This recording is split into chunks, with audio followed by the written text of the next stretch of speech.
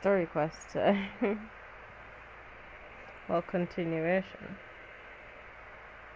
I mean, my main reason for stopping was exhaustion. Yeah, but I'm not exhausted now. No, no, no. Mm-mm-mm. I just have to put in. I just need to put in a code for something first. Then we could like continue life, but first. Hello, you get here fast. What the code for? If you don't mind me asking. I mean, I can put it in anyway and find out, but like, what's it for? How I could got a 0 view? Oh, okay. Thought something's wrong. Oh. Mmm. Yum. You know, the things that I'm not using right now.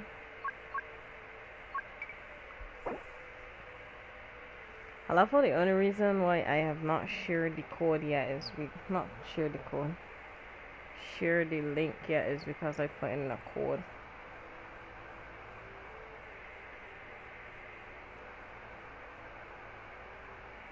Yeah, this is me just being real slow at reading something.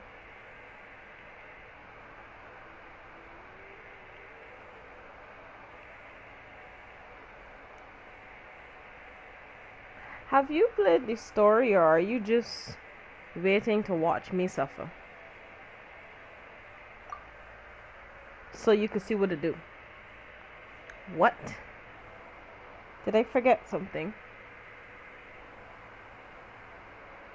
6V 6V G T. Yeah. So I can't read a code, it seems.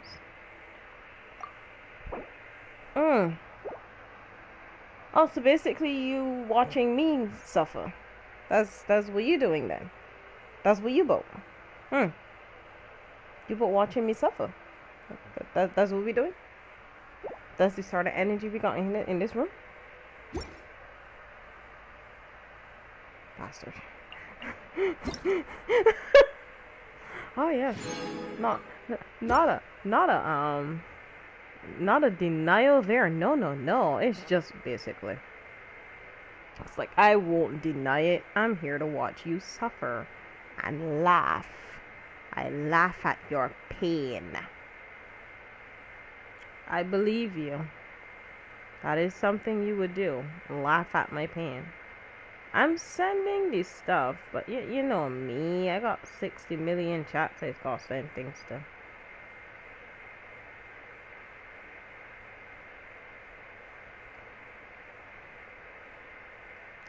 And for some reason,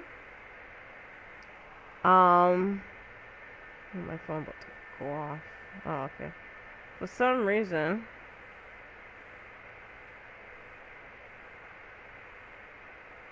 sorry, I'm responding to something. Anywho, for some reason, the amount of times I just went for some reason, and I've lost my train of thought. Alright, yeah, when that talk come back, I'll tell you.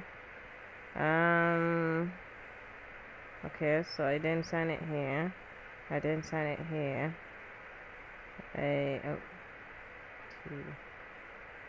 Two. There we go. Yes. Now, let us continue along the track of my phone is gonna go down in front of me because it's charging, and I'm gonna ignore everything that happens on that. And let's continue the track of story. Who's ready for a story? Hello. If you want, Jazari, do me a lovely favor, and you see that lovely link I just sent you? I know there's a chat, the one with all the campers. Yes, I teach beautiful children. They're so well behaved. Send the link in there, please. Thanks. You're so kind. Okay. What? How? Oh my god. Alright, let's go. Continuing. All done! Let's use the empty box that Tainari gave us since we already watched it. Oh. Oh, it smells amazing! And the box is a nice touch too! Let's go serve this up and start eating with Hypatia! Yes, with all the campers. Oh! Suddenly, it's lit. Hold on. I'm gonna use this to my advantage. What is this mission?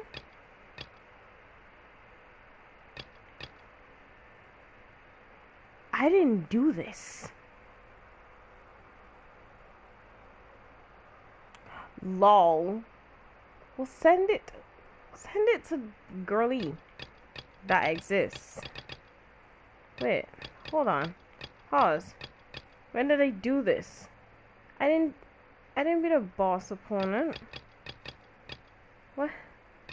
Eh? Hey, I'm scrunting. Who beat bosses? I didn't beat any bosses. I beat a boss? When I beat a boss? Help! I'm so confused.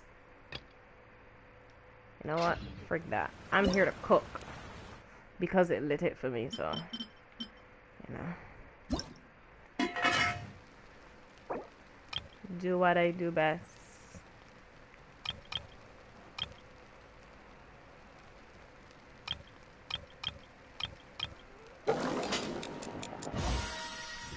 I love how whoever just joined the thing, right? Just joined to see me cooking something. And it's like, we don't question these things. It's lit again. I hate it. You know, I should probably pay attention to these, but I won't. Oh, never mind. The no sorted that everything I recently unlocked gonna be up here instead of me having to search through. Oh, the beautiful people. Give me my gems. Hi. Oh, you got something glowing behind here. Hold on a minute. You know, just... Thanks. It was gonna distract me, you know, just... Fudge. I can't pick a she fruits. This fine. Are you already finished cooking? Yeah. Smells delectable. I'm a pro. I'm truly thankful whenever I can enjoy a proper meal like this. Cooking really isn't my forte. I just cook so I could survive. My survival is called Kokomi. Oh wait, Siobhan, you see how much HP I got now? I'ma show you my HP, girl. Of all my people. Even though everything you mentioned was in Tainari's letter, it's still hard to believe you were able to connect with Irminsul immediately after smelling Spiritborn eel for the first time. It took me nearly 3 years before I could do so. And everyone at the academia even lauded me as a genius. So You should know that some researchers spent their entire lives without ever successfully connecting with Irminsul as you have. So why does this incense allow people to connect to Irminsul? The ingredients used to make Spiritborn ale primarily consist of plants created by Greater Lord Rukkhadevata. These special ingredients are conducive to heightening our senses to the Dendro Archon's power. Since the root of the Dendro Archon's power lies within Irminsul, we can occasionally tap into her powers to peer into the depths of the earth. Naturally, anyone who can establish a connection with Irminsul in their first ever attempt must be a person of great understanding. Makes sense. But Paimon's got a question. Why was she sensitive to the smell of those plants for such a long time? That was primarily due to her body's unique constitution. Stimulated by the incense, she could perceive the Dendro Archon's power and experience the sensory overload, hence the adverse reactions. Taking in any scent similar to the ingredients of Spiritborn ale would cause adverse effects. Not to worry though, it appears you've already fully recovered. Technically, your body should still be sensitive to the powers of the Dendro Archon, But unless you're using intentional meditation techniques, the scent of spirit-born ale should no longer trigger such reactions. I like how I asked if That's you wanted relief. my HP and you ignore my question. I must Rude. admit, I am quite envious of your abilities. Even if it meant suffering from pounding headaches for the rest of my life, I'd consider it worthwhile so long as I could connect with Irminsul at will. Whoa, you're really serious about this whole thing, aren't you? I am a researcher after all. Okay, hold on. As Maybe a go member through of the the Taoist Darshan at the Academia, keep talking. my main area of research is the stars and their connection to the fate of living beings. But there is still so much we don't know, especially regarding the mysteries that lie in the starry skies. Which is why I must turn to the all-knowing Irminsul for answers. If only my perception wasn't so limited.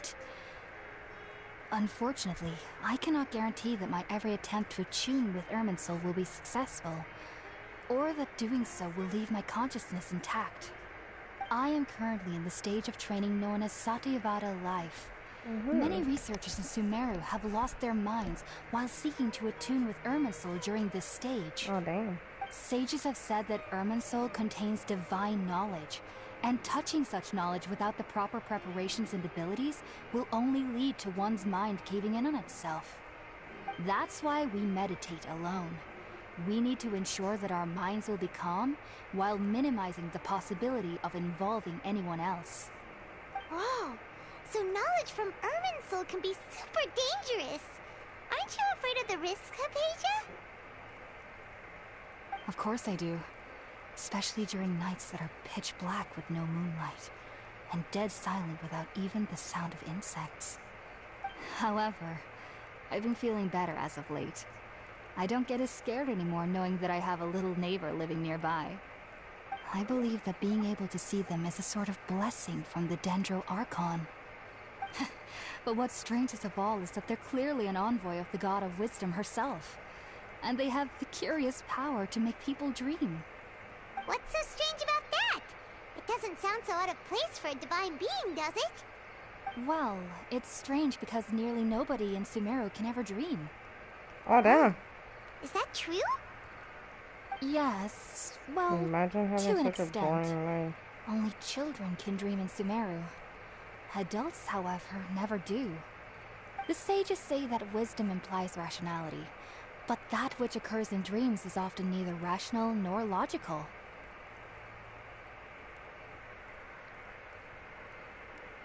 Yes, if one struggles with anxieties, those emotions could influence their dreams.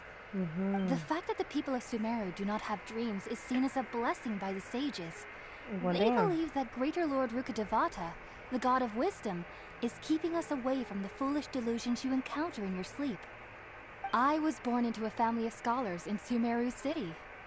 Ever since I was a child, my parents would always tell me that I'll know I've grown up once I stop dreaming. I studied hard, enrolled as a student in the academia, and went on to become a researcher. Sure enough, I never dreamed again. Damn, that's But what's then, up. on the day I scared the little Aranara, I suddenly saw a dream again. It was incredible. Though I don't exactly remember what I saw, I clearly recalled the feeling. I suddenly felt like I was a child again. Back then, I was foolish and ignorant as any youth would be, but I was free of fear. Maybe dreaming isn't as bad as we've made it out to be. Just be sure not to speak of this if you travel to Sumeru City. They'll look at you as if you've lost your mind. So, do you have any thoughts about the things she saw when she connected with Irminsul? Sorry. I'm afraid I don't have any answers as of now. All I can say is that what you saw is a memory contained within Irminsul itself. World forget me. What could that possibly mean? It's words. If only I could ascend past Satyavada life and begin Paripurna life. I might have some more answers for you. Well, damn. If you two are ever in the area again, please be sure to come and see me. There's no need to be thanking me. You two are my saviors. Besides, I'm already looking forward to tasting some more of your cooking. I can see this being a world quest. You sleep in a cave? Now that we know Hypatia is alright and had the chance to ask her some questions, Paimon thinks it's about time to head back to Gandharvaville. Gandharvaville. Right, so like the Raiden Shogun HP, right, before the update was like 19,000 or something. My girl at 23,170, right? Kokomi at 27,866. Mona at okay. Mona at 26,543. And my boy Hazel at 22,943. Like, would he help?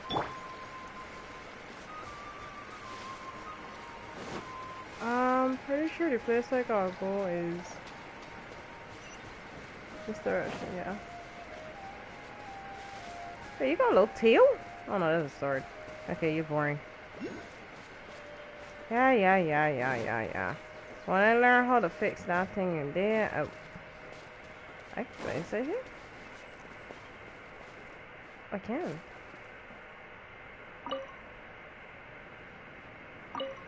When I learn how to fix that thing down there, I will come back.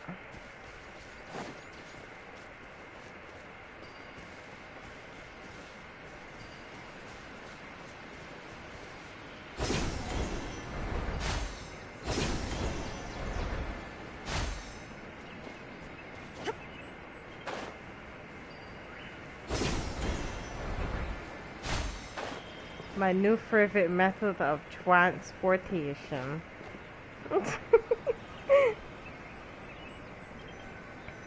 HP be going burr, no? I'm Think very about happy. it, Tainari. Refusing to join is tantamount to burying your head in the sand. Oh, I understand that you're a forest watcher and that it's your duty to combat the effects of withering zones. But isn't it evident that such work is not a lasting solution to the problem? As Sage Kage clearly stated, your presence and guidance in Sumeru City is pivotal in finding a cure for Irminsul. How could you possibly refuse? Keep your emotions in check, Ghulam.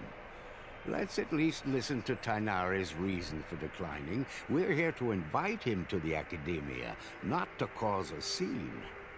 Sage Kage, I am truly honored that you came here in person. yes, But I'm could afraid tell I must when still decline your somebody invitation. is a bunch of I basic am merely people. a forest watcher. How could the great minds of the Haravatat have any need of someone like me? Well, it turns out that your refusal letter had some implications on your master's reputation. He is a renowned sage of Immorta, after all. So now I I've just come want to here go in to the his stead. academia, which right behind I you. see. Behind Huh. this man. And I figured that given his temper, he would come here and berate me personally. Tainari, your master is an integral part of this effort, and now he requires your assistance. That's nice. And what exactly does my master need of me, Sage Kage? You'll know once you've arrived in Sumeru City, that is. And how long will I be required to stay? There's no definite Oh, answer as of thing now. again. Do you mean to tell me that despite coming all the way here to Gandharvaville, you still can't answer the questions I laid out in the letter to my master?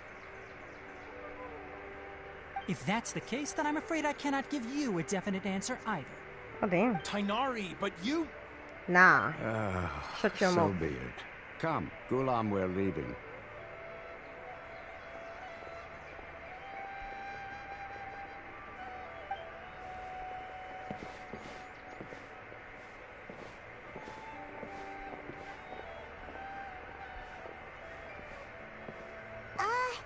Tainari, what was that all about? It's Don't nothing. worry about it, Some people from sweetheart. the academia wanted me to go to Sumeru City to assist them with a project, but I had to refuse on account of all my responsibilities here. But all that can wait. How did things go with Hypatia? It was quite the eventful trip, but the main thing is that she's safe and sound. She answered a bunch of questions for us, too. Very good. Now that the traveler has made a full recovery, there shouldn't be any reason for you to tarry here longer. I assume you will be heading to Sumeru City, correct? That's right! We want to meet Lesser Lord Kusanali and ask her for advice. Do you have any idea on how we can find her? Sorry, I'm afraid I don't have any advice for you there. Well, do you at least know anyone we can Oh try God, my asking eye. in Sumeru City? Let me think. My trips to Sumeru City have been fairly short, and most of my acquaintances are researchers. How about this? I'll write you a letter of introduction that you can give to a researcher I know. He's from the Amorta Darshan and is adept at gathering information. Asking him might prove worthwhile. Yeah. Also, when you enter Sumeru City, you'll probably end up receiving something like this item here. I'm not sure if it will ever come in handy for you, but maybe you can give it a try. Oh? What is it? It's called an Akasha Terminal. It's a tool produced by the Academia that utilizes the legacy of Greater Lord Rukkhadevata. Some say that this very item is the basis of Sumeru's reputation as the City of Wisdom. Huh. Needless to say, this device and its usage fall under the Academia's expertise. So I'll leave it to them to show you how to use it. Great! Next up, Sumeru City! But wait, before that... That's right! Tainari, we have something important to say to Kale before we leave. Is she doing better now? Yes, she's doing much better. After being confined to her bed all this time, I thought a little walk would do her some good. Last I saw her, she was taking the path towards the North Crossing. She knew you two would be leaving soon, so she must have wanted to see you off. Thanks, Tainari. All right, let's go! Farewell, and good luck to you both. Goodbye, whatever you are, boy. I'll get you this one. Oh wait, time to test the fact that this little fits smaller than oh. Hello, Father. They did fix it. How lovely. I've been waiting for you two. There's a dog. Never mind. I guess I should just wish you two a safe and successful journey. Thanks for waiting here just to see us off, Kale. We're headed to Sumeru City. Don't worry about me. I can take care of myself. My condition won't be getting in the way of my duties. I want to be a forest ranger after all. It's up to me and the others to protect the rainforest here. And, I'm sorry. I should have told you both about my condition when we first met. I just wanted you two to treat me as a normal friend, not some girl that needs your sympathy. But I guess now I understand that the most important thing is for friends to be genuine with one another. There's no need to apologize, Kale. We should be thanking you for trusting us enough to be your friends and sharing your past with us. We're probably still gonna worry about your condition, but that's because we're friends and we care about you. Thank you. That means a lot. Before you leave, I have something for you. Oh? What is it? It's my recipe for pita pockets. I told you that I'd give you a copy, remember? My handwriting is a little, messy, so please don't laugh. Yay! Thanks, Kale. Now we can eat those scrumptious little pitas whenever and wherever we like. I hope that whenever you eat them, you'll both remember your time here in Gandharvaville. You are such a sweet Well child. then, I will hug Trainee you Forest and love Ranger you. Kale, bid you both farewell. Please visit Gandharvaville again. The Rangers will always be ready to assist you here.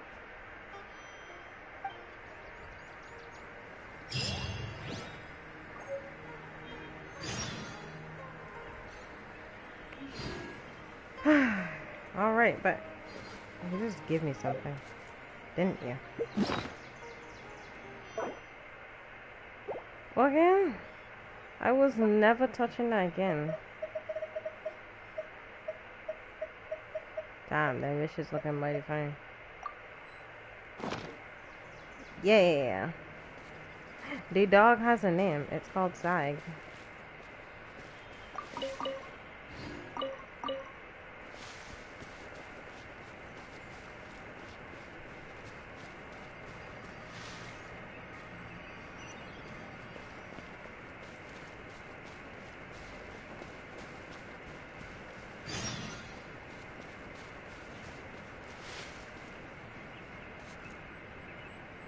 No.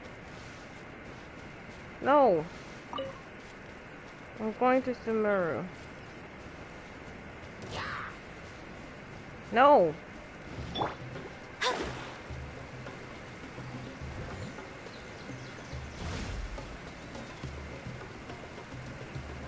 Oh wait, I could go at low cliffs.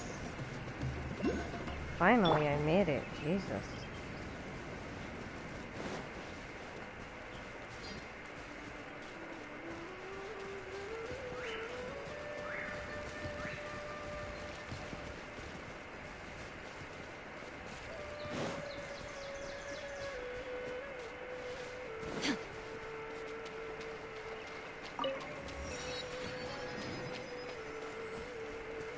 I'm supposed to be going to Sumeru, but I want to step in it. Does it do anything? Nope.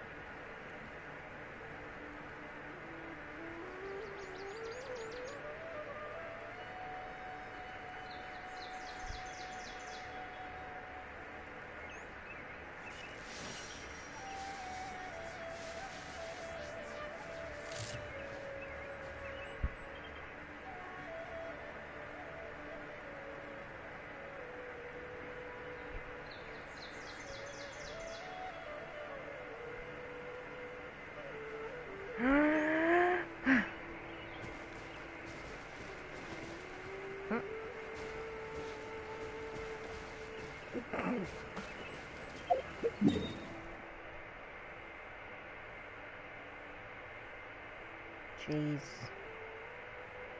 Jeez. Oh. My lord. Wait, I got in the wrong direction. I've been trying to get to Sumeru for so long. Alright, see that little thing? That goes. What? Okay.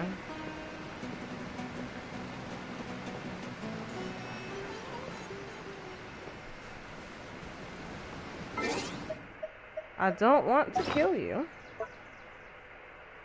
No, no, no.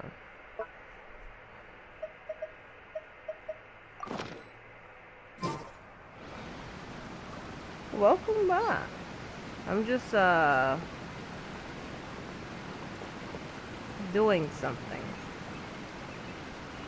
Step a bit closer.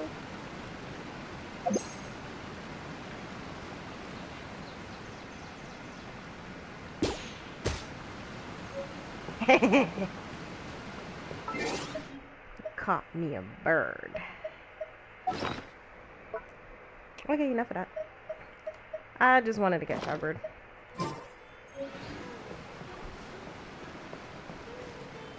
I'm ignoring the star for right now. You're gonna let me run into this place so I can finally go to Sumeru. Oh, thank Jesus. Whee! Hello. Hello. Hello, people.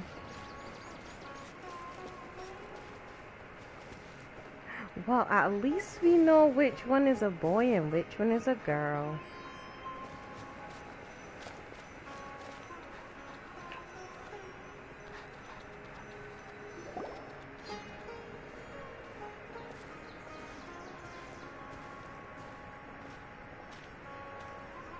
Sumeru City! We finally made it! Finally. Oh, did you see that? When those people entered the city, something on their heads lit up. One moment, please, you two. It appears this is your first time visiting Sumeru City. Oh, yeah, that's right. Hello. How did you know that? Because there's currently no information on either of you in the Akasha. Well, But no excuse need me. to worry, that won't prevent you from entering the city. In fact, the Academia conveniently provides each traveler to Sumeru City with a device. Perhaps you two have heard of the Akasha before. It's our beloved Greater Lord Rukkhadevata's lasting legacy, a treasure trove of collected knowledge. After centuries of tireless research on the Akasha, the Academia created one of its most ingenious inventions, the Akasha Terminal. As long as you are within Sumeru's borders, you may use an Akasha terminal to connect directly to the Akasha and access any knowledge you need. What an I should interesting mention that due to cutscene. technical limitations, the operation of Akasha terminals will be much smoother and more effective in large cities such as Sumeru City and Port Ormos. Oh, so this is the thing that Tainari was telling us about. It sounds pretty amazing. It sounds like it's You two snooping are and quite malicious. fortunate. Until recently, it was standard practice to only issue Akasha terminals to outlanders who spent an extended amount of time in Sumeru. However, this policy was recently changed, and now all travelers are issued one upon arrival. Cause Here the are your one Akasha nosy. terminals. Please handle them with care. I don't trust putting some random shit in my It ear. kinda looks like a leaf. To activate it, simply hold it in your hand and say the following phrase to yourself. May the mighty God bless us with their voice of wisdom. Oh, says this little doodad lets you access Doodad. knowledge. Maybe we can use it to find a way to meet Lesser Lord Kusanali. Let's give it a try. She just sounds dumb. May the mighty God bless us with their voice of wisdom. Oh. Just now, something clicked, and Paimon suddenly Oh knew my how to God. use this thing. It seems all we need to do is concentrate on what we want to know, and bam! You get it. Oh, that'll come in real handy. Bro, this thing's so malicious. That is the power of the Akasha. And with that, let me officially welcome you both to Sumeru City. May the wisdom of the Dendro Archon always be your guide. Okay, go away. Okay, now that we're in, we can check the Akasha about Lesser Lord Kusanali. Let Paimon try. 500 years ago, the sages found a newly born deity from within some scorched ruins. The deity now resides in the sanctuary of Suristana. Seems pretty similar to what Kali was telling us. Okay, next, let's concentrate on asking how to meet her. Huh? Paimon doesn't sense anything. The Akasha didn't respond to Paimon's question. Oh, come on! Ugh. Focusing on this question feels like when you have something you're trying to remember and it's on the tip of your tongue, but you just can't think of it. Ugh, Paimon's brain is exhausted. Oh, smart idea. But what are you going to ask it?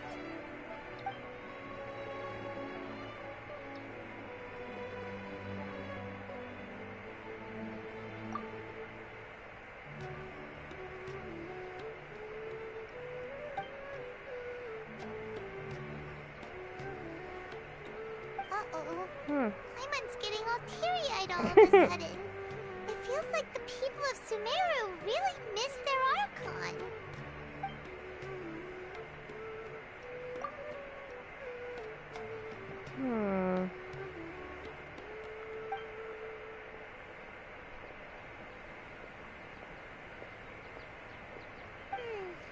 You too?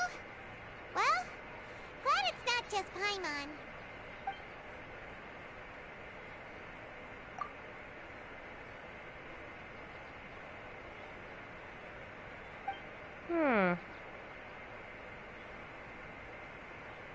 Huh.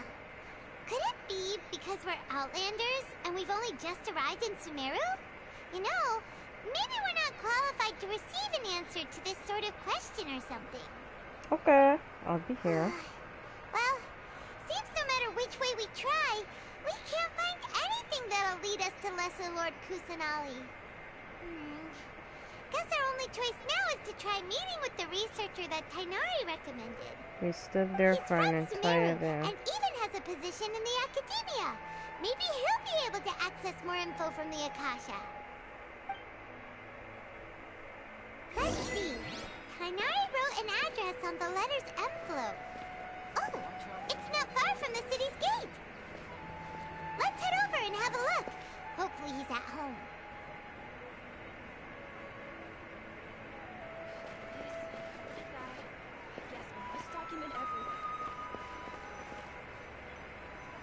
These people is nerds.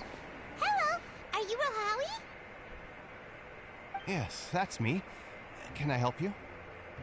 Great! You see, Tainari sent us here and...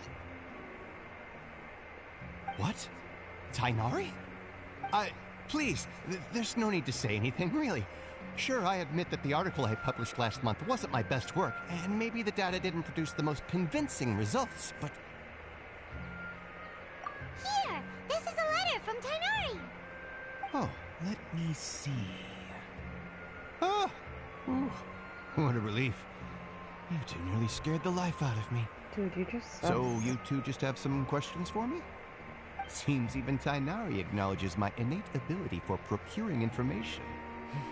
So, what is it you two would like to know? We want to meet with Lesser Lord Kusanali. Do you know a way we can do that? You mean you want to meet the Dendro Archon herself? This isn't exactly my area of expertise, but let me see what I can find in the Akasha.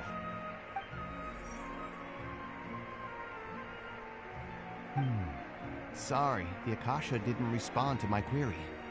Bro. What? You too? But what about your abilities for getting information and all that? Paimon was sure you'd be able to access more info than we did. Well, as I said, this isn't my area of expertise. I am but a lowly researcher, so the Akasha doesn't see a need for me to know more about the Dendro Archon. All I know is that ever since Lesser Lord Kusanali returned to Sumeru, she's never left the Sanctuary of Surasthana or made a public appearance. Oh, damn. Huh. Didn't expect her to be such a mysterious figure. The Dendro Archon is somewhat of a recluse. Perhaps she just doesn't want to entertain visitors, which would explain the lack of information in the Akasha. Okay. Aw, but then what can we do? No need to worry just yet. I'm only hypothesizing here. You could certainly try asking around and see if anyone else has ideas. And besides, you two should consider the bright side of things. Not being able to see Lesser Lord Kusanali may not be a bad thing. What? In this world, there will always be information you cannot obtain from the Akasha, and things you can never accomplish. Knowing when to yield is a form of wisdom. Take me, for example. It's a miracle if my brain cells can spit out one paper every 3 years. But Tainari?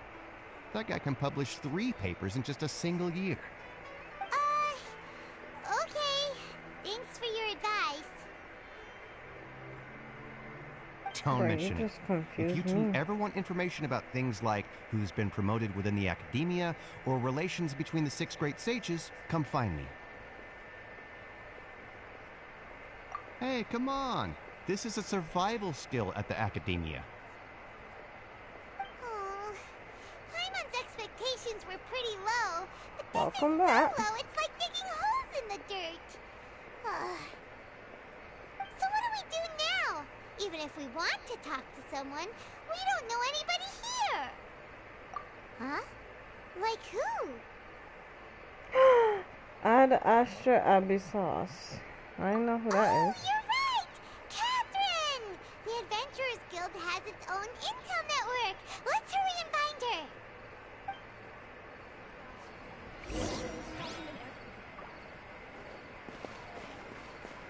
Oh, I gotta go find Catherine.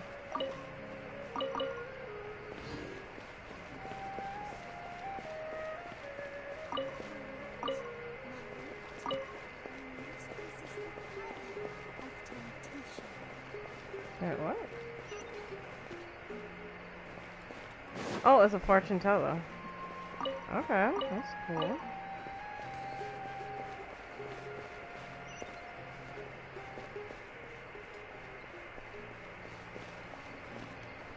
I don't know where Catherine is. Oh wait, Catherine not there.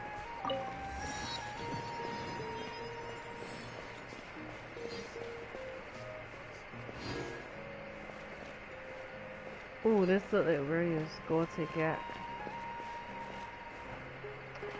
Yeah, he look like the person you go to get your wings. Ad Astra Abyssosk. Hello, Traveler and Paimon. Hello. Catherine, we need your help with something. Understood. The Adventurers Guild is always ready to serve you. With what do you require assistance? We want to meet with Lesser Lord Kusanali. Do you know a way we can do that? You two wish to meet with Sumeru's Archon. Understood. Please wait. What? Wait, what? Excuse me?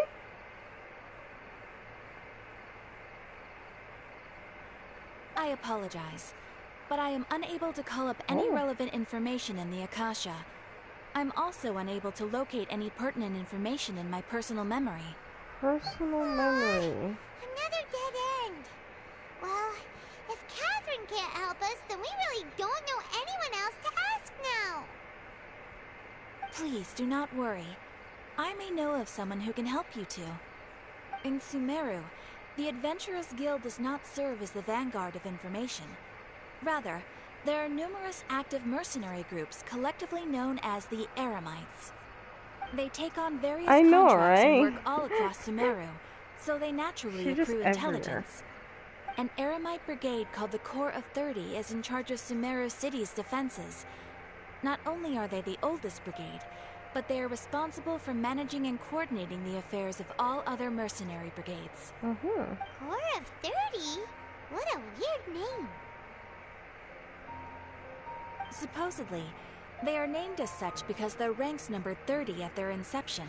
Oh. Asfand, an advisor with the Corps of 30, maintains good relations with the Adventurers Guild. Though he's already retired, he and his words carry great weight within mercenary circles. If you'd like to get in contact with him, you can find him at the Corps of 30's headquarters, the Citadel of Rexar. You're welcome. I wish you two the best of luck. We look forward to your exploits in Sumeru. Alright, off to the Citadel of Rexar we go! Before I do that, can I add Sumeru to my adventure book now?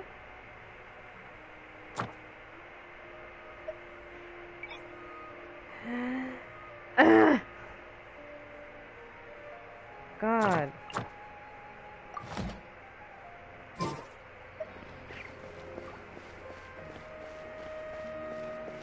Sumeru sounds so peaceful. I head into where the TP. Yeah, hold on. Okay, all the TPs, I gotta keep going in this direction.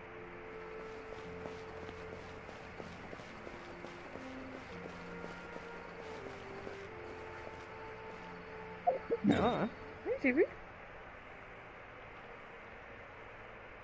I gotta keep going.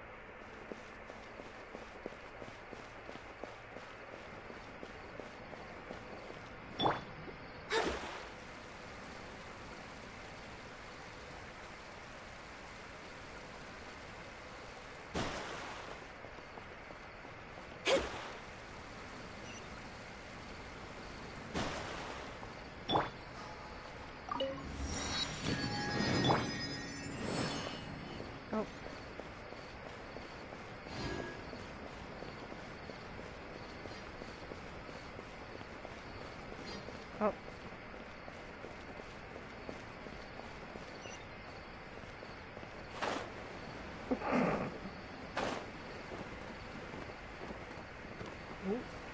Oh wait, this is the person where you're going to get your wings from. Yes. I'm learning.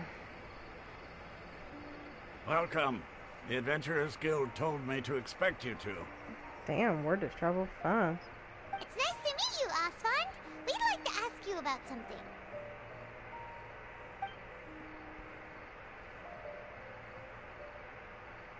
We'd like to ask you about something, and then it's I just a see. really nice So, cutscene. Catherine's the one who sent you this way. Ha! It's true that the Eremites' network is vast, but even I can't help you meet the Dendro Archon. Jesus. Wait, seriously? That's it? Afraid so. The Eremites aren't terribly religious, so we don't know much about divinities.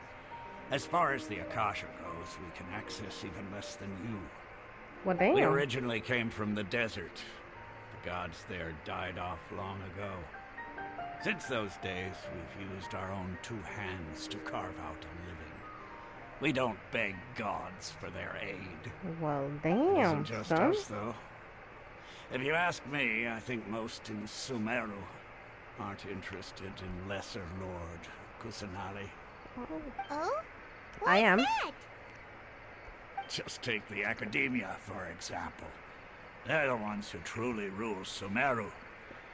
Although they believe in gods, most of them only care for the late Greater Lord Rugadavada. The dead one. In their eyes, she was the one who founded Sumeru and gifted us with the Akasha. Lesser Lord Kusanali just happened to inherit her legacy. Because of the Academia's influence, most citizens are more familiar with Greater Lord Rugadavada and hold her in greater esteem. I'm sorry, Not this to name's so mention stupid. that Lesser Lord Kusanali never makes an appearance, and the Academia never announces anything Look at about the her. Bata and Kusanali. As far as the people of Sumeru Jesus. are concerned, she's just a god that exists. And that's all. Well, damn. Really? Aw. After hearing all of that, Paimon sort of feels bad for Lesser Lord Kusanali. Ha! But who knows? We're all just guessing when it comes down to it. Besides, I'm sure the god of wisdom doesn't worry about her reputation among people like us. Alright, well, thanks for the info, Osfond. Yes, welcome. Wait. No problem. Nice. Always happy to help out the Adventurers Guild.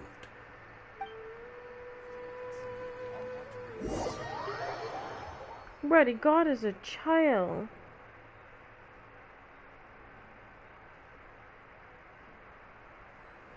What? Seems Osfond was right about most people's attitudes here. Not only are they not interested in the Dendro Archon, they even say stuff like, if the Akasha doesn't think I should know, then I don't need to know about it. We've been asking for information non-stop ever since we got to Sumeru. But the harder we try, the more helpless everything seems. Isn't there at least one person in this entire city who cares about Lesser Lord Kusanali? Oh, you two are interested in Lesser Lord Kusanali? There's always gotta be that stuff person who just listens From the to sound of it, you conversation. two are Outlanders who recently arrived here. You've been asking around for information on Lesser Lord Kusanali, right? Mm-hmm. Oh, I'm sorry. I forgot to introduce myself. I'm Dunyarzad, one of Lesser Lord Kusanali's faithful followers. Dunyarzad. Really? Then do you know how we can meet with her? I'm afraid I can't help you with that. But your conversation earlier did happen to remind me of a legend about the Dendro Archon. Sure. It goes like this. Long, long ago, there was a man who heard a prophecy. It predicted that a great calamity was about to befall him. Panicked by what he heard, the man sought out the Dendro Archon in hopes that she would bless him with the wisdom to help him escape his predicament. The man journeyed across deserts and through rainforests and experienced tribulations of every kind. However, he still couldn't find any trace of the Dendro Archon. In despair, he thought, alas, the Archon has abandoned me. He then had no choice but to sorrowfully resign to his fate. Okay, and then what happened? And then, the calamity came. But to his own surprise, the man felt somehow emboldened by the trials of his journey. By relying on his own strength, he managed to overcome the adversity. At that moment, a bird perched upon his shoulder. This bird was, in fact, an avatar of the Dendro Archon. She said, Oh, Archon Seeker, do you now understand?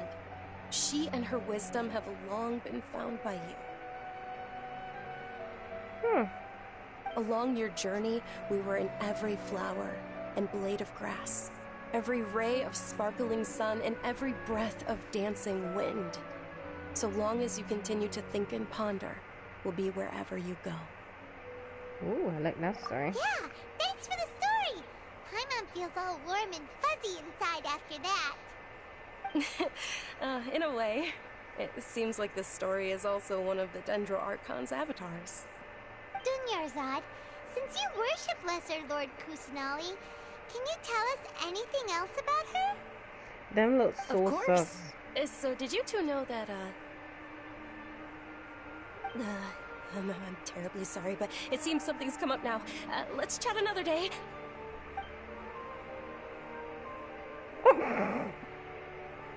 I'm just trying to run. Wait! What the heck just happened? It looks like they're searching for someone. Dunyarzad was acting super nervous just now. You think they're looking for her? This stinks! We finally managed to find a lead about Lesser Lord Kusanali! We can't let them get in the way now! Let's see if we can get rid of them. Then we can catch up with Dunyarzad. Hey, have you two seen a brown-haired girl wearing a purple top and a long blue dress? We're looking for her. Did she have bandages wrapped around her wrists? Yes, that's her. Did you see which direction she went? Yeah, she went that way. Quick, after her! Uh-huh. So this thing, Busy for a while. Let's this hurry thing up can't and spot Dunyarzad. lies? What the hell?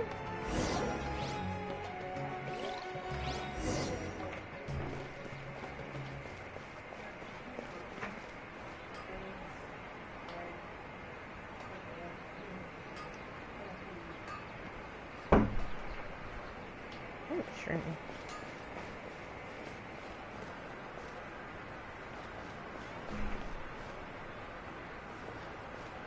I love how it's a message come through, but I don't see the message.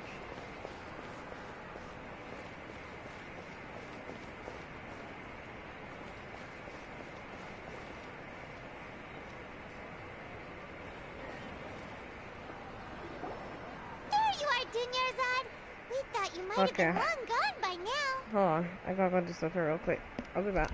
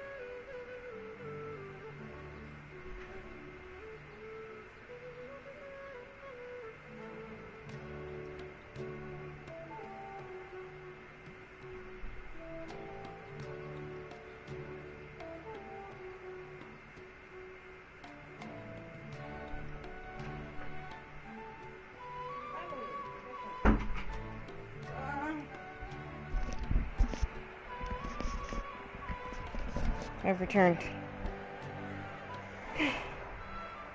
Oh boy. I need to. Okay, I don't know who it is that sent a message, but it's you too. I didn't you get it. startled me there. Yeah, it ain't show up in my chat bar. You can relax now. We threw those people looking for you off the trail. Really? Thank you so much. Unfortunately, I believe there's still more of them out there looking for me. Where are they looking for you? Looks like there are some coming this way. Huh? More of them? Then what are we standing here for? Run! No, wait, my body isn't in the best shape. It's difficult for me to run. Okay, sounds good. There's a tavern on the other side of the port we can go to. They probably wouldn't expect me to hide in a place like that. All right, let's move out. Stay behind us. We'll keep an eye out for anyone looking for you. Do I have to sneak? Oh, okay, no.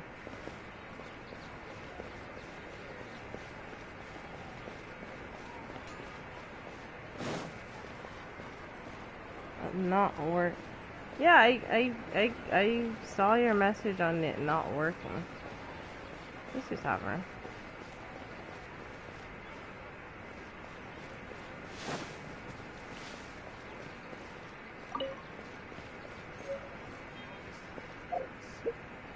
What the hell do I use this for?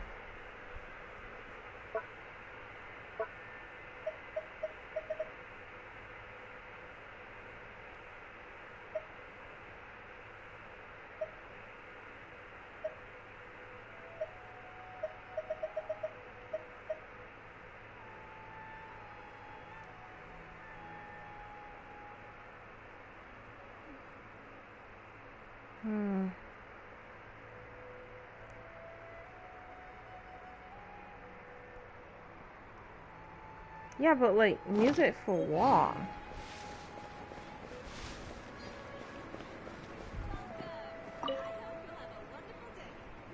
Do I have the tool that I use these music things on?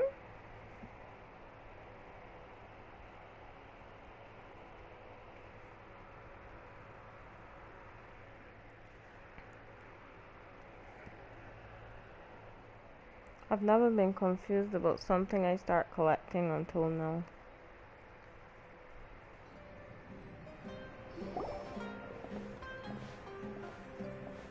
A tavern. How lovely. We made it. Oh, they shouldn't be able to find us now. Wait, stand down, Dia. What the hell? Oh wait, it's the sexy black girl. My lady, who are these two? I don't feel threatened. She's a cat girl. They're travelers that I met on the street just a moment ago. They happened to notice that you were all searching for me, so they helped me hide. I see. In that case, you two should scram. There's nothing here for you. Wait a sec! Who the heck are you? And why are you shooing us away? I'm Miss Dunyarzad's bodyguard, here to see that she returns home safe and sound. My lady, let's get going. You've been gone for so long that your parents are worrying themselves sick. Are those fit? If I refuse to go with you? It'd be easier for the both of us if you cooperated. I'm pretty sure I'm fit. But if you insist on not going, then I'll have to carry you like a sack of potatoes. Oh, damn. Hey! Dunyarzad already said she doesn't want to go back. Why are you still pushing her? Stay out of this. You don't understand the situation. Sorry, my lady. Even though I'm your bodyguard, your parents are my employers. I have to answer to them. How much? Wait, what? How much more do I have to pay you to become your employer? So you never listen to my parents ever again. Double? A triple? Give me some time and I'll get that much. My lady, this isn't about Mora. I don't know what you think of us Eremites, but let me say this. I like Mora, damn, but I'll never go against my principles. That's why I'm here looking for you. She's a sure, fit. It's an order from my employer, but my conscience was also telling me it's so the sad. right thing to do. And knowing your health, carelessly running around like this is gonna hurt ya. For the sake of those who love you, don't be stubborn. I think she's one of the people that got that disease. No, you're wrong. I'm aware of my limits, and I know what I'm doing. Honestly, the only people being stubborn right now are my parents. And they know perfectly well that it makes no difference if I'm at home or not. They still won't accept reality. And every time I bring this up, they just change the subject. Dia, you've been living with us a long time already. This should be old news to you. I know, right? Dia, Like, I know damn. it hasn't been easy for Mother and Father, and I'm grateful for everything they've done for me. But there's someone else in this world I'm also grateful to. Because she saved me. The love I have for her is the same I have for my parents. Oh, damn. This is my life and my last chance. So I want to do something meaningful. Oh, damn. My lady, are you sure what you're doing now is meaningful? Yes, I'm sure. At least, it is to me. Fine, I won't ask you to return home anymore. But let me make something very clear. I'm only doing this because I respect your determination, not because I agree with you. Okay, Thank boo-boo you, woman. Dia. Sorry for being so rude just now. My nerves were acting up. And I even brought up your payment in such an offensive way. Don't worry about it, my lady. Wait, I what did say that I element like she is? Mora. Besides, that's our She's next pyro? topic of conversation.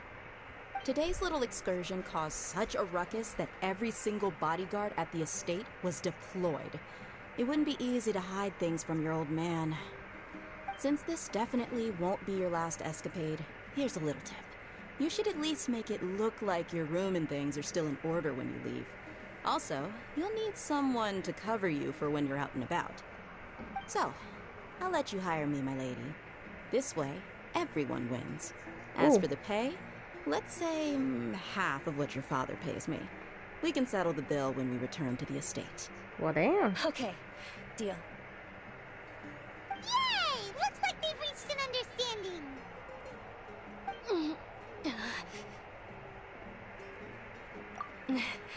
I'm fine, really. I just feel a little tired now that things have calmed down. She got that disease. My lady, stop trying to look tough. We're already in a tavern, so let's rest up and grab some grub. I'm sorry for worrying you two. If you don't mind, I'd like for you to join us. Sure. After you Sure. rest up, we want to hear more about Lesser Lord Kusanali.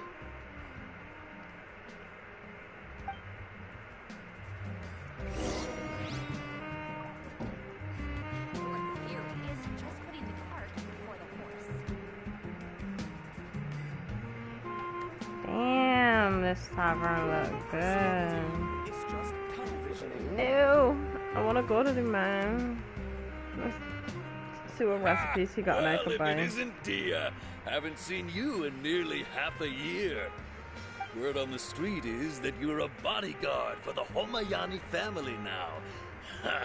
Don't you find that kind of work boring? Nah, you get used to it. How about a menu over here? You got I'm it. just staring at Huh? her boobs. Isn't this little Miss Homayani herself? We don't get to serve personages like you very often. We'll be sure to prepare our very best. Thank you, sir, but there's no need. I don't have a lot of Mora on me, and I really ought to save as much as I can. But please bring these two the best food you have. They're my new friends, so I want to be a good host for them. I love how Paimon have to know.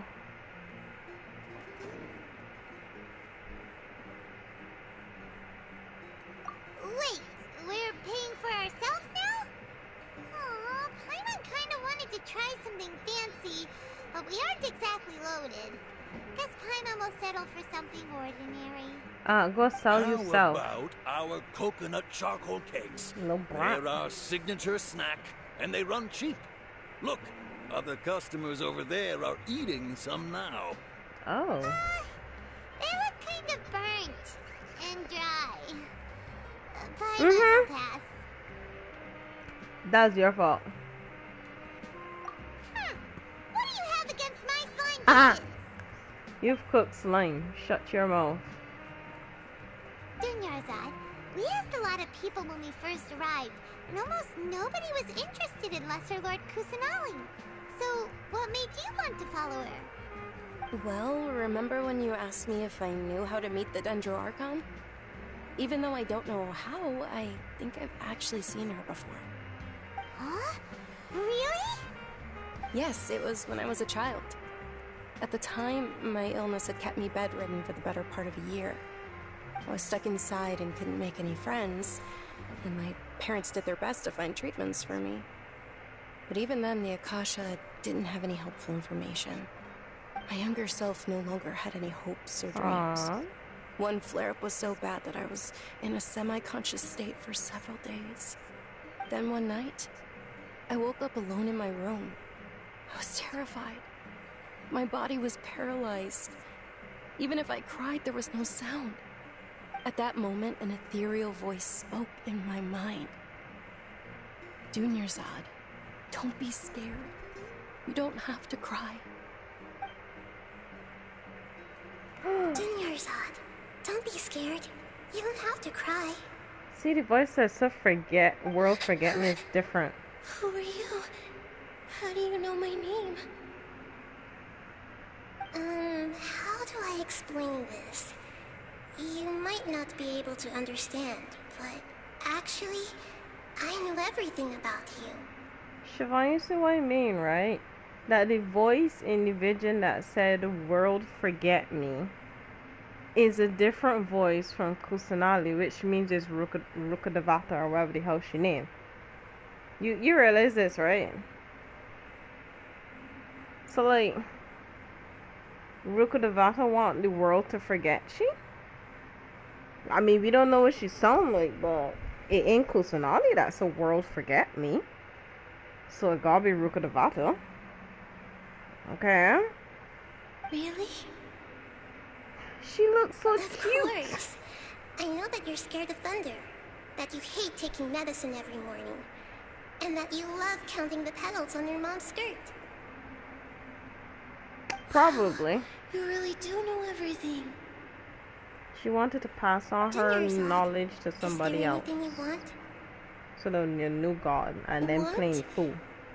Not really. I can't go anywhere or do anything. Yes, truthfully, yes, bad. But aren't you a child? All children have wishes. Tell me what you want, and maybe I can make it happen. And can you make my illness go away? Oh.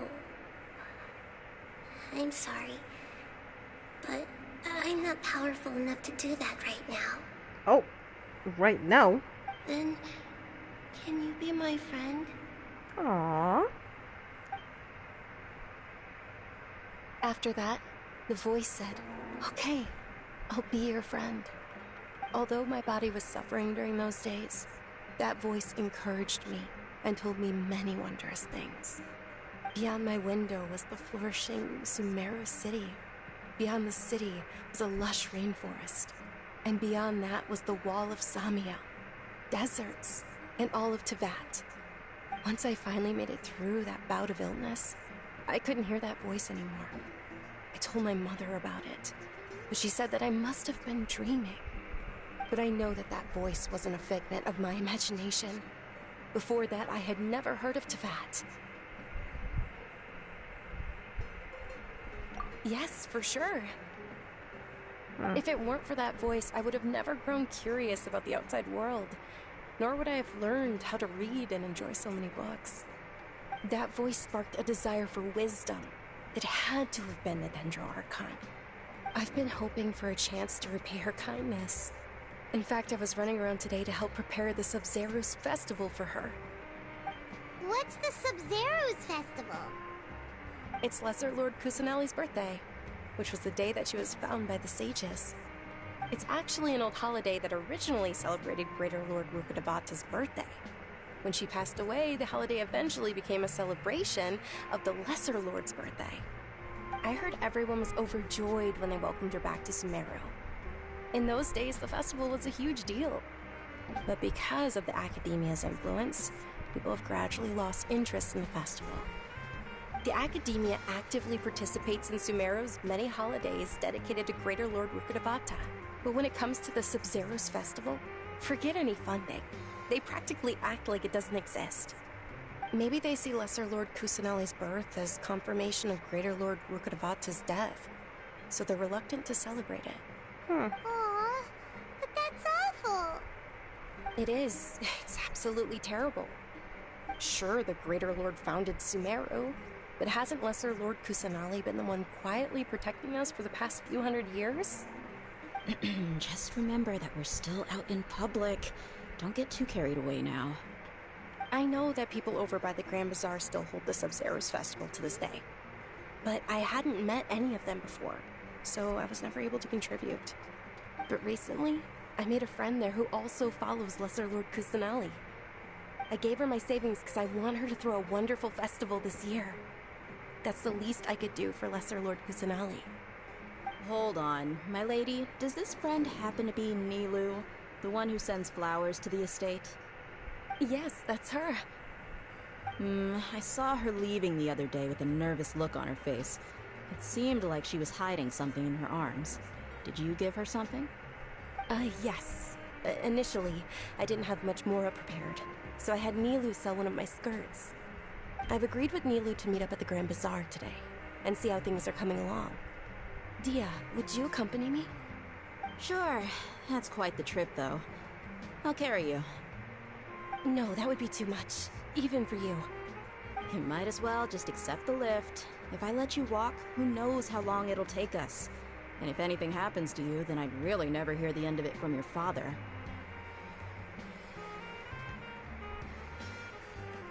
But of course. Nilu will be thrilled to hear there are more people interested in Lesser Lord Kusanali.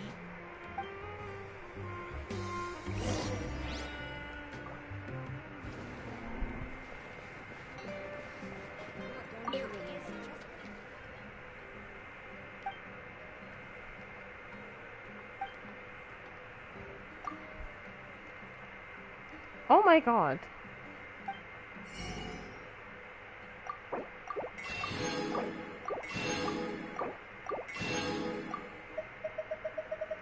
I just come to do that. Thanks. Give me your recipes. Okay. Bye.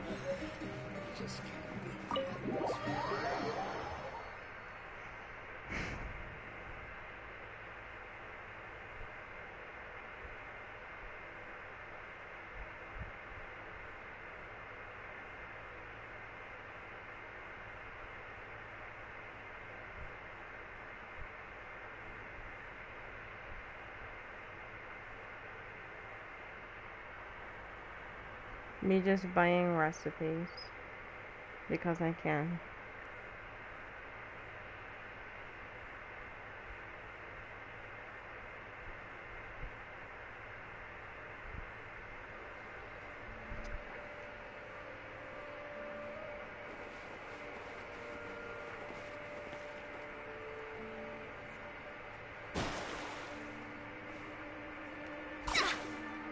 Oh, okay.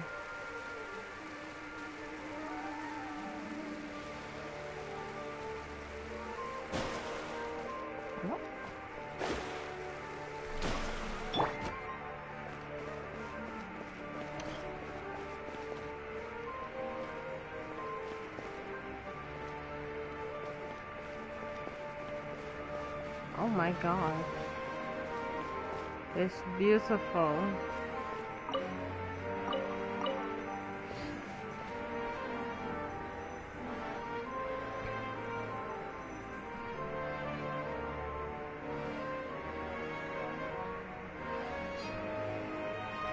Oh my god, it's the girl that everybody wants. Sorry I'm late, Nilu. Oh, Dunyarzad. It was taking you so long that I assumed you got trapped at home, but you made it in the end. Uh-oh. She's also but cute. If Dia's here, that means you got caught, right? You could say that, but everything worked out. She's on our side now. Not completely. Oh, and who are these two? Oh, meet the Traveler and Paimon. My two newest friends. They're visitors who just arrived at Sumeru City and are looking for information on Lesser Lord Kusanali. So you're followers from another land? That's wonderful. You two absolutely mustn't miss the Sub-Zerus festival. She sounds so cute and happy. By the way, Dunyarzad, we've already started decorating the Grand Bazaar. It looks spectacular, thanks to your generous contribution. You're very welcome. It's the only thing I could do. Do you still have enough Mora? Probably? But don't sweat it. We've already finished renovating the stage. Come on, I'll show you.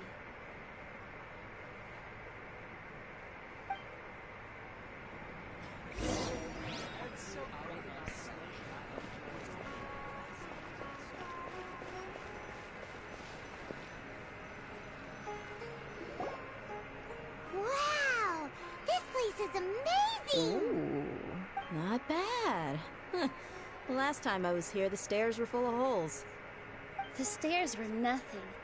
A little while ago, we discovered that the tree above the stage had a huge chunk of bark ready to fall off. Mr. Zubair was worried sick. We reported it to the academia many times, but they never sent anyone to deal with it. We didn't want anything bad happening, so we were going to cancel all the stage performances. Oh, probably because it was the theater asking. The academia looks down on performers like us. They probably think it would be best if the theater closed down completely.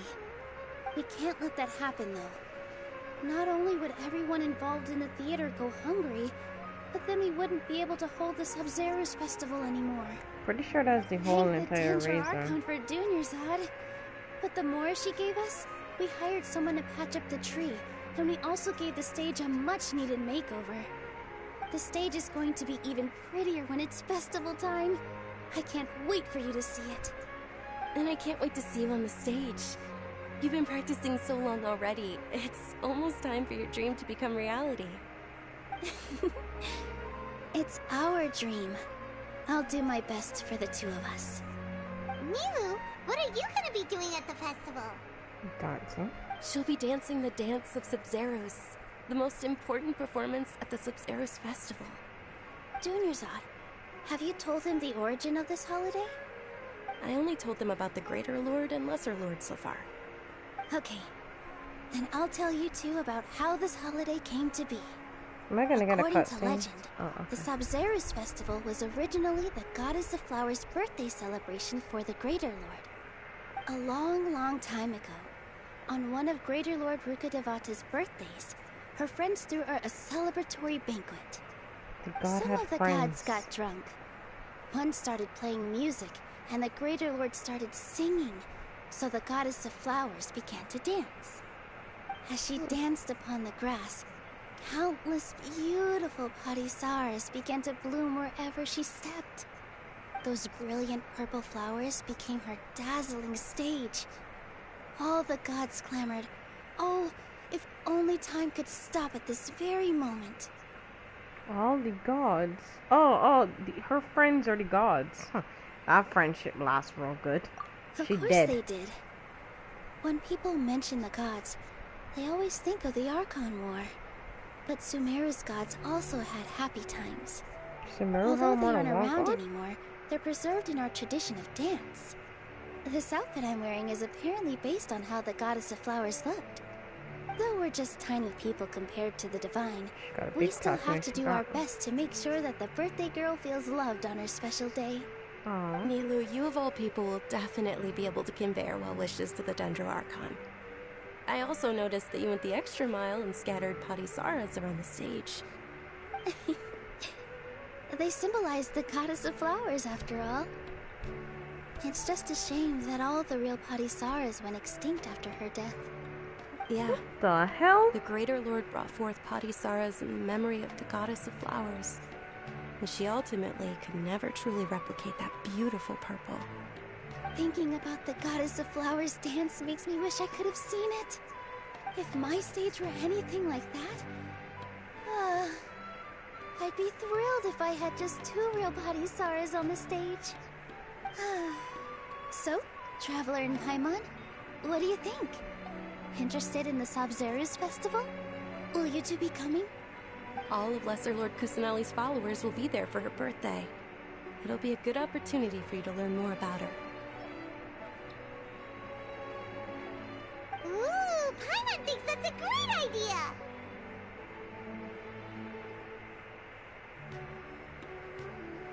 Hey, come on! There's nothing wrong with enjoying a festival.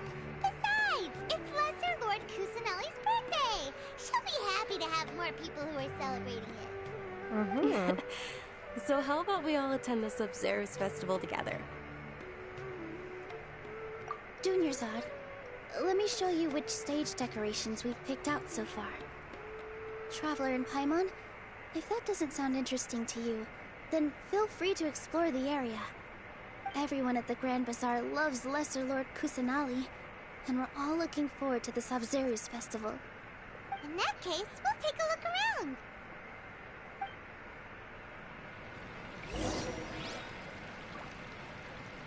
What?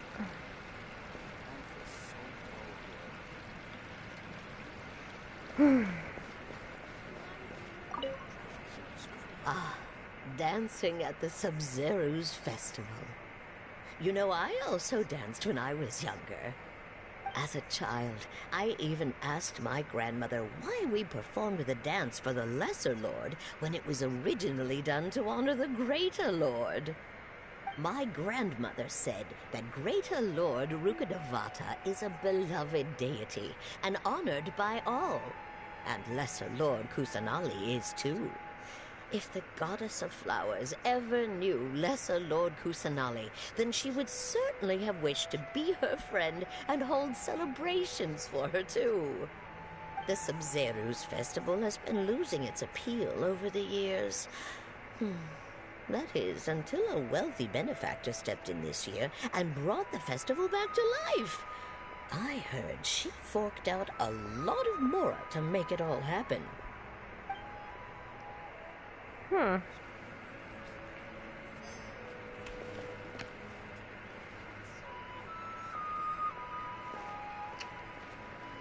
Why is it that all these gods, right? Just like, all these gods just got dead friends. Like, what the hell?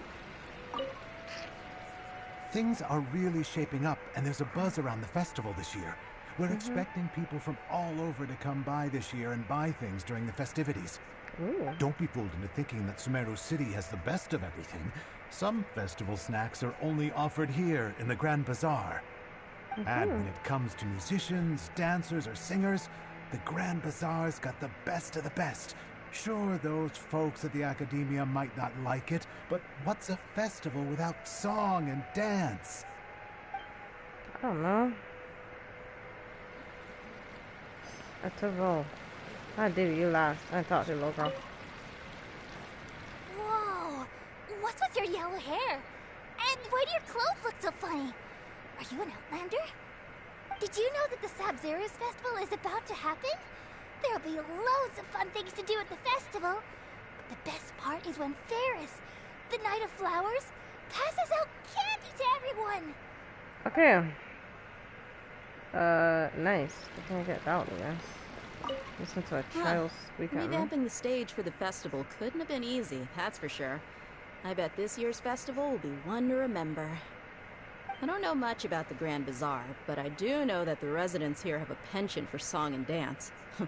Two things that the Academia doesn't particularly approve of. Oh, and the perfume sold around here is a lot better than what you'll find elsewhere. The fragrances are longer lasting and they're gentler on your skin and... Oh, okay. I mean, that's what I've heard at least.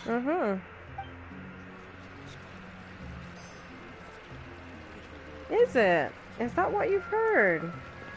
Alright. You sound a bit excited for things that you've just heard. Hello. Nilu, your outfit looks amazing. There's also something different about you from when we first met up. I thought I'd add a little extra pizzazz to my dress for the festival. See? Wow, did you sew all that yourself? Uh-huh. Sewing is a fundamental skill for everyone in the theater company because we make all our own costumes. I'm totally not doing Did you know that Mr. anything. Zubair not only can make costumes, but props too? I've noticed that you can't keep your eyes off that crown over there. Would you like to try it on? May I? Of course. The legends say that the goddess of flowers had beautiful horns on her head, so this crown was made to reflect that. Dunyarzad, you look absolutely stunning with it on. Oh, really? It's like I'm looking at the goddess of flowers herself. Bro, I can't see squat.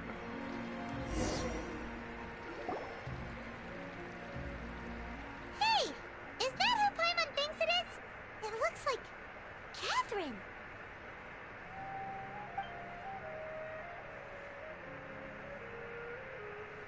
I'm sorry, Catherine is what, wrong?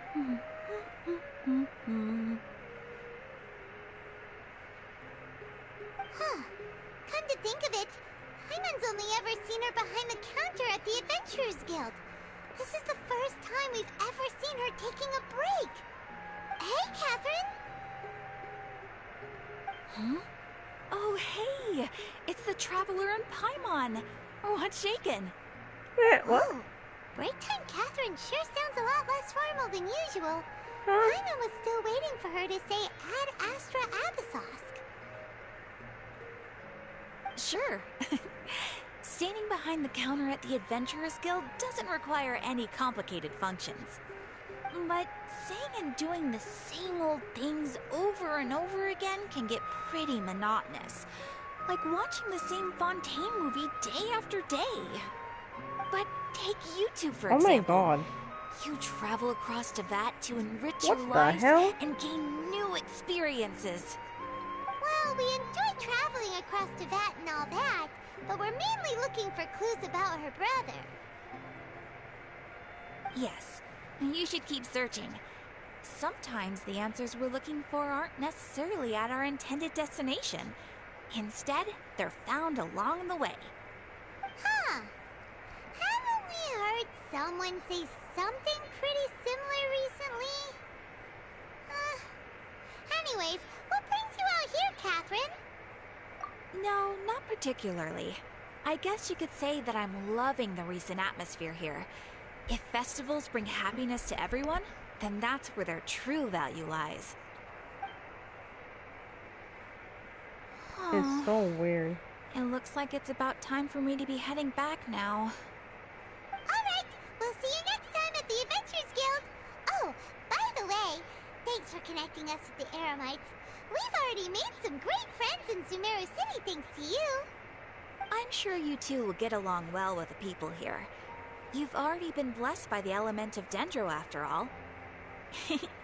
See you around.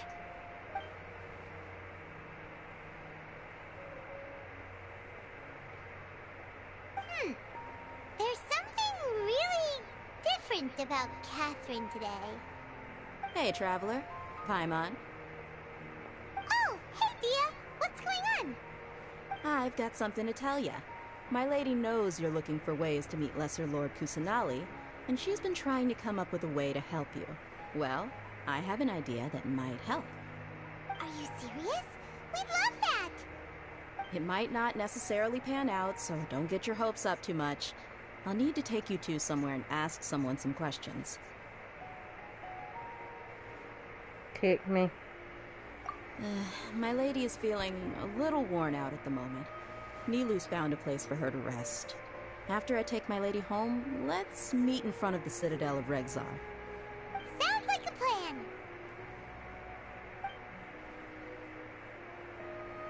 Let's head over to the Citadel of Regzar and wait for Dia!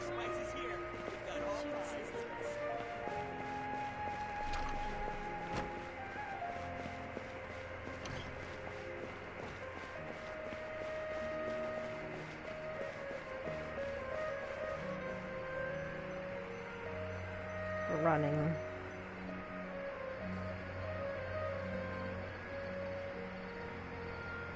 Sorry, I'm late. It took some convincing for the master and mistress to believe that Miss Dunyarzad was only sitting in the port for a while because she was in a bad mood. Anyway, I guess I should be thanking you. I haven't seen Miss Dunyarzad that happy in a long time. If it wasn't for you two, she probably would have been caught and dragged back much earlier. You sure sound a whole lot nicer than when we first met, Dia. Who would have thought you had such a soft spot for Dunyarzad? It's called being a professional. I'm a bodyguard, and I work for whoever's paying. Look, Dia's blushing. Listen, you two. I don't expect to be working for Miss Dunyarzad very long, but I hope to finish things on a positive note if possible. Let's cut the chit-chat and head into the Citadel. We'll see if the person I know has a way for you two to meet with the Lesser Lord.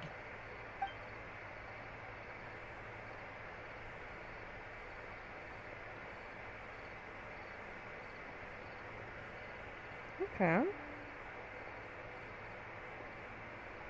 You're gonna trust the fake furry. Oh, hey, Chief. Ha, Dia! What are you doing here? And well, didn't expect to see you three together. I take it you all know each other already? We met this morning after the Adventurers Guild pointed us to Osfon for more info. No kidding. Huh. So, where's Ruksha? I thought I'd help these two out by asking about the theft. Anything you can tell him? Ruksha's gone over to the Academia. The Grand Sage recently ordered Sumeru City to begin bolstering its defenses, so people from all over have been called back to the city. Since you've already mentioned the theft, I suppose I might as well tell them what we know. Appreciate it, Chief. Theft? Sorry, what the heck are you guys talking about? Just recently, the Academia lost something, and there's a chance the item is connected with the Dendro Archon. This case might just somehow help you in meeting her. I suppose that's one way to look at it. But if you ask me, the case is more about the Academia than anything else. Let me fill you in. The Academia recently sent a convoy to pick up an important package from Aru village. Word got out, and the convoy was robbed on its way back. The Grand Sage took the whole matter very seriously. Not only did he dispatch the Matra, but also enlisted our help in the search for leads. All we know so far is that whatever was stolen is currently in Port Ormos. You two have heard of Port Ormos, haven't you? It's the largest commercial port in all of Sumeru. You can travel there by leaving Sumeru City and heading south along the river. The Academia's grip isn't long enough to reach all the way to Port Ormos, so the city's a little more laid back, meaning the population's also a mixed bag. You never know who you'll meet there. Apparently what was lost has a great deal to do with the Akasha, knowledge, and even the gods. I'm afraid I don't have any other details for you, though. If you're interested, maybe you could head to Port Ormos and ask around yourselves. If you want my advice, try introducing yourselves as students of the Academia once you're there. So you want relay? Are you serious, Chief? All the Academia students are in Sumeru City, you know. Why should they pretend to be students in Port Ormos? If you're also interested, just go there and see what happens. Count me out. I've got plenty of work to do here for the Homayani family. And take it from me, if you two really do decide to visit Port Ormos, you best watch your backs. Let's just say that the Eremites there aren't nearly as friendly as those here in Sumeru City. There are even some extremists who go around shouting slogans like, "Retake Sumeru for the Scarlet King." Word is that more and more are joining their movement. They're becoming a real headache for Chief and the others. You bet they are. The Scarlet King's been dead for thousands of years. Now they start spreading rumors of his return.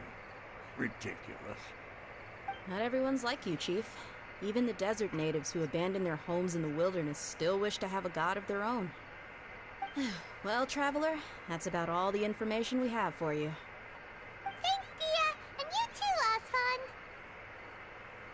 we've gathered all we could for the moment in Sumeru City, let's head to Port Ormos and see what we can find next.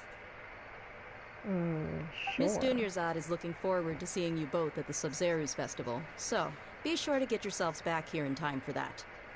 Good. Then we'll see you both at the Sub-Zeru's festival.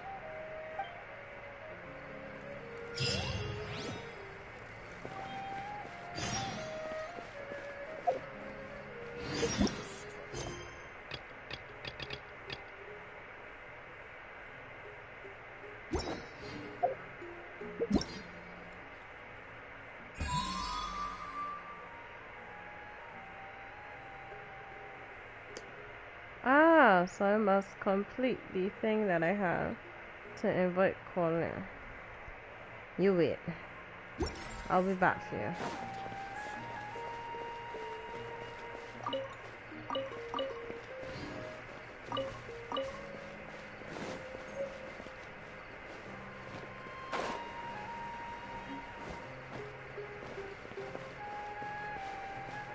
I'm sorry, this port is how far?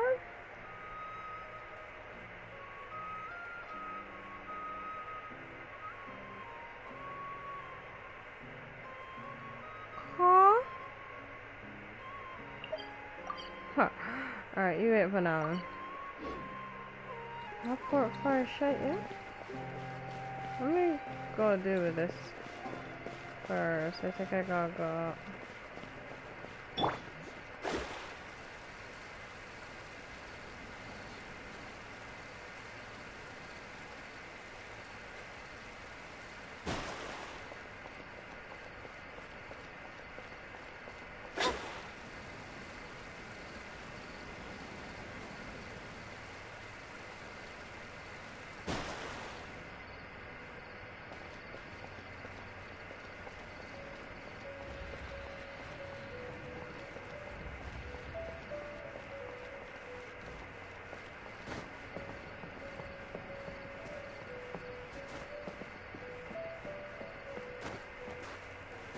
Scry the sky.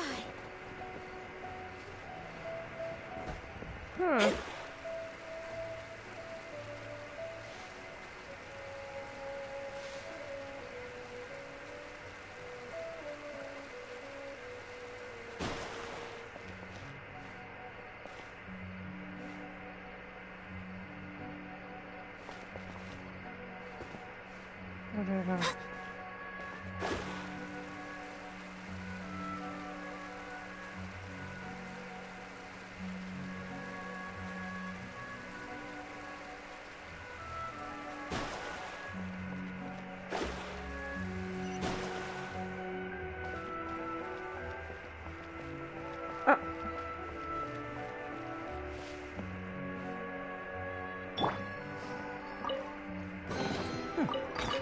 I'm liking the look of this.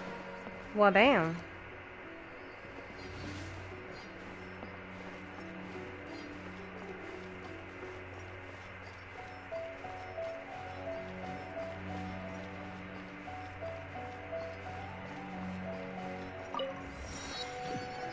I guess that's where Miss Tang lives.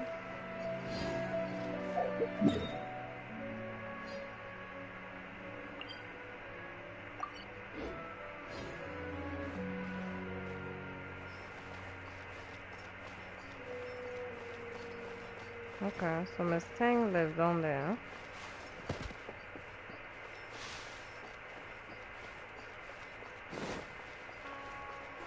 Nice, there's just another pathway leading up here.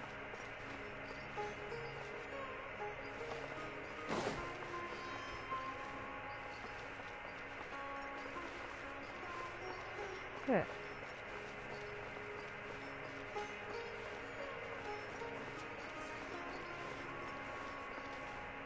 What? This street is really fun. Oh yeah, hi guys, bye.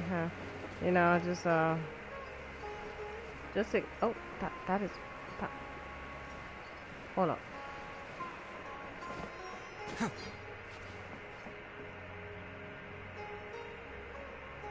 I want that.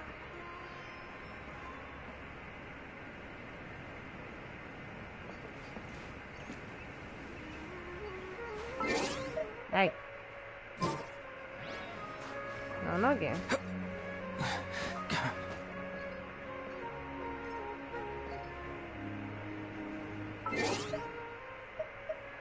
I want that.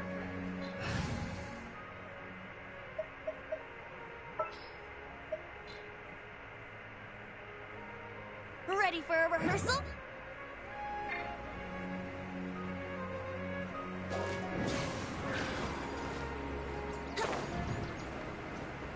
No! Give me! Give me! Bitches. I need to figure out how to get this. I guess we can't get it right now. I'll find a way eventually. Excuse me. Jump fast eventually. I don't need to look at you, but... Anyway, that is stuff that will happen.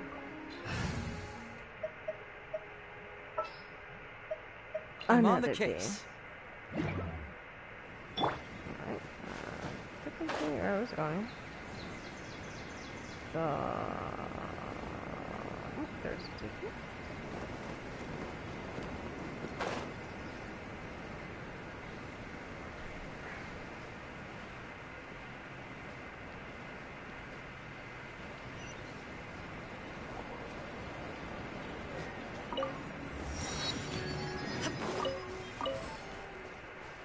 These men really expect me to run that far? Jesus, man.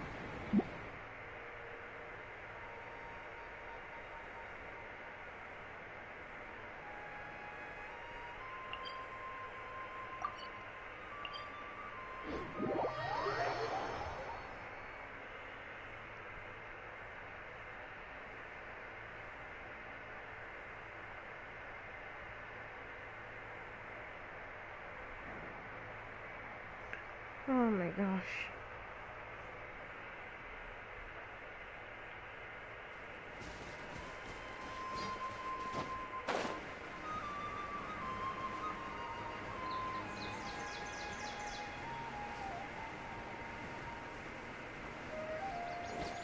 Yeah.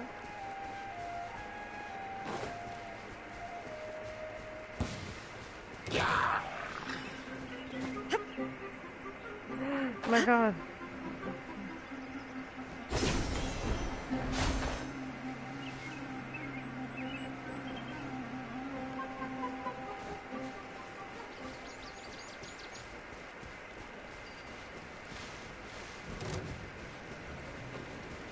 Huh?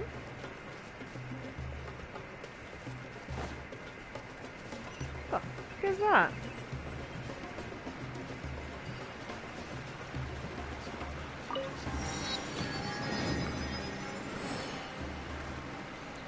What the hell is that?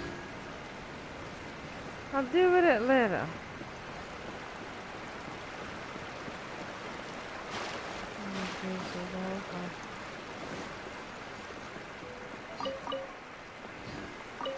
Somebody left some statues here, and I will gladly take them. Thank you.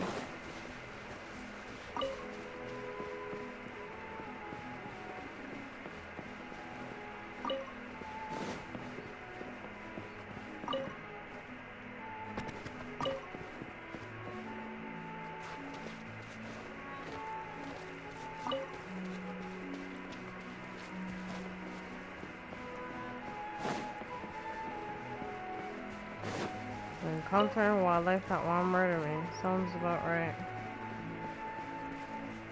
Hmm?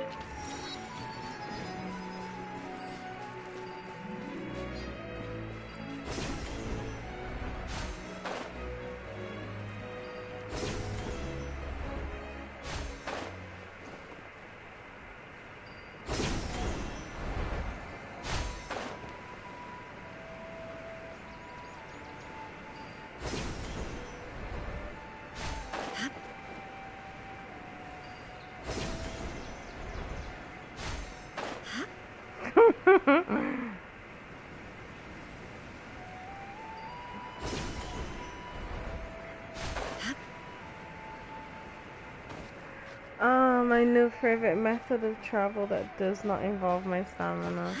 What the hell?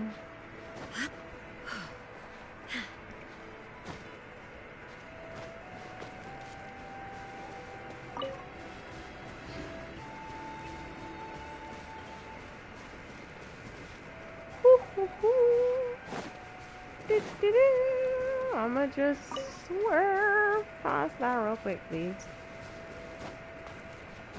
Me and C squat. You see no evil, hear no evil.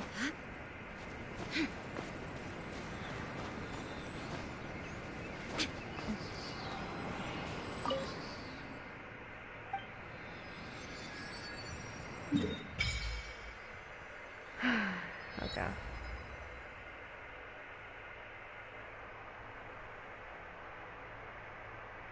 Hello. Oh god, there's a creepy mountain. This thing. See, these are things I can open when my map. Well, thank you. Thank you. I left my wings also. What do you want from me, statue? I've only got one. Here, take it. Jeez. I'm gonna tell you no, big guy. If you get up, I'm out. I'm not dealing with that toxicity. Not today. I don't like that at all. Actually, a green thing. Fine, get this one. Thank you. Okay, moving on with life. I have a port to get to. Viewpoint. What's the picture? Ooh. Alright, alright. I'm gonna just explore this map, bunny. I'm playing a game called Genshin Impact. It is an adventure game. Yeah, basically an adventure game. I am playing the story mode for that adventure game right now, so.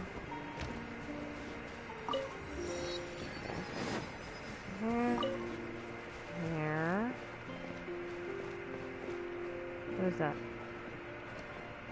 What is this?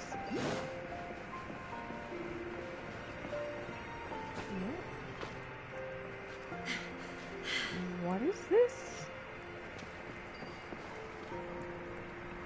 You are very welcome. Okay, hold on. Oh, there it is. Tickle my fancy and stare at that. No. Are you dead? You're dead. What? Why have you no energy? What happened to you? Oh no! You stay dead. Just stay dead.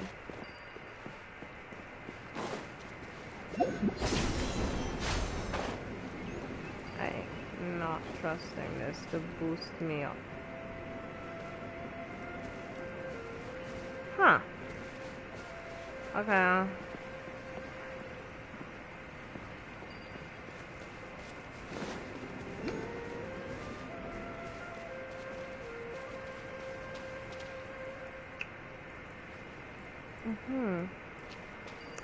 Let me just...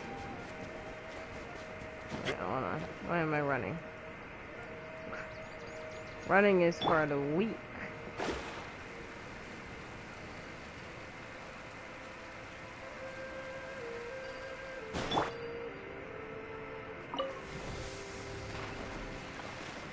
Bolt.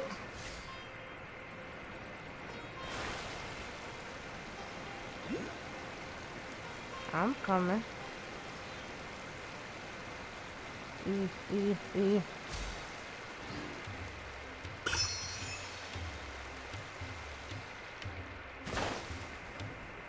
There we go.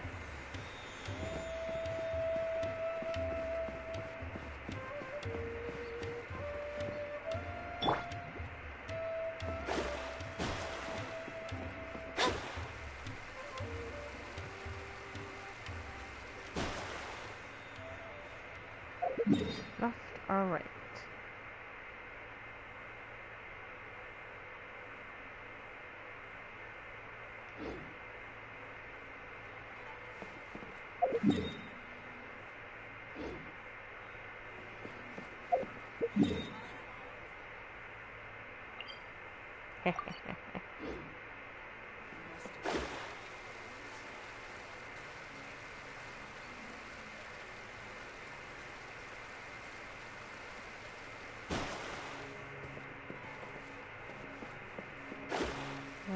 Oh, hey, I was supposed to fix that. I still get stuck up on something. Where is it? Above me.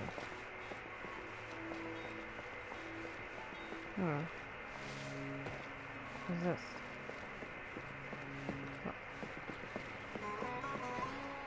Oh. How do I get up there?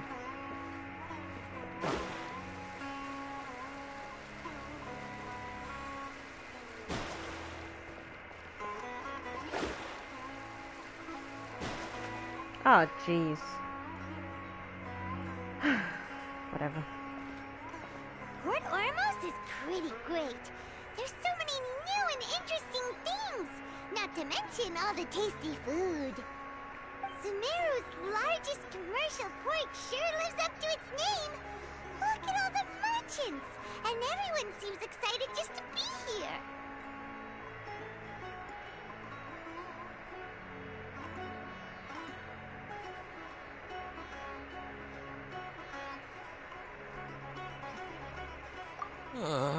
How did things end up like this? Oh boy. All thanks to your artistic license. That's how. I should have made you wait until we got an update from Tanja. But when I finished the prototype Aranara yesterday, you agreed that the kids would like it. That's why we tried bringing it out for a test run today. Well, I never thought they'd dislike it so much.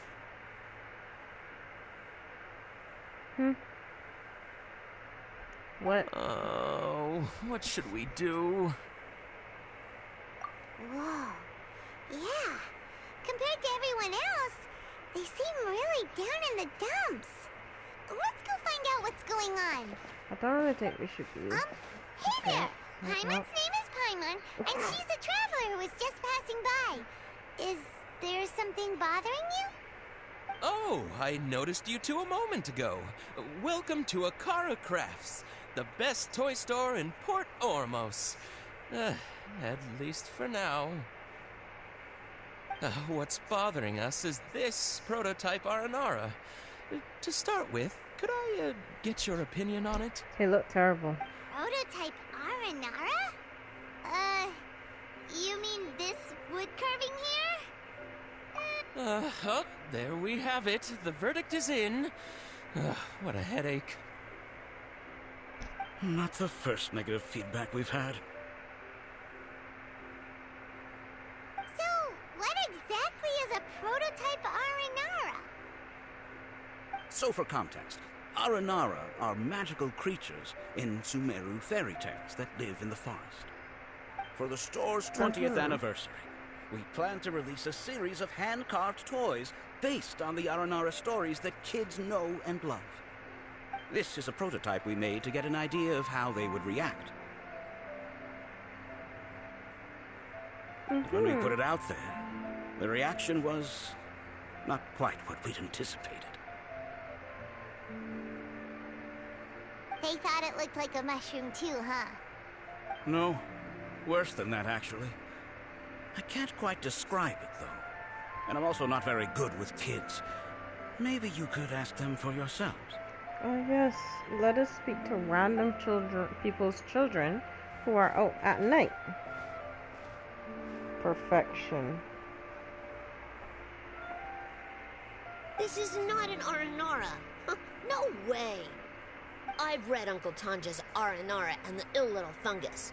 It says that Aranara are supposed to be chubby and squishy. The carving looks nothing like that.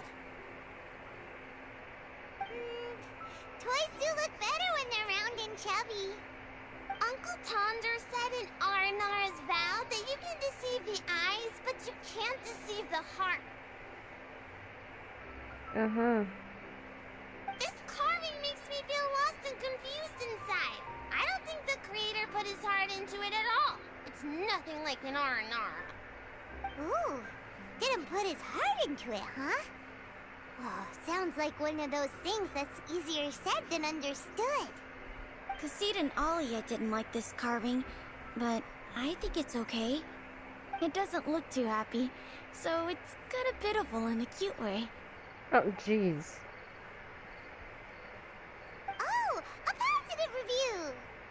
Yeah, so I would totally ask my dad to get it for me, if it wasn't meant to be a Naranara. Oh, well, that took a sudden turn for the worse. We asked the children for their opinions. Oh, how did it go? Has it maybe, grown on them at all? Oh, this is such a shame. Why isn't Tondra back from Gandharvaville yet? Oh, the kids kept mentioning an Uncle Tondra too. Who is he exactly? Uncle Tondra is a famous children's author here in Port Ormos. He wrote quite a few stories in the past, but none of them were popular among children. Just like our prototype Aranara. But around a year or so ago, he suddenly had a eureka moment or something, and suddenly the children loved every one of his stories. That's right. My little Ghaffari loves his stories too. The whole reason we decided to make these carvings was because we saw just how popular the Aranara are among children. We asked Tanja for guidance, but right after he agreed, he went off to Gandharvaville with his son to look for inspiration. They haven't returned yet. We were running out of time, so we had no choice but to carve an Aranara based on our own imaginations. As you can see, this was the result. Oh, we have to do something. Hey, since you're the famous traveler, could you do us a favor and look for Tondra in Gandharvaville, he doesn't have to come in person if he's too busy. Just ask him to write down his suggestions and bring his notes back to us, if you could. Please, if only to put a smile on the children's faces. And, of course, you'll be well compensated for doing us the favor. Oh. They seem pretty desperate. Let's help them out. To see the kids... Yep, Shut up, Paimon. I hate you. Oh, no, we gotta go all the way to Gandharvaville. Shit, you go wait.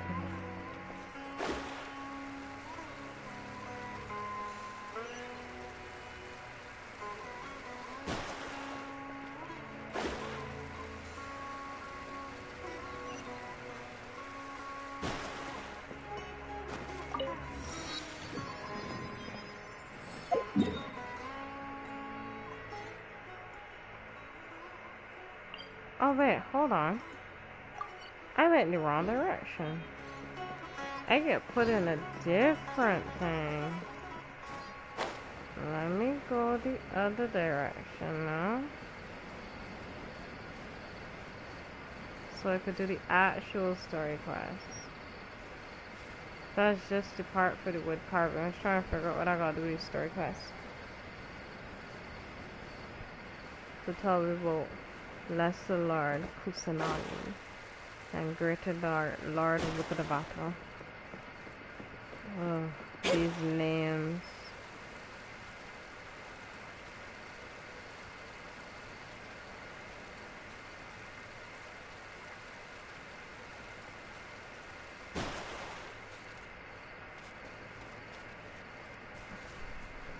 Can I run around that? Yes, I can. Lovely. I'll run around that for now. Move, people. Thank you.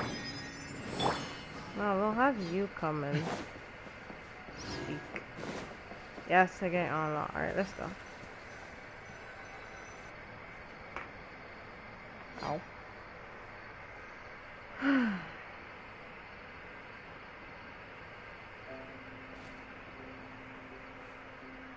Come and have a good look yourself. Traditional spices of the highest quality, made with pride and experience. No thanks. You've got a deal. I can't thank you enough for always looking after my business. Believe me, I'm not making this up. Several Eremite mercenary groups are nearly in open conflict, but does the core of 30 care? And that's not all. Did you know that... Wow! Talk about hurly-burly! This place is busy! Dude, it's nighttime. Guess that's only to be expected for the largest port in Sumeru. Maybe it's because of what Dia told us earlier, but Paimon can't seem to shake the feeling that there's also danger lurking in these crowds. You get sent to the ghetto. Let's get our bearings so we can start looking for leads. We know that whatever the Academia lost is related to the gods. But other than that, we don't have much else to go on. Osfun told us to try posing as Academia students while asking around. Paimon checked the Akasha on the way here, and the Academia doesn't seem to have any research facilities in Port Ormos. Paimon doesn't get it. Won't we look even more suspicious going around saying we're Academia students and asking about the stolen item? Well, given all the people that come through here every day, if there's any information to be found, Paimon bets we could find it in the market. Let's ask around and see what we come up with.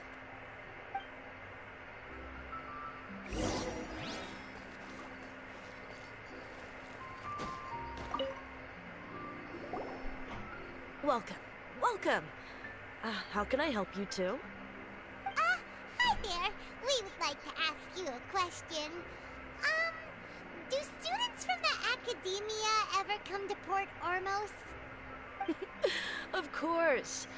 Especially around this time of year. Students from Sumeru City that are about to graduate often come to Port Ormos to cut loose a little.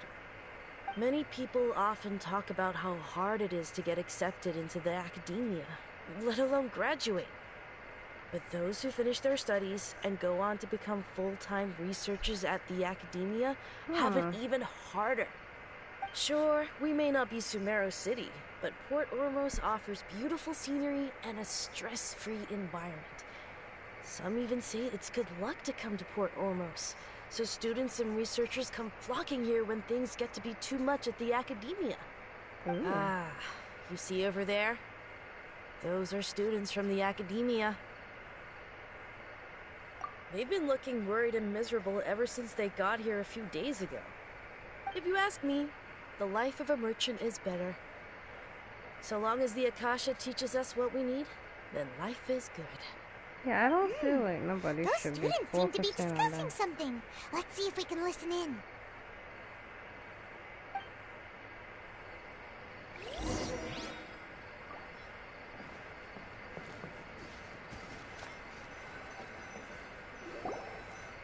It's no good. I've tried asking around, but I haven't been able to learn anything useful. Not to mention that a bunch of scary-looking Eremite mercenaries have been posted along the streets now. There's been a lot of fighting between the different Eremite factions in Port Ormos. If we choose to move on our own, then it would be wise to steer clear of them. Especially the group that's constantly shouting some stuff about the Scarlet King and some resurrection. I've even heard that the Citadel of Regzar is starting to get fed up with them. What was that group called again? Ein something or other? They're called Ein El Akhmar. Today, I heard that the thing we're after might be in their possession at the moment. Wait, come again? Don't you see? Many of the Eremites in Port Ormos deal with trading this kind of thing. They're usually pretty wary of outsiders, but not so with students of the Academia. It's because the kind of goods that students are looking for aren't the kind of goods that Eremites are after. As long as they know you're a student, then deals can be made. I've heard that Ain al-Hakmar likes to set up shop at the Jafar Tavern. Supposedly, if you're willing to part with 500,000 Mora, he'll give you info on anything. Wait, did you say 500,000? If information alone costs that much, then how could we ever afford to buy what we're looking for? I guess we might as well give up on trying to graduate this way. I wouldn't worry too much. Our field of research is very niche. Who else could possibly be after that kind of shady knowledge? I bet it's practically worthless to anyone aside from us. Well, I guess that makes sense. And the only thing left for us now is to find a way in. Why don't we all just pool our money together and pay for the information? Whoa! Did you hear that? A niche field of research and shady knowledge? It all sounds pretty suspicious to Paimon. Is knowledge something people just buy and sell like that? Yeah. So, what's your plan? Miko did Wait, didn't you hear what they just said? Buying information is going to cost us 500,000 Mora! Have you lost your mind?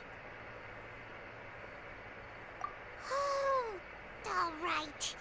Paimon never thought she'd agree to parting with that kind of Mora. But if you know what you're doing, then we should give it a shot. Sure.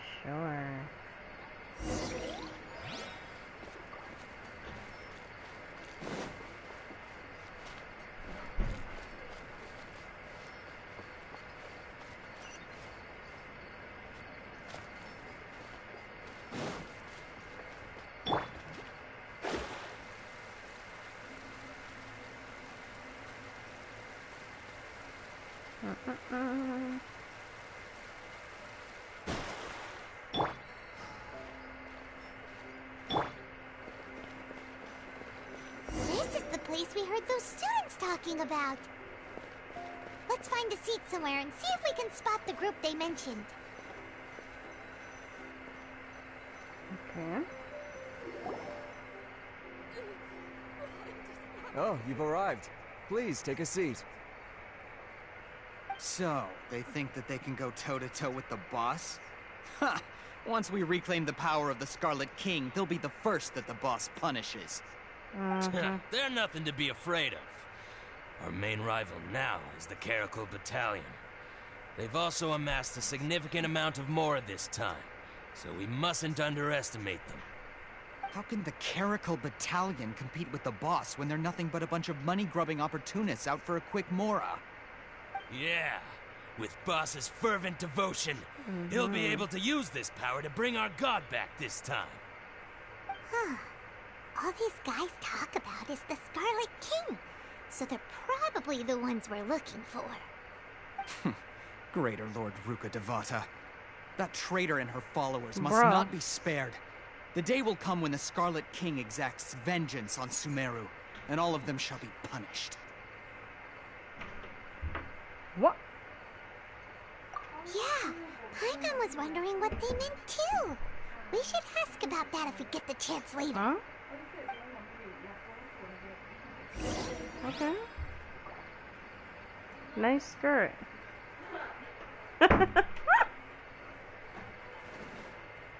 Ah, boy. Hello. May I speak to you? I'm gonna box you Who are on you? the eye. What do you want? I'm gonna lie. A student? What's a student from Sumeru City doing in Port Ormos? Ah, well, if it's info you want, you've come to the right place. The question is, can you afford it?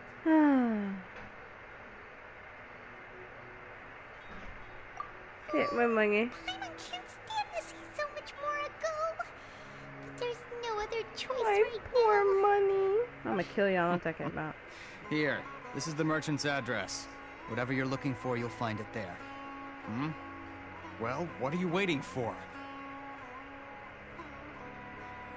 Oh, that's right. We heard you mention the Scarlet King just now. We're actually interested to know more because we're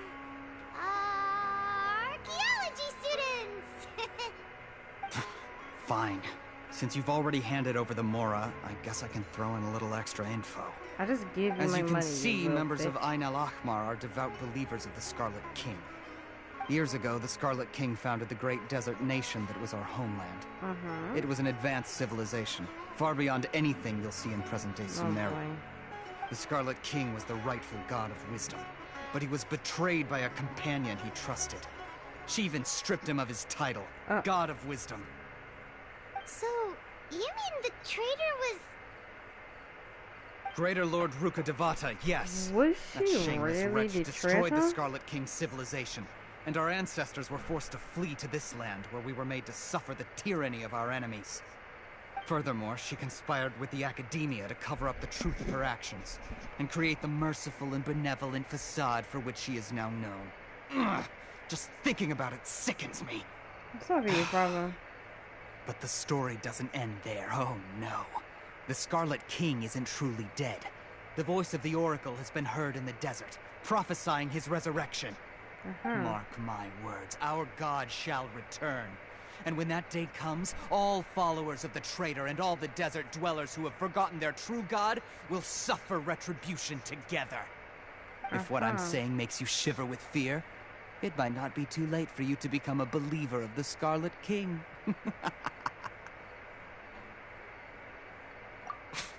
I don't have anything to say to you Academia people about that. I think this conversation has reached its end.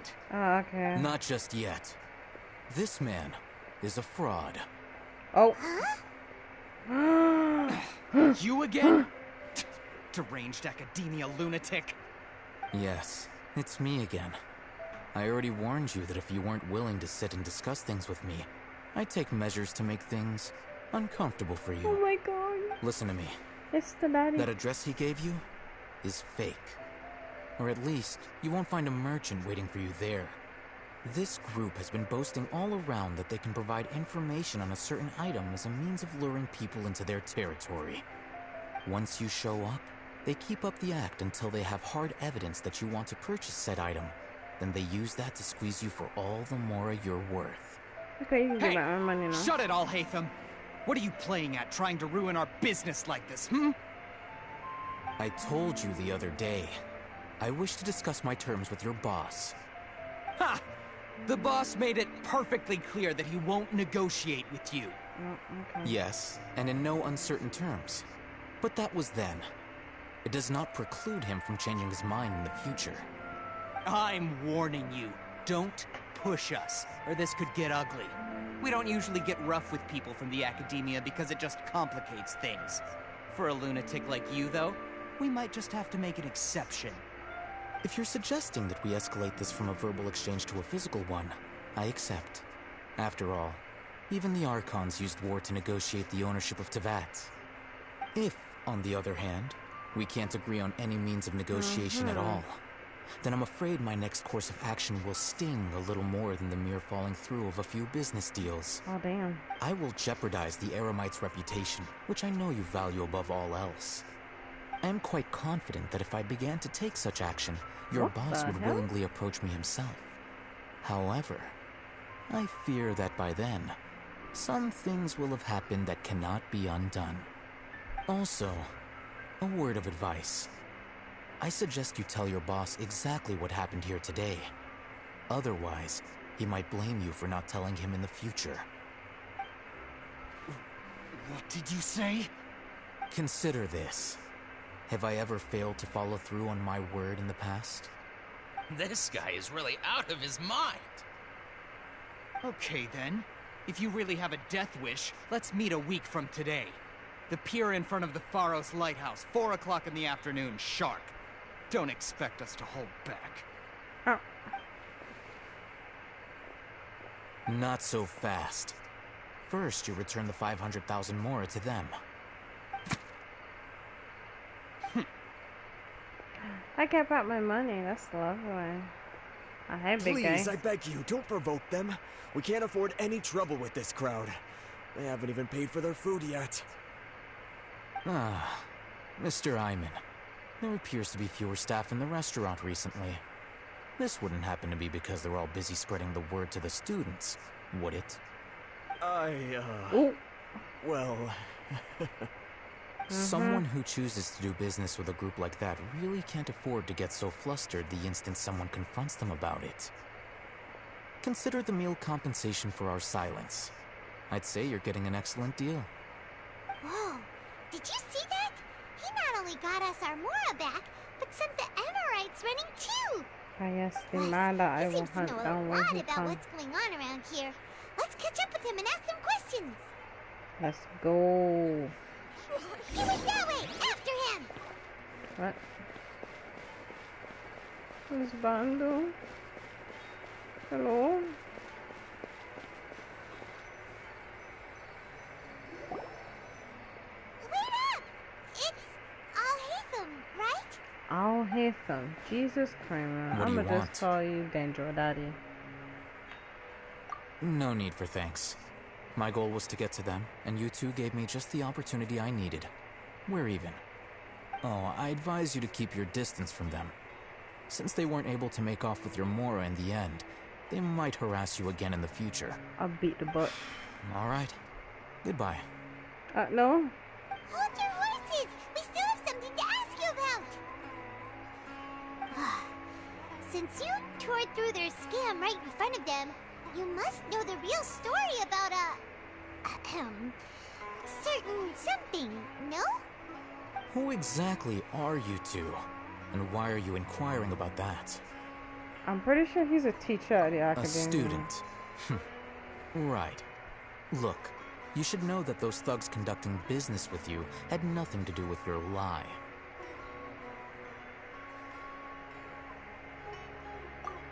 Huh?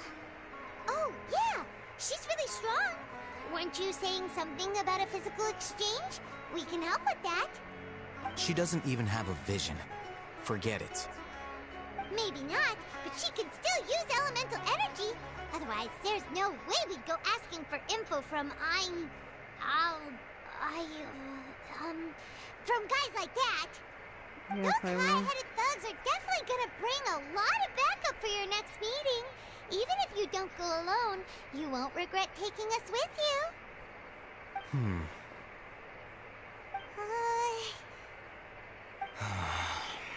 All right.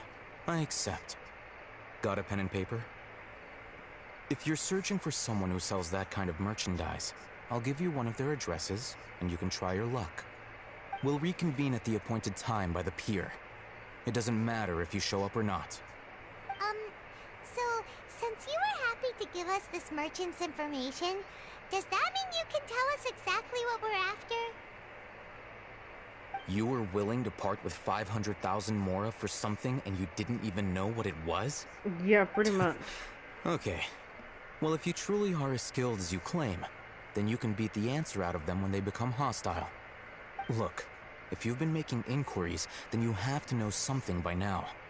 Tell me what you know so far, so I don't waste time repeating information.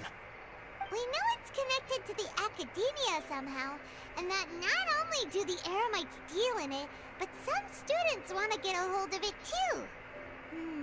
What else? You know almost everything there is to know, but you're unable to compile this information because you've never seen the object before.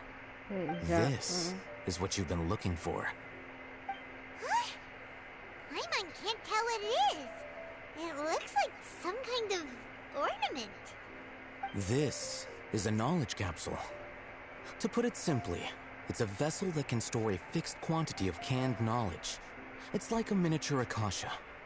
Anyone who links it to their personal Akasha terminal instantly becomes privy to its contents. Correct. Anyone. Unlike the Akasha, which heavily regulates who can access what information, knowledge capsules confer their contents without any requisites. That's amazing. It's essentially a Also convenient and harmless dangerous. vestibule for knowledge. Unfortunately, it's illegal in Sumeru to privately possess or trade them. They were created as a means for scholars to transfer knowledge gained from Irminsul into the Akasha, and are intended to be destroyed immediately after use. But despite strict regulations, some of these knowledge capsules will always escape destruction. After all, there will always be those in this world who are dissatisfied with life as designed for them by the Akasha and wish to change their fate. Over the past century, a wide variety of canned knowledge has been leaked from the academia. Now, in Port Ormos, the valuable ones are a means to Mora for the Eremites. Meanwhile, those which the Eremites deem to be useless to them occasionally prove useful to the common citizens and hapless academia students. Well, I think that about sums it up. Oh, so that's your true objective. With our current arrangement, I don't believe I can offer an answer. You're still resolved. Fine. Let's talk somewhere with fewer people. But yeah, it can progress my story. Dumb. You're a daddy. It's fine. You're a Dendro daddy. It's fine. I'll take any attitude you have because you will be mine. Let's continue our conversation here. If you wish to learn more about the knowledge capsule that the Academia lost, then you must help me with something. I need you to find someone named Dory, a traveling merchant. Unlike the peddlers who hawk inferior knowledge capsules, she often has quality goods in stock. Some say that as long as there is profit to be made, there is nothing she won't dare to sell. She's guarded against people from the Academia because most of her wares don't comply with Academia regulations. I think she blacklisted me. I met with her informant, but it soon became clear that they had no intention of letting me get any further. Become one of Dory's customers and earn her trust. This is my condition for further collaboration. Why do you want us to meet with her? Until you complete this task, you don't have question privileges. Yeah, boss. Fine. So how do we go about doing this? Just buy some information. You two are outlanders who haven't been here for long, so Dory should view you as safe clients. I'll give you the informant's address and their contact password.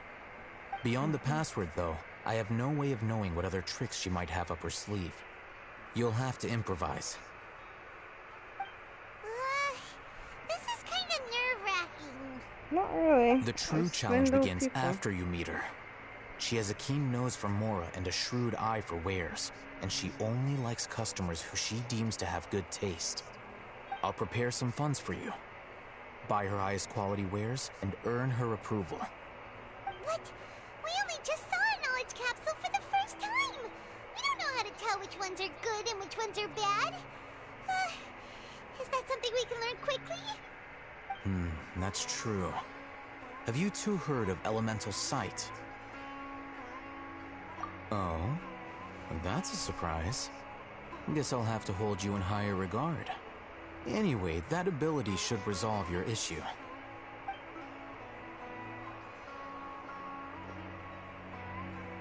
Here are 2 knowledge capsules. Tell me, can you detect any difference in their quality?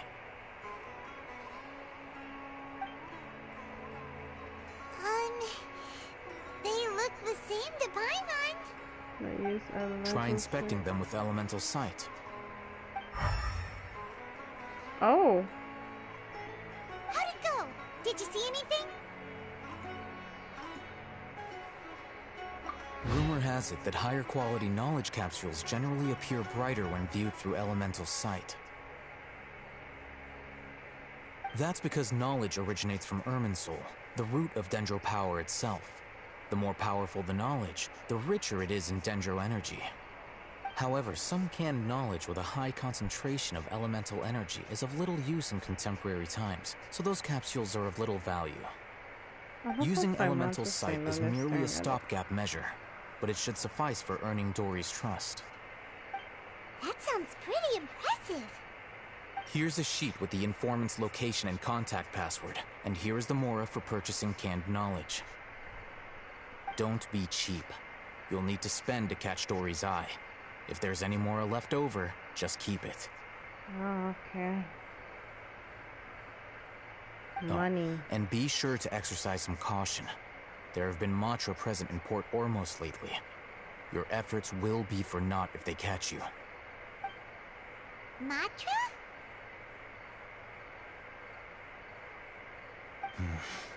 They belong to the Academia's regulatory body. They also handle cases of illegal canned knowledge transactions. Like I said, the Academia has banned both their trade and possession. The Matra are razor sharp. You're in for nothing good if they lock their sights onto you. If you two want to back out, now's the time.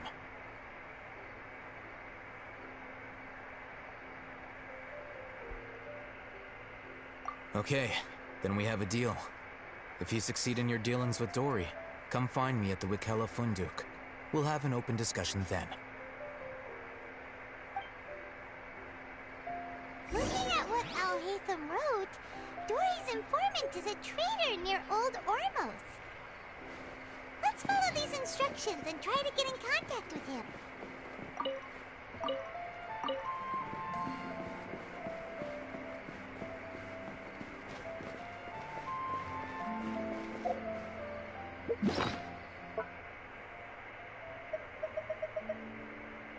What is the password?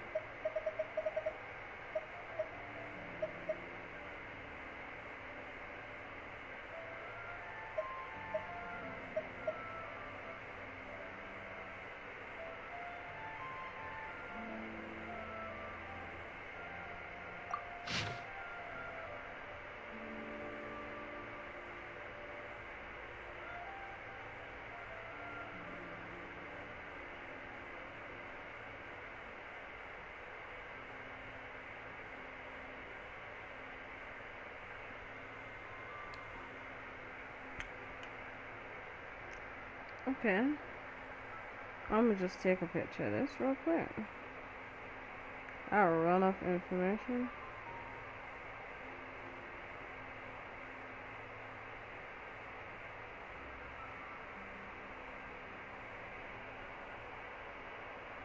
Oh my god, it's so blurry. I don't know. Alright, my phone's on charge.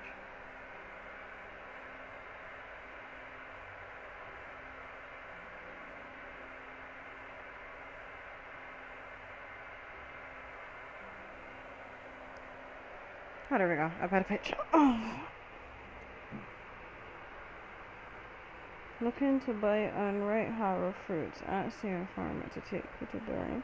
Rare morning flower. Looking to buy canon. Rare Sumeru rose. Looking to buy products legally available on market.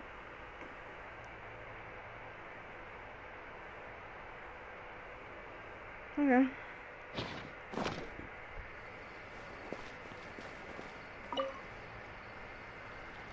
Hello. What are you two looking to buy?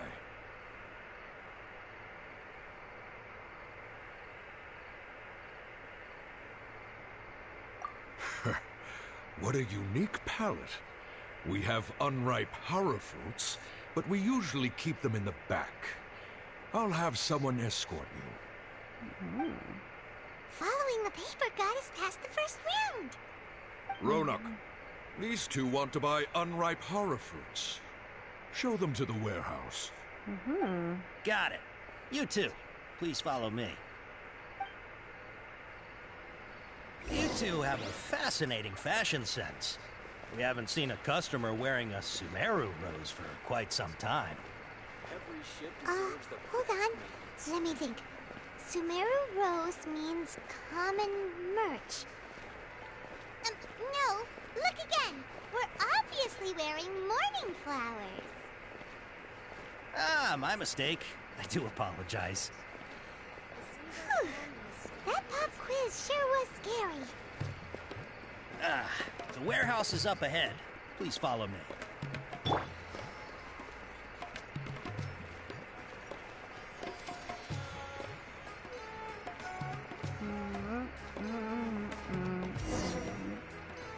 Before I retrieve your products, I need to confirm a few things. Please forgive me, but we may not have sufficient stock for you today. Earlier, many of our hara fruits were taken by mice.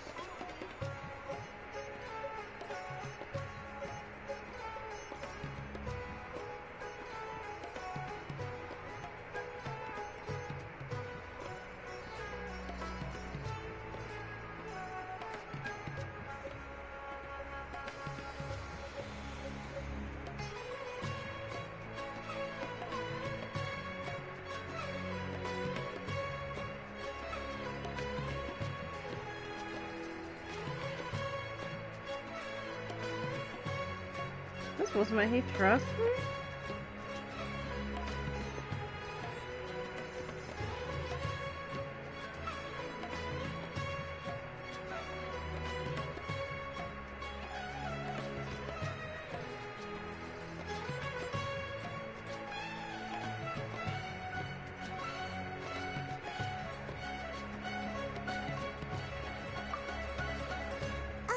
Hold on.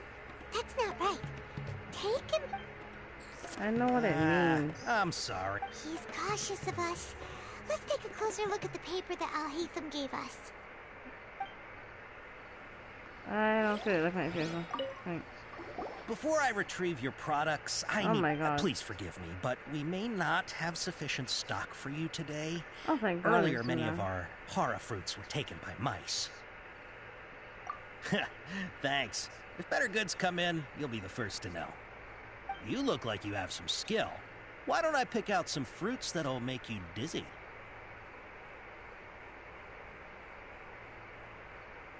Complimenting a customer's skill.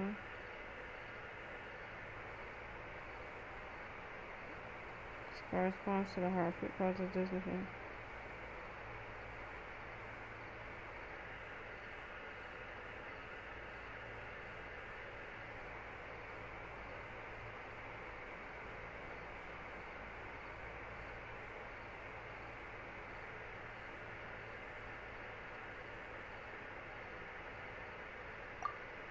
Yep, that's the right answer. But eating hara fruit that makes your head and ears ring sounds like a bad life decision. Would you like your hara fruits to be packaged in the Sumeru City or Port Ormos style? Package in Sumeru City to purchase a small amount. Package in Port almost style to purchase in bulk.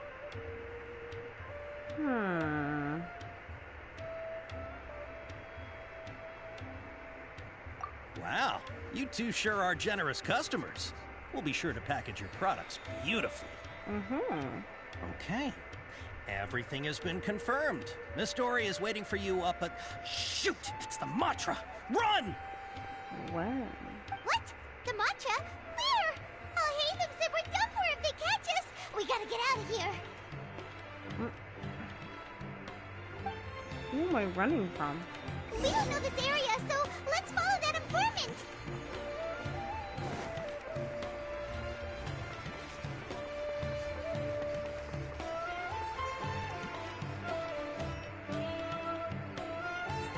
He ran that way.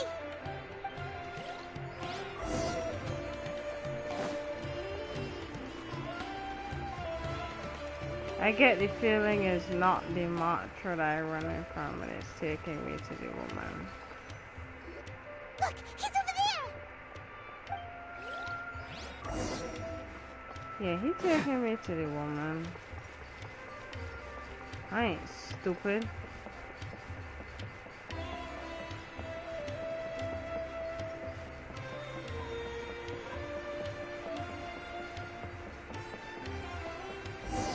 Hey, if you're hiding from the Rishbaland tiger, come this way. Another password. Huh? Oh, that voice came from behind the building on the right.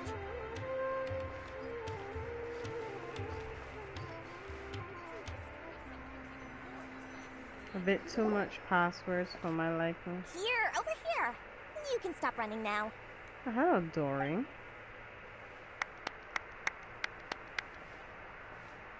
So you were the one who was calling out to us just now. But, are we definitely gonna be safe here? There wasn't no mantra. These two good customers wish to buy some hara fruit, Miss Dory. And if there's nothing else, I'll just excuse myself. Oh, very good. Thank you. Huh? Wait, you're Dory? I'm unsure thought you'd look a whole lot scarier. Hey, what are you trying to say, Princess Pea-Brain? I can be scary enough when I need to be, believe you me. If you don't watch what you say, then you can forget about doing any business. But it seems you two have actually done pretty well so far. Not only did you manage to find the informant, your reactions were also pretty sharp. You don't really look like criminals or anything, but I bet my Mora, that you've been involved in some shady dealings, haven't you? Paimon's not sure if that's supposed to be a compliment, but we'll take it. I can't risk doing business with people who start huffing and puffing after just a few paces. No matter how much Mora they might have. Not only will they get caught by the Matra, but they'll also get us into trouble. As decent folks trying to run an honest business. We don't need any of that. Wouldn't you agree? So that's why I prefer to have customers like you. It's your first time here, but don't worry. I won't ask too many questions. Even if you wish to buy enough knowledge capsules to decorate your house with, please, knock yourself out. As long as you have lots of round, shiny Mora, then we're all good. Ah, yes, of course, of course. Go ahead. Help yourselves. Voila! Wow, she has a trove of canned knowledge. Whew. She'd probably be in serious trouble if the Matra caught her with all this. What kind of products do you seek, my dear customers? Don't worry, I'm not interested in your reasons for buying. I can, however, offer some suggestions. Take this one, for example. An analysis of the sociological ideology and dialectics of the Hilichurls. Only 3 people in all of Teyvat have ever studied it, making it extremely rare. It's on sale now for 350,000 Mora. Yeesh, who would want to be an expert in that topic? Or how about the architectural styles and construction methods of Teyvat in the early Archon War period? With this one, you can become an expert in historic architecture preservation and find an excellent, well-paying job in nearly any nation. Ooh, now this sounds like it could be useful. 2 million Mora, and it's yours. No discounts. Whoa! That's a lot of Mora! Of course, you are free to pick whatever your hearts desire. The contents and price of each knowledge capsule are indicated in small text on the body of each one, down at the bottom. Alright, let's try the method that Al-Haytham mentioned. Are we talking in each other's mind?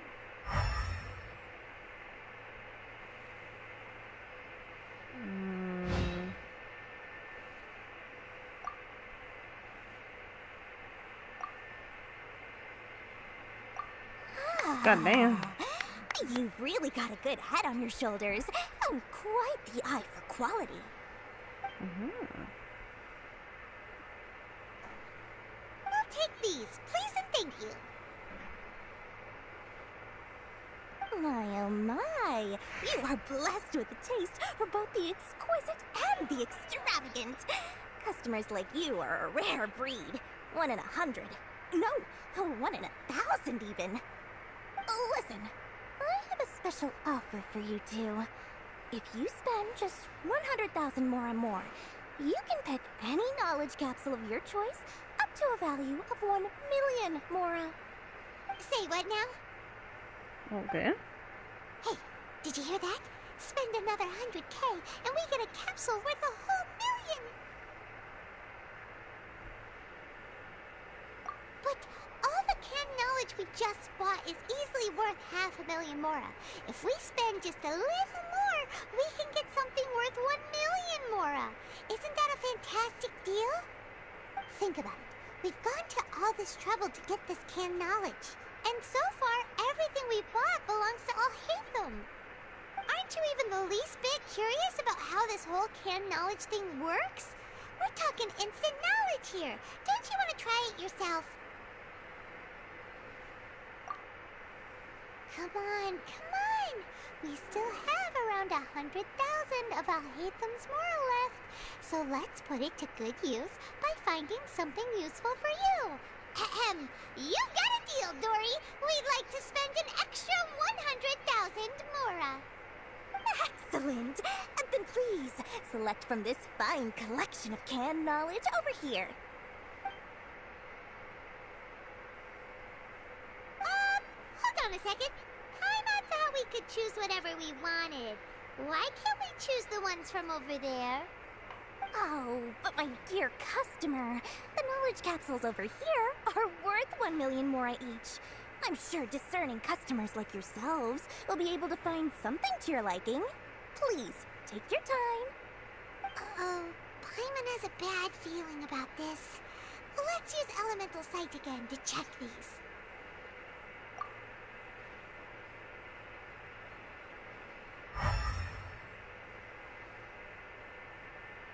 So, what did you see? So, they're all worth about the same amount?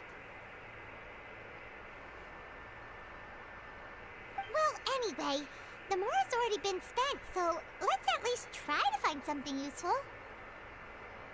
Let Paimon take a look here. An introduction to traditional Sumeru brewing techniques, the art of growing spices, an overview of ancient runes. Oh, how about this one? Sword fighting techniques 8. No. Not sure we'd ever find volumes 1 through 7, but at least this knowledge should be useful, right? Let's go with... Dory, we'll take this one. Ugh. All right, very good. So I'm expecting annoying. some new goods in the next couple days, so be sure to check back again soon. Whether it's canned knowledge or anything else you need, bring your mora to Dory and doors will open. Our dealings with Dory went smoothly enough. Let's head to Wakala Funduk and meet up with Alhaitham. We have no money. Now he'll finally tell us about what the Academia lost. Because you decided.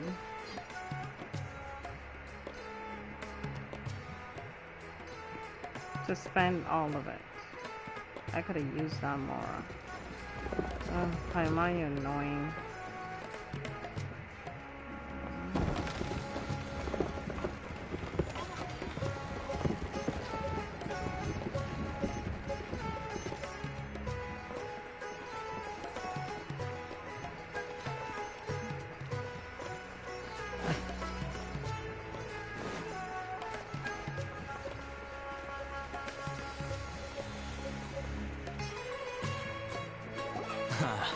You two made it. And from the looks on your faces, you were successful. Whoa, there's so many people from the Academia here. Why would you pick this place as our meetup spot? Well, Wakela Funduk is under the Academia's control, so naturally the Academia has people working here. I came to Port Ormos under the pretense of conducting official business. You're a pretty daring guy. Relax. No one here is interested in anything we say, and the Matcher won't come here. Okay now, tell me how your encounter with Dory went.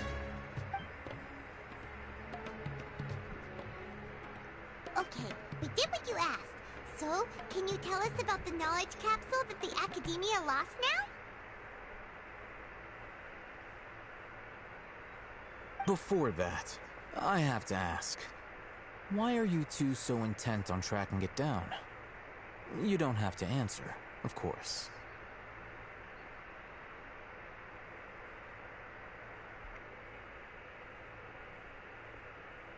Yeah, she just wants to meet the God of Wisdom and ask her about something important.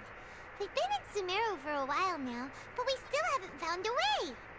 When we heard that the Academia had lost something that might be related to the gods, we came here in case it turned out to be our lucky break. In that case, you're on the right track.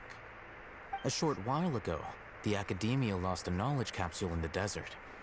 It's supposedly a divine knowledge capsule.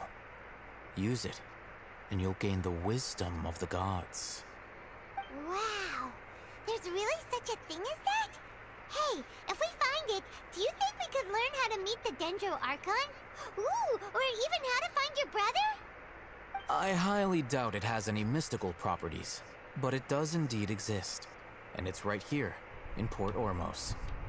So, where exactly? That's what we need to find out next. I won't deny that. I am investigating because I'm curious as to what the divine knowledge capsule truly is. As you know, the Eremites in Port Ormos also have their eyes on it. It is an extremely precious item. The knowledge contained within may bring great power or wealth to whoever has it in their possession. Several brigades have been vying for ownership of it as of late, but there is still no victor. My personal finances and connections cannot compete with those of the Eremites. After attempting various methods, I finally managed to reach a tentative agreement with several brigades. I agreed to forego ownership of the Divine Knowledge Capsule in exchange for the opportunity to study it. After all, there's no harm in understanding what it is. However, there are those who are less amenable to negotiation, such as those from Ain al-Ahmar. They adamantly believe that the Divine Knowledge Capsule contains the Scarlet King's power, and that he will return to this world when they obtain it. They refuse to let anyone from the Academia tarnish their deity's soul. So you kept hounding them because they refused to cooperate with you? Yes.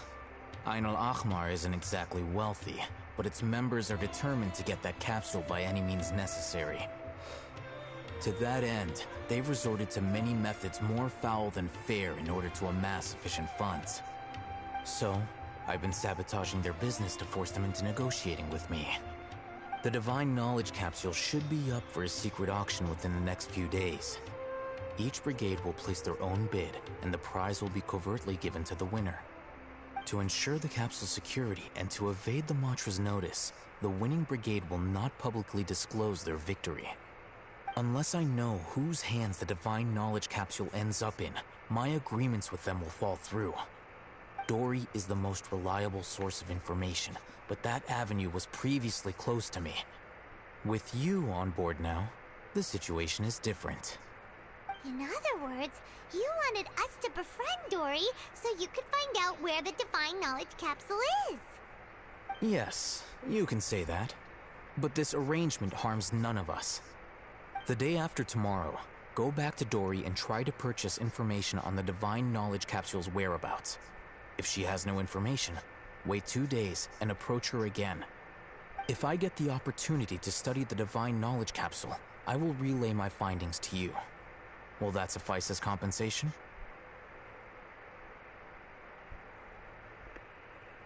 Okay, then we'll meet up in 2 days. Haytham, before you go, we actually bought a knowledge capsule for ourselves, but we're not sure how to use it.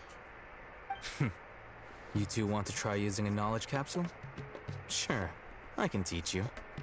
Doing so right under the Academia's nose is a bit problematic, though. What do you say we head to the outskirts of town?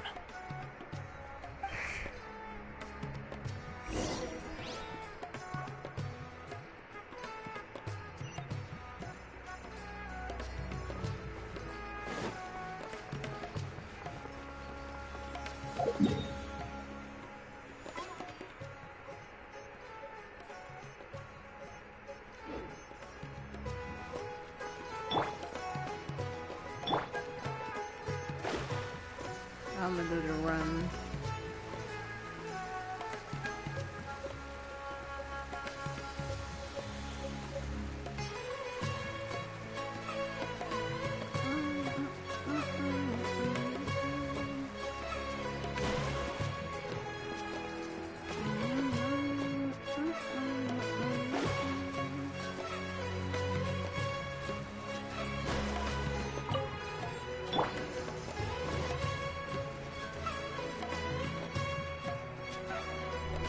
Alright, this place works. Show me the capsule you purchased. Here. Sword Fighting Techniques 8. Huh. A combat class knowledge capsule. This class is something of a rare find these days, since most have been taken by the Eremites to augment their battle capabilities. Really? Ah, yeah, what a great buy! If you want to determine the efficacy of this capsule, I can evaluate your combat ability. However, effects will likely be minimal if you already possess a high amount of strength. We can conduct a controlled experiment where you fight 2 battles, one before using this knowledge capsule and one after.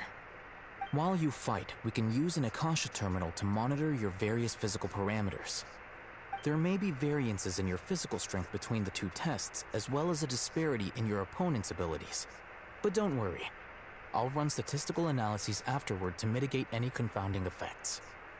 Wow! Ahitham! You must have been one of those guys at the academia who got top grades on everything. Paimon's curious about something, though. You definitely weren't one of those students who needed canned knowledge to graduate from the academia, right?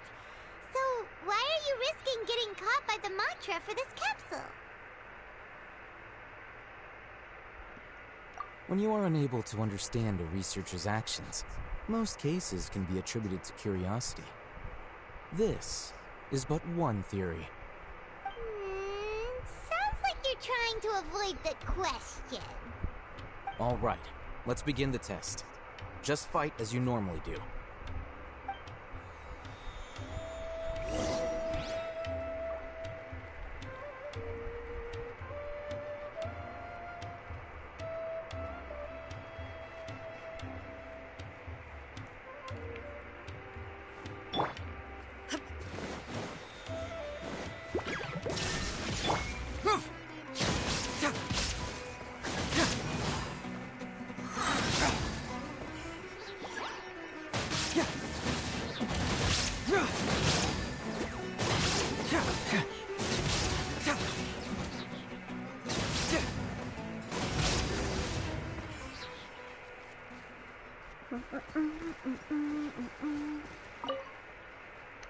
All right. I'll link your Akasha terminal to record data. The next step is to use this knowledge capsule. Hold it in your hand. I'll help you establish a connection with it so you can activate its power.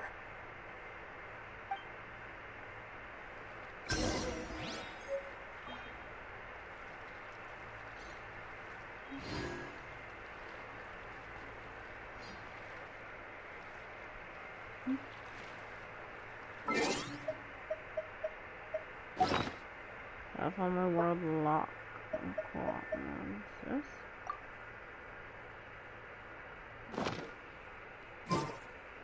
Yeah.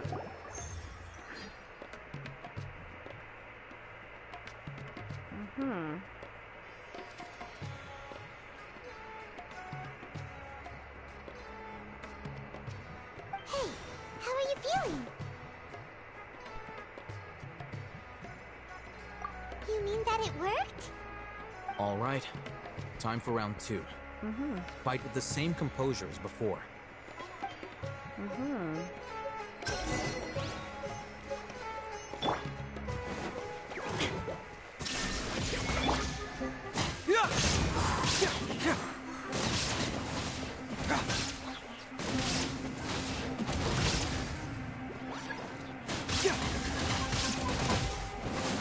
Fracture! What you doing?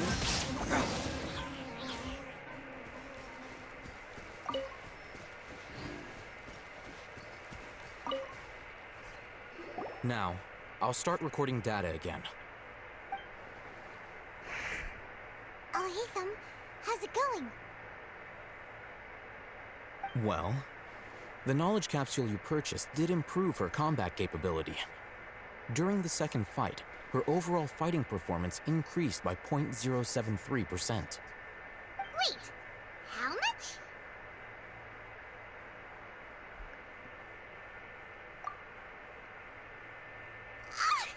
Dory's such a jerk! She totally scammed us! No, she 1 isn't. million mora? This thing isn't worth a tenth of that amount! You didn't listen to Of what he was course, saying. this could be because she is so powerful that the capsule's contents were unable to produce a substantial increase. At the very least, this test allowed me to gain more insight into you two. Our deal seems increasingly worth my investment. I'm heading back to Ikela Funduk. I await your response in 2 days' time. This is Mora for when you ask Dory for information. Pay her as much as she requests.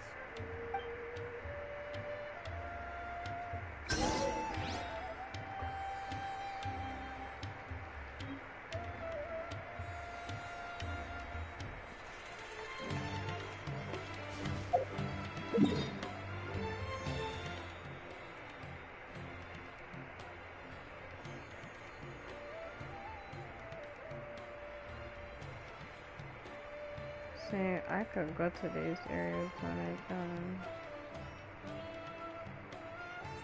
but I need to unlock these last 3 statues before anything.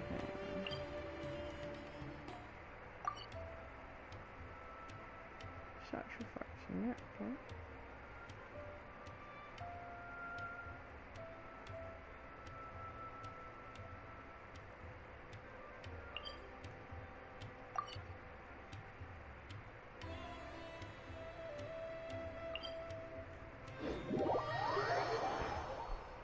Me knowing I can't find the time, but also me knowing I just want to open statue.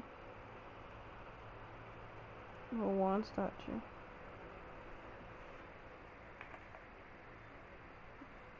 I'll open the other two as historical points.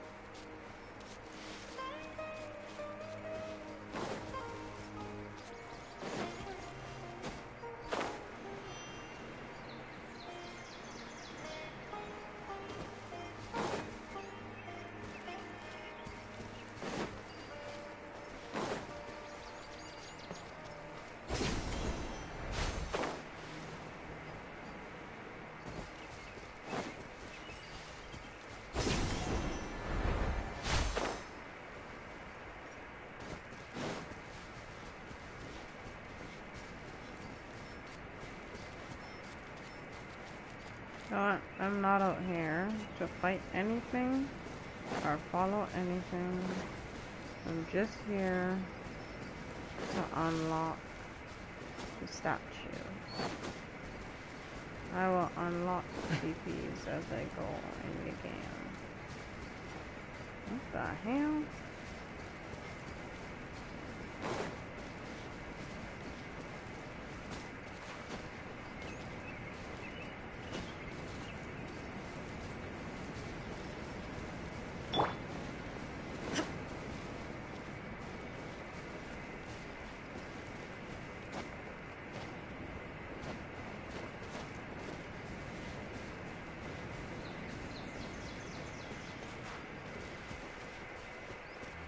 Whoa.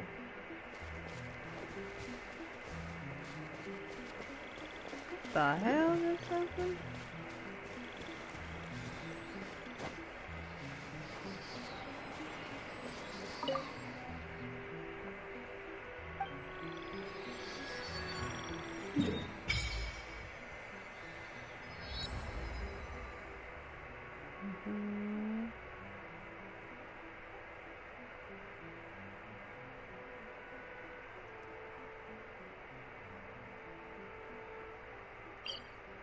I'm not even opening like the TPs, I'm just opening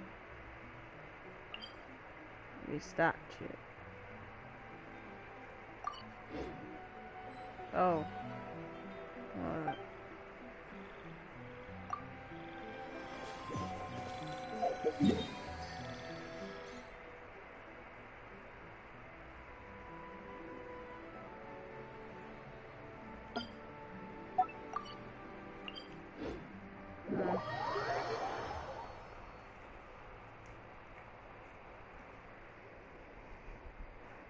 I'm opening these statues so when I do co-op this foolishness I could just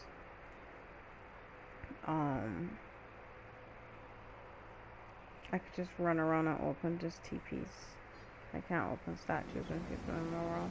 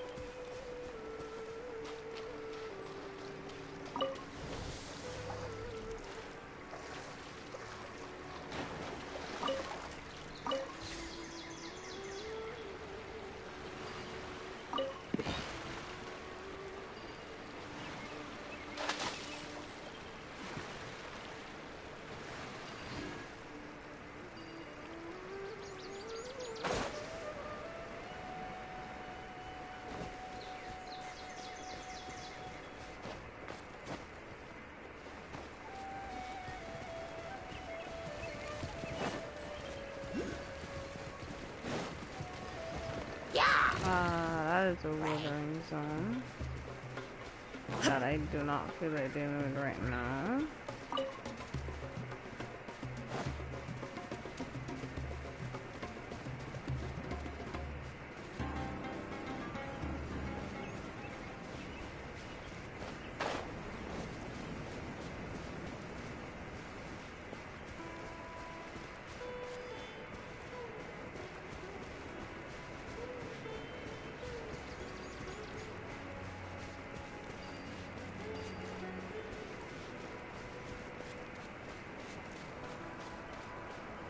Hello.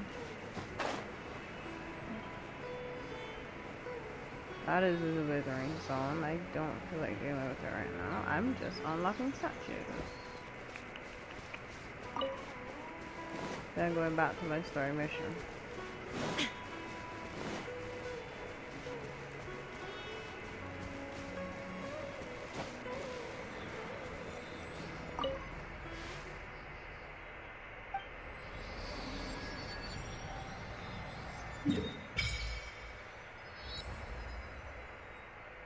Okay, well, that didn't open that part, which is weird.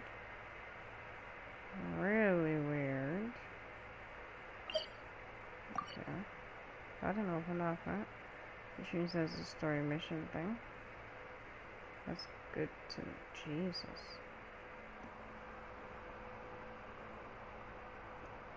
How? Alright, that part will stay right down until I get to it.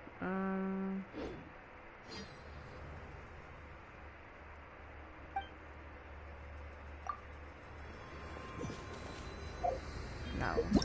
I changed the time.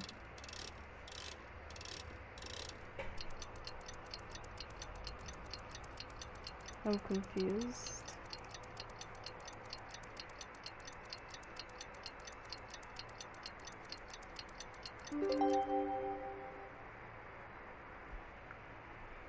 Okay.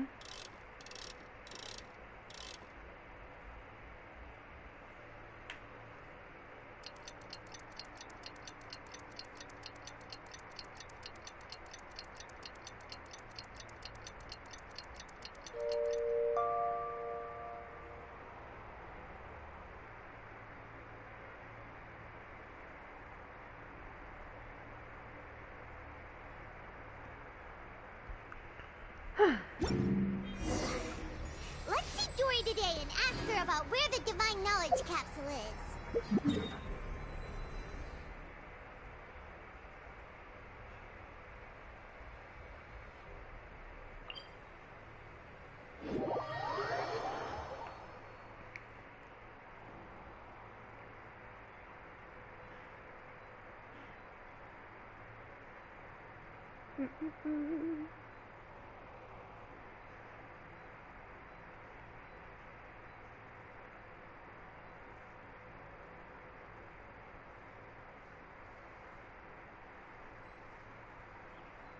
All the world holds dear is but a backdrop of constant motion. I stand before it, alone and unchanging. Hello, Dory. I'm here to buy from you again. Here, over here! Welcome back, my loyal patrons. What can I do for you this time? You name it. Can knowledge, supplies, or anything else you need. I'll find a way to get it. Where there's a waterfall of Mora, there's a way. Can you really get us anything we want? Anything at all? Uh-huh. So it appears that canned knowledge alone is no longer sufficient for your opulent appetite. Then please, oblige me. Tell me what you have in mind. Oh! I knew customers with pockets as deep as yours would undoubtedly crave something more profound than ordinary canned knowledge. But you know, that kind of information isn't going to be cheap. After all, I had to work really hard to weasel my way into the auction site. Not to mention that if anyone found out that I was the leaker, I would be in big, big trouble. But how can we be sure your information is accurate? Paimon's curious. How You just happen to have this kind of info the moment we need it. Because to me, anything of value is what I consider to be my supply. Therefore, I must always be aware of what's hot on the market in order to secure more sales. As for the information's authenticity, well, you've no need to worry about that. I used a camera to take a picture of the transaction. That way, no one can dispute it.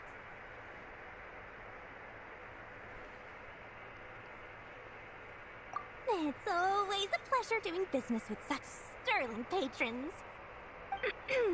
Now that you've paid in full, here's the scoop. The Divine Knowledge Capsule was purchased yesterday by a certain Misery, the leader of Ain el-Ahmar. Ain el-Ahmar? You mean the Eremites who worship the Scarlet King? Ah, so you're already familiar with them. The group has done everything in their power to obtain the Divine Knowledge Capsule. After all, they believe it contains the power of the Scarlet King. That Divine Knowledge Capsule is unlike any other canned knowledge I've seen before. It was glowing bright red. The capsule is clearly visible in the picture I took. You can look for yourself. Thanks for the info, Dory. Please, it's my pleasure. It's all thanks to discerning customers such as yourselves that my efforts yesterday were not in vain. Please, don't hesitate to contact me if you ever need anything else in the future. Mora for Dory opens doors. You? Well, we figured out where the Divine Knowledge Capsule is. It turns out it ended up in the hands of Ain el-Ahmar. Let's head back and talk to Al-Haytham. I'll find you.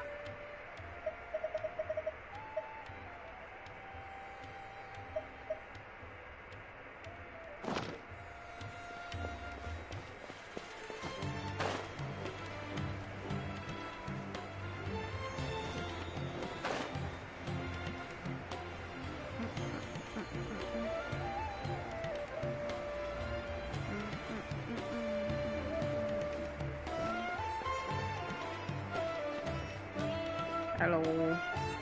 Al-Haytham, we got the info you wanted. Really? All right. Let's hear it.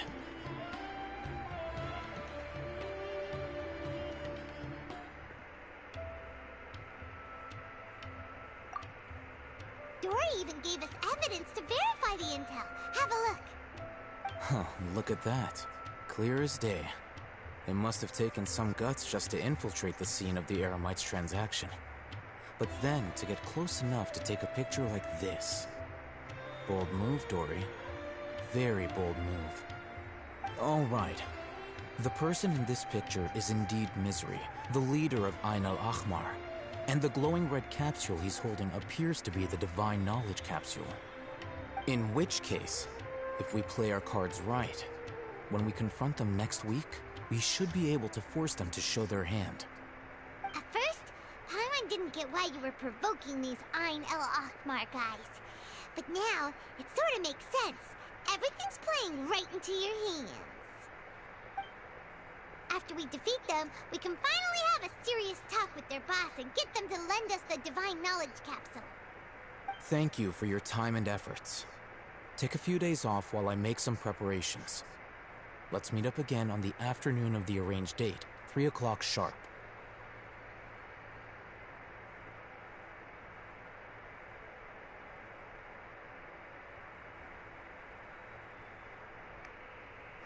See you then.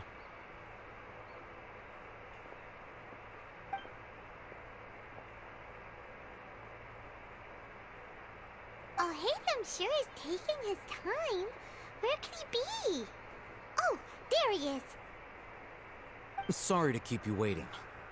Let's head to the pier in front of Pharos Lighthouse. Yep, let's go.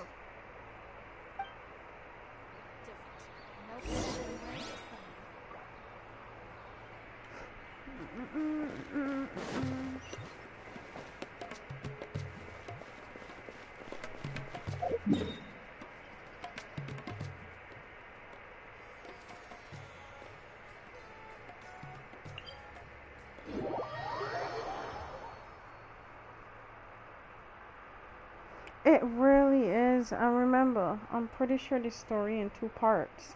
This is just the first part. Oh my god.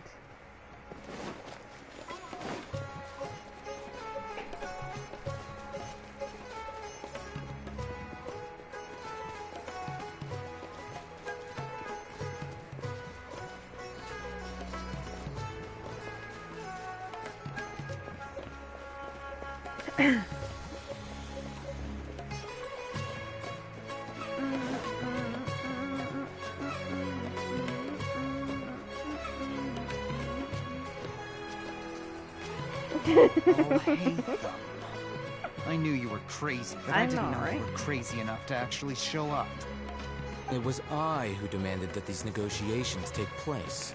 I was more worried that you might go back on your promise. But to your credit, it appears that you're sticking to your word. This is turning into quite an occasion. I also brought some backup. I assume you don't mind. Backup? Aren't you the brat from the restaurant the other day? You've come to support this lunatic because he helped you out? Fine. Your funeral. I'm not going to mince my words. Once we're done with you, you'll be nothing more than fish food. Get 'em, boys!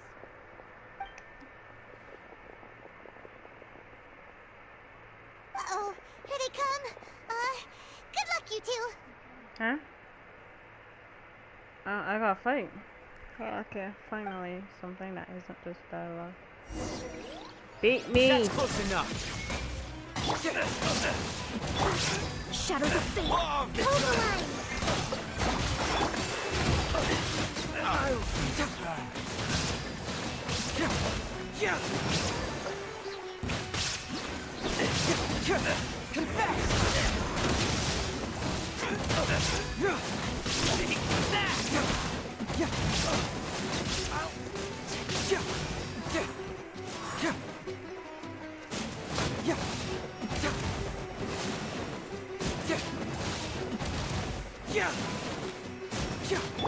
Illusion shut! You Alright, moving on with life. Academia scum! Facts. I can just switch to mono when I got trouble for no one. Boss! Finally! Did you Wait, use it? did? Great! Now we can...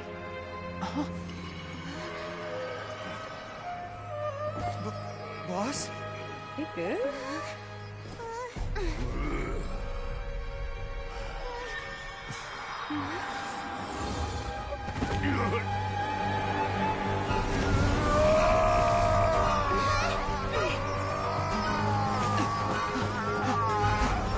Boss! Boss! What's wrong? What happened to him? We have to cut his Akasha connection, now.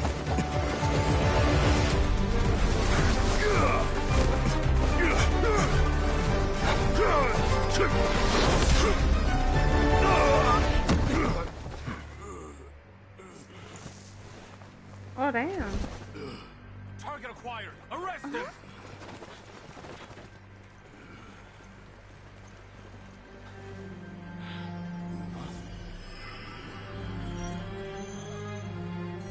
Do not impede our work. Is that understood, Al-Haytham? Of course. I was only trying to help. Take him away. Huh?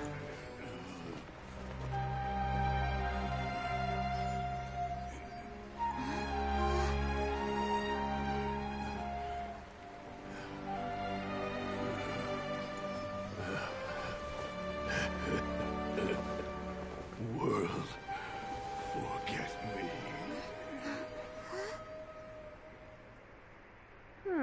This one. Huh? What in Tibet just happened? It's like that big guy suddenly lost his mind. It looks like he used the Divine Knowledge Capsule. You mean the Divine Knowledge Capsule did that to him?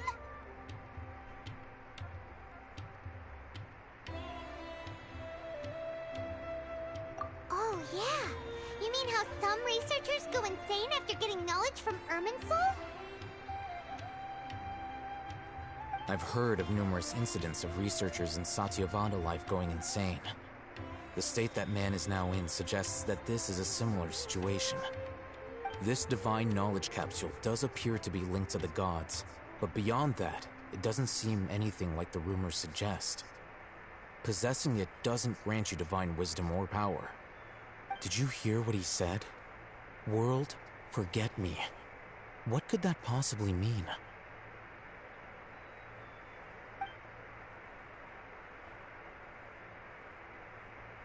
If the mantra took him away, then that means the Academia got the Divine Knowledge Capsule back, too.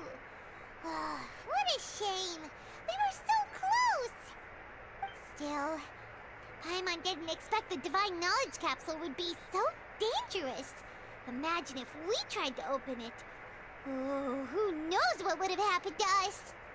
As things stand, there is no reason for me to remain in Port Ormos. I believe our collaboration has also reached its end. Oh, we were so busy trying to find the Divine Knowledge Capsule that Paimon forgot to ask you something. Since you're a member of the Academia, do you have any idea how we could go about meeting Lesser Lord Kusanali? Truthfully, I don't. Lesser Lord Kusanali appears to exist outside of Sumeru's entire administration. Most of the time, you wouldn't know she exists at all. Moreover, since the Academia possesses the Akasha, a symbol of our deity's wisdom, scholars have no reason to desire to make contact with the deity herself anyway. Everything about Lesser Lord Kusanali is such a mystery! I'm heading back to the Academia. How about you two?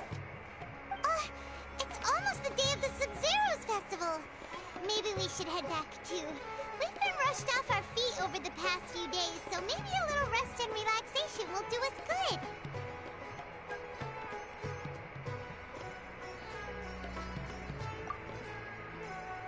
Then we'll part ways here, Al-Haytham. Until we meet again.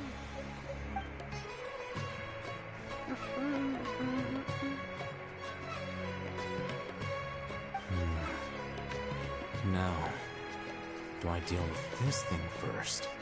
Or should I produce the report that the higher-ups require?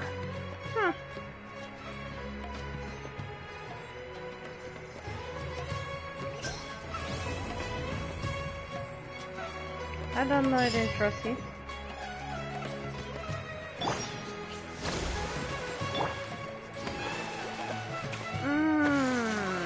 That was part one. Oh no. Well, here goes nothing. Back to Sumeru City for part 2. Oh my god, please be shorter than part 1. Well, no, part 1 was only long because I took a pause and actually sleep. Fudge. It should be fine.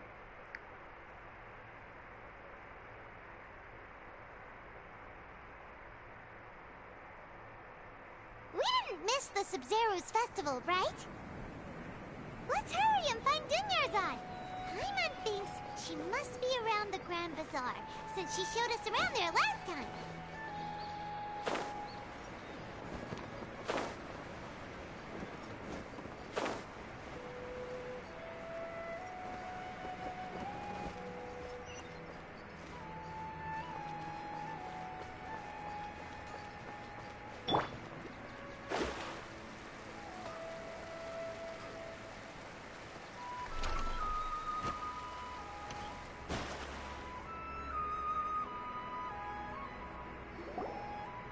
There she is!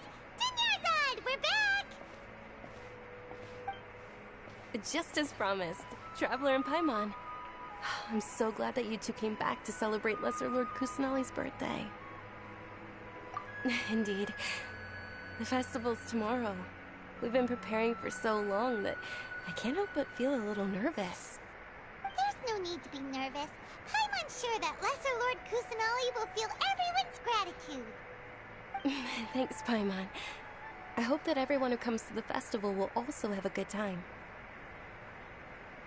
Speaking of which, did you manage to make your way to Port Ormos? Discover anything over there? Of course we went. A lot of things happened there.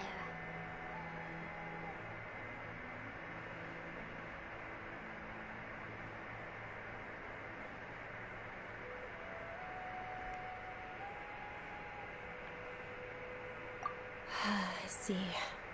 Sounds like you two had another exciting adventure. If there is another chance, I would love to join. My lady, if you went to Port Ormos in your current state, we'd both be in for a lifetime of trouble. Dia! You were eavesdropping! It's called covert protection. Keeping an ear out for what's going on around my employer is part of the job. It's all right, Dia.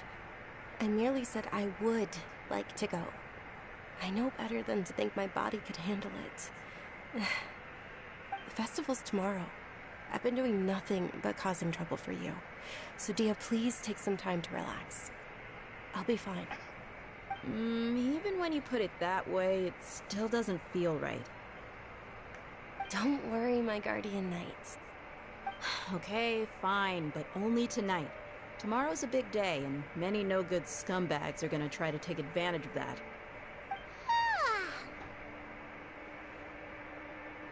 Oh, you two must be exhausted from your long journey back to the city. My apologies for not realizing this sooner. I've already prepared a room for you to rest. Please follow me. I just get to sleep anywhere for free. Paimon's so ready.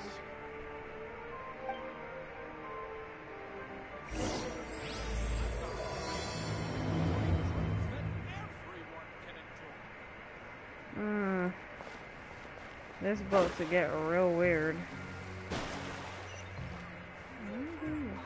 Yeah,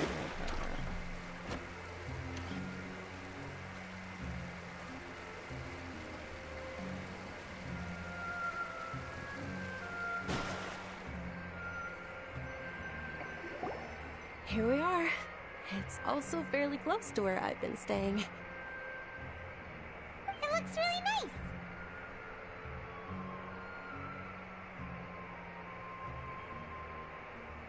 nice. Not at all.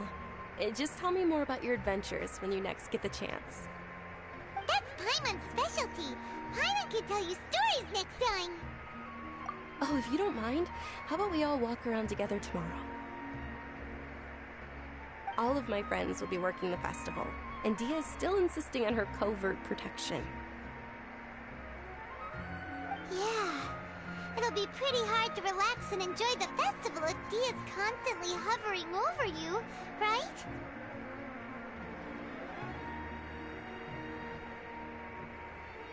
Then let's meet at the nearby bazaar first thing tomorrow morning. Have a great night. It's a deal. Good night, Dunyarzad. I may be too excited to fall asleep tonight. See you tomorrow. Paimon started to really look forward to the Sub-Zero festival too. Will there be lots of yummy food? Oh no. Thinking about food is just gonna keep Paimon up all night.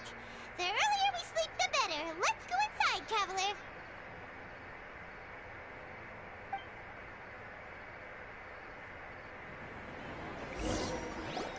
I feel like this story gonna go a lot faster than the other one. Did we oversleep?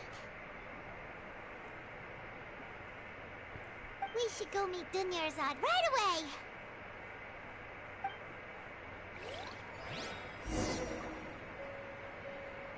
There's rooms. There's no bathroom in my room. Just a room. Huh.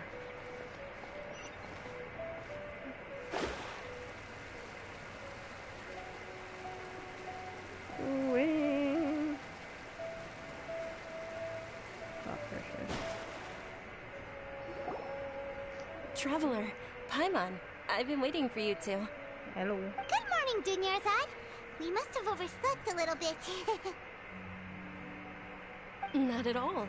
I arrived early. Today is finally here. I must cherish every moment as if it were gold.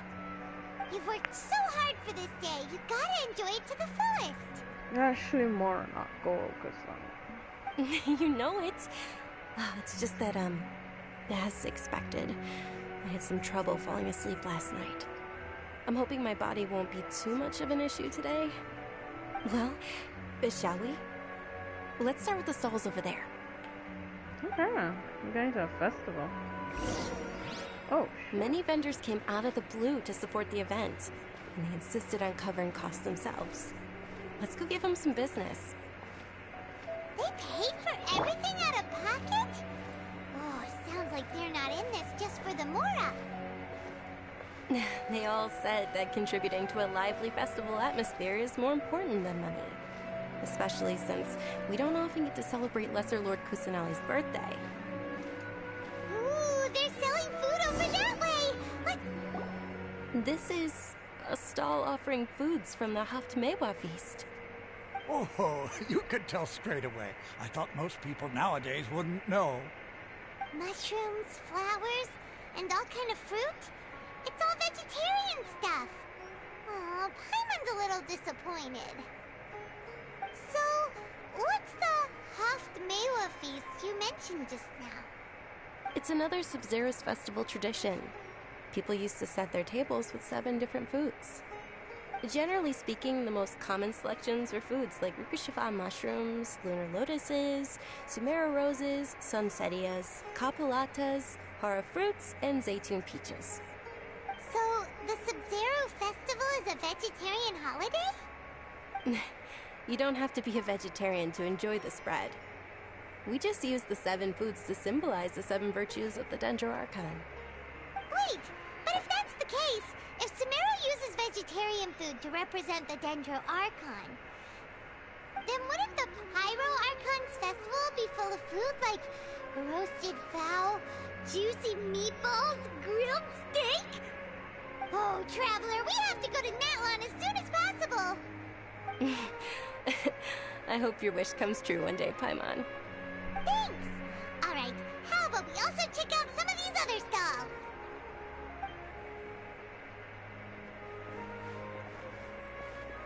Dear customers, would you like to try your hand at alchemical divination? What's alchemical divination? Those two things sound like they'd be fun to try together. Right? I thought the same when I first heard about it. It is said to be a mysterious craft invented by none other than Lesser Lord Kusanali herself. So, how does it work? It's quite simple. After you give me any 2 alchemical reagents, I'll use them to perform a random transmutation. Sure sounds random. So random that it will probably fail. That is precisely what we need. After the transmutation fails, your one and only diviner here will interpret the remnants.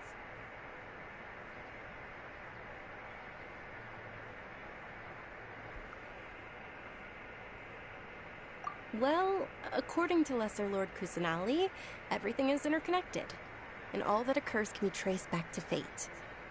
You could say this is a pearl of old wisdom. Why does everything sound so much more credible when Dunyarzad says it? Are you guys working together? So that's the true wisdom behind it. This young lady sure knows her stuff. So, how about it? Want to give it a try?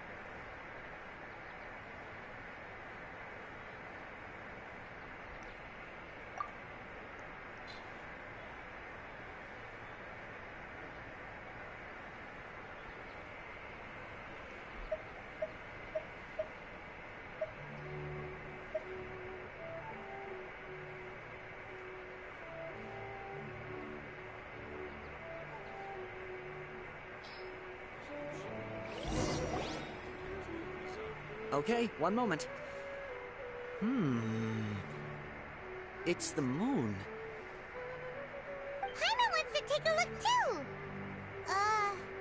Is it? It looks more like a pie that Paimon bit into. Generally speaking, the moon signifies... It means... Wait a moment. Is he really looking it up in a book? Oh, I remember now. It means illusions and lies. Illusions and lies? That sounds rather ominous. Yes, but this book says that if you trust your intuition and overcome your fears, the sun will surely rise. He's not even trying to hide his book anymore. Naturally, fate will only ever show you the beginning of a journey. It is up to you to forge your own ending. Oh, thank you so much. I'll keep that in mind. Oh, it's nothing. I'm just learning as I go. Guess that was still pretty interesting. Okay, on to the next stall. They say the Sub-Zero's festival was very lively a long time ago. Large flower carriages used to parade through the city. As they headed towards Port Ormos, people would throw flowers, candy, and liquor all along the way. Dunyarzad's eyes are sparkling right now. I wish I could have seen that spectacle. But if you ask me, I'm sure Nilu's dance of Sub-Zeros would be just as impressive.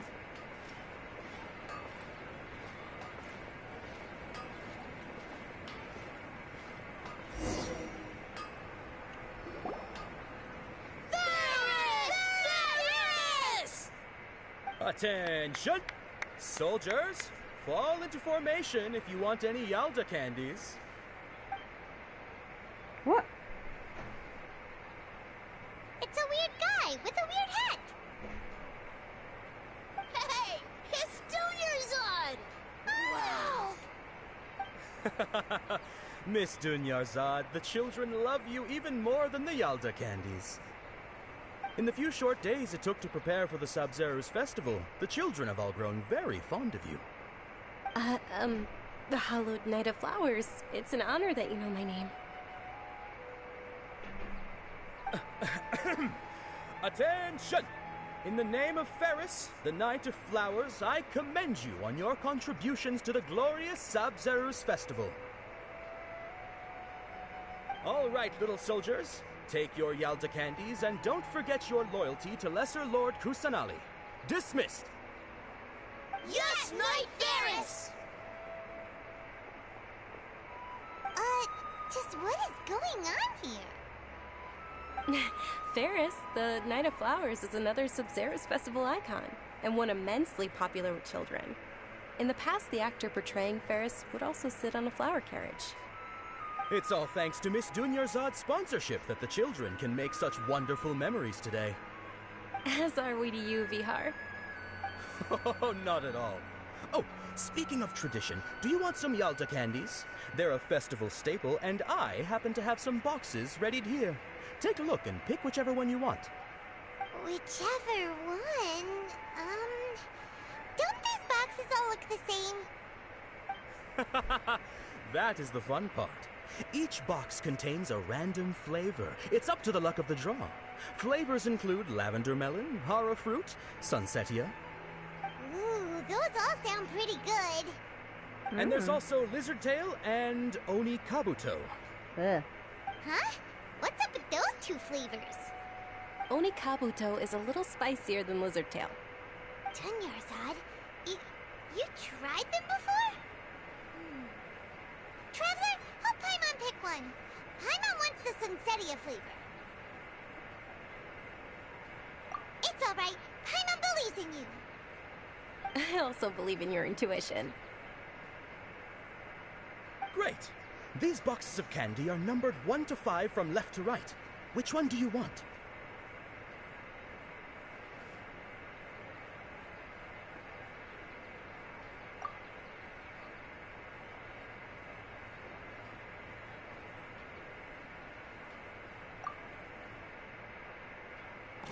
Attention! That's unfortunately lavender melon. Eat it. Oh, Paimon thought you survived so many epic battles because you had incredible luck. But looks like Paimon was wrong. The sunsetia flavored candy was in box number 4. How about this? The most important thing is that everyone has a good time at the festival. So please, take both boxes. No. Really? Thanks a lot, Knight of Candies. Christ. It's Knight of Flowers, not Knight of Candies. Paimon really wilted the carriageless Knight of Flowers. They all basically sound the same. We got our candy, so let's keep going. Oh my god. I wanted lavender melon. You could eat Actually, the I just remembered that I left something behind. Since you're here, can you come with me to get it? Dunyarzad, you probably forgot because you're so excited about the Sub-Zero's festival. How embarrassing. No, this just some stuff.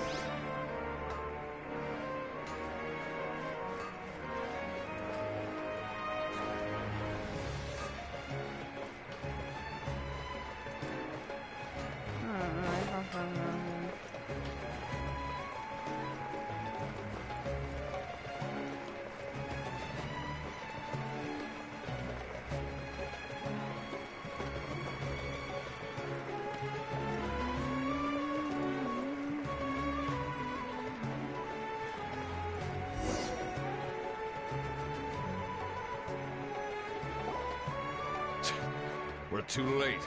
Who knew the little lady was such an early riser? I know, right? Hey, wait a minute. Boss, isn't that her? Oh, that most certainly is. We're in luck.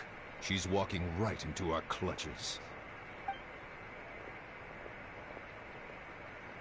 Those Eremites don't look like they're up to any good. Who are you? I don't believe the Homayanis hired you. That's right. We haven't received any of their mora, but I wonder how much the Homayanis would shell out to get you back. They're a gang of kidnappers! Traveler, hurry and protect Dunyarzad! Hey, did you scumbags even consider that the Homayanis might have hired a merc that outclasses you? You're... Dia! Dia the Flame Mane! No wonder we mercs haven't heard anything about you for so long. You sold your unruly mane to the highest bidder. Well, damn. Don't speak so disrespectfully. My family started working with her as gratitude for her past kindness to us. Don't worry about it, my lady. Just some friendly banter between mercs. One punch and those rabid dogs will expose themselves for what they really are. Aren't your claws all dull by now? Don't get too cocky! Well, just kick some... Traveler, take Miss Dunyarzad to a safe location. What? No, we're gonna stay and help. There's too many of them.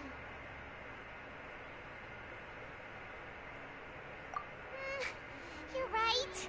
All right, fine. Yeah, that's not fair. Please be careful, Dia. Don't waste your time worrying about me. This is my job. Look out for yourself. After I've wiped the floor with them, I'll go find you all.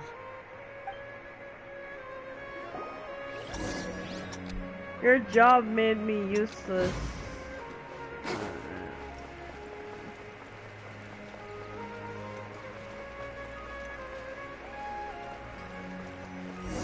Really? Escape within time limit. Okay.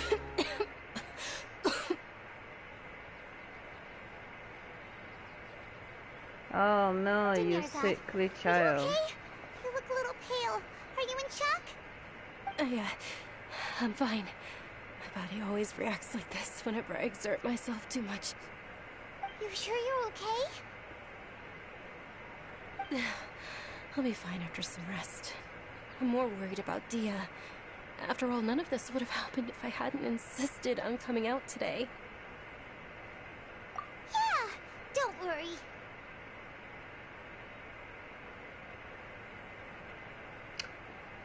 So, when this festival gonna happen? Because I want to see this girl dance. My lady, Traveler, found ya. Dia! You took care of them so fast!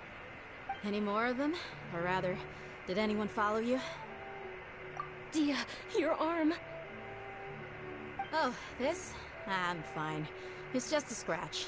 Normally, they wouldn't have been able to land a hit on me at all, but I'm still getting used to this new greatsword. She's using a greatsword. Nice to know. Please, let me take a closer look. Come on, it's nothing. Us mercs aren't as fragile as you think. Hold on, you said something about a new greatsword. What happened to the one you were using before? About that. Well, I sold it, because I was low on Mora. Stuff like this happens every now and then. It can't be. The anonymous donation that was used for the venue's final round of preparations?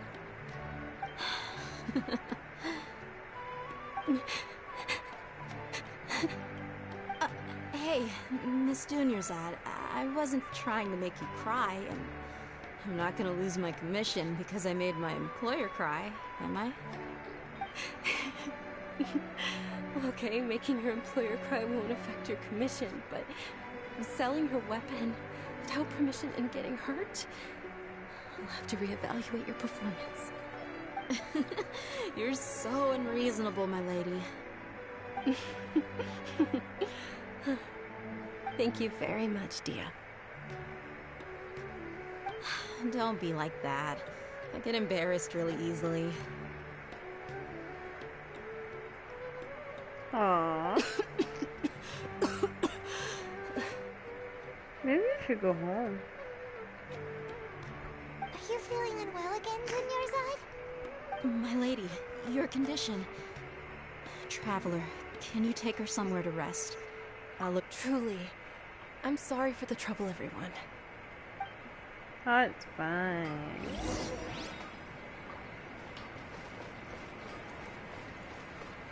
Oh, it becoming evening. I just want to watch the damn festival.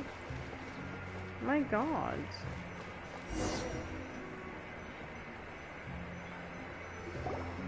You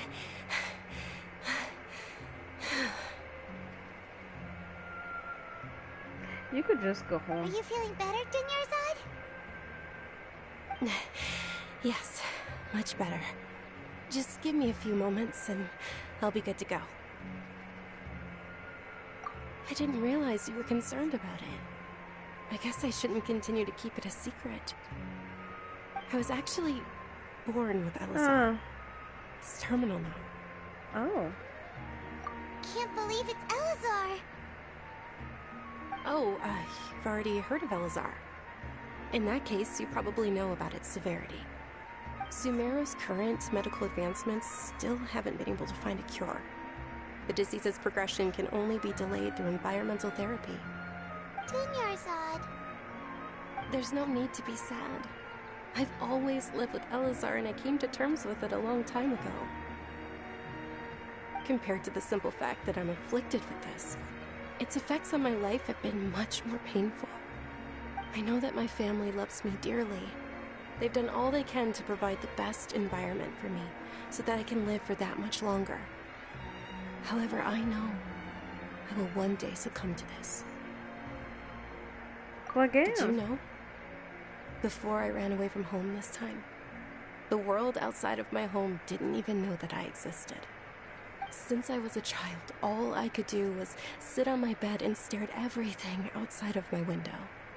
I'm sure my family's worried and disappointed in me for running away, but I just didn't want to have any regrets. I wanted to meet other people. To me, there's nothing more beautiful than being able to meet and speak with others. Not to mention the incredible time spent preparing for the festival.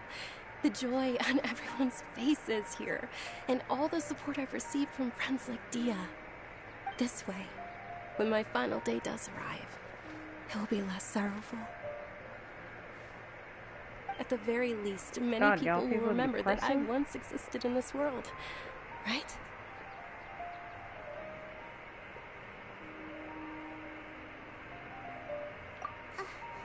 As long as you don't forget Paimon.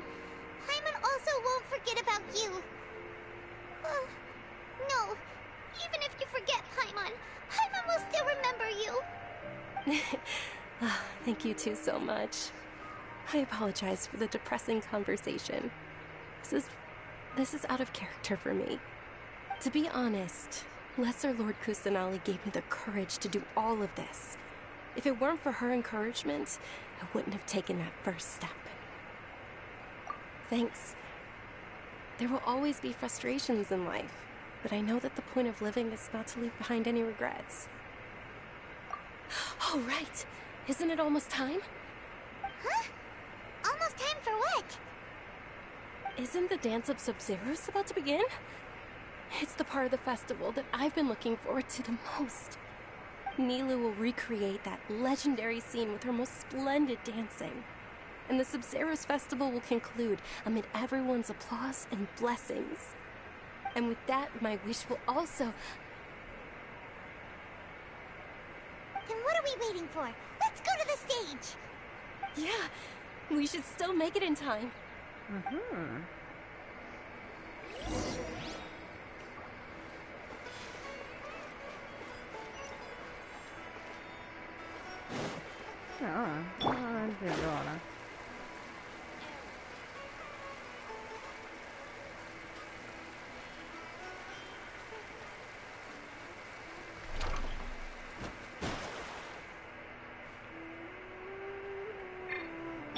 Kokomi have never left where she resides much. She gets... Were you not aware that the law prohibits this type of performance from taking place without prior permission? Someone's yelling at Nilu! I think I just saw the Academia's Grand Sage. Why is he here in person? But the Dance of Sub-Zeros is one of the key parts of the Sub-Zeros Festival. If we can't perform it... The Sub-Zeros Festival. The law also prohibits the private hosting of large-scale religious festivals. Only the Academia can host such an event. If you continue to resist, we will have to order an investigation into every single event organizer. The Grand Sage has already granted you much leniency. I advise that you exercise tact. How did things turn out like this? The Academia was originally responsible for the Sub-Zeros Festival, but they failed this responsibility for many years. I need to speak with them. This is a hard pill to swallow, but you're right. Things would only get worse. Art, dance. Aren't you ashamed of pursuing such frivolous and meaningless activities in this land of knowledge and reason? Our Archon created the utopia that is Sumeru City for all scholars who sought validity, verity, and truth, while people like you wish to defile it. No. I believe that our Archon never rejected the arts. Even the goddess of flowers dedicated a dance to her. With your lack of intellectual credentials, I do not believe you are qualified to debate with me. What you should be doing is finding workers to tear down this ridiculous eyesore. How rude. When we return, have the scribe draft an ordinance before the next Nyargarbaha Day that prohibits public art performances. We will announce it to the public later via the Akasha. Understood. I will inform him when I return.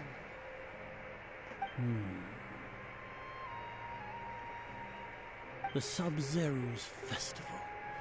Go celebrate the birth of that god to your heart's content. Nilu, are you okay? Oh, Dunyarzad. You all saw that just now? The Grand Sage ordered us to stop the performance. Yeah. Let's go somewhere the Academia can't find us and perform there.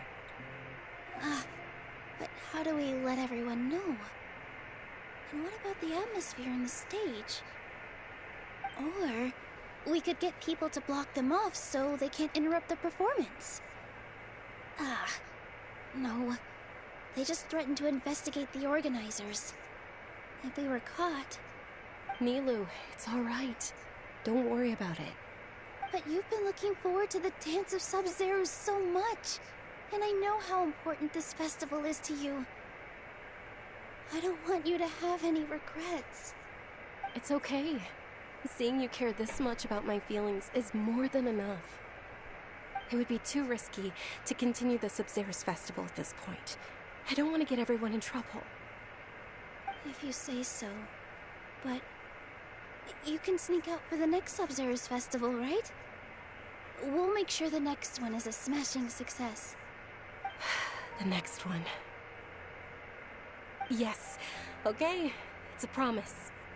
It will be a smashing success. I can't believe this is how things turned out. Those heartless geezers. It really is okay. There's nothing we can do about it. Oh, okay. Still, I'd be lying if I said I had no regrets. I would have loved to see Nilu's dance.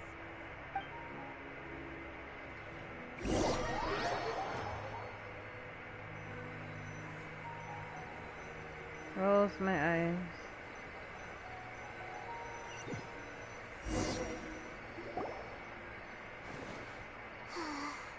A lot happened today. It's a shame the festival ended the way it did. Nilu and Dunyarzad promised to make the next Sub-Zeros festival a success, but Dunyarzad is running out of time. Yeah.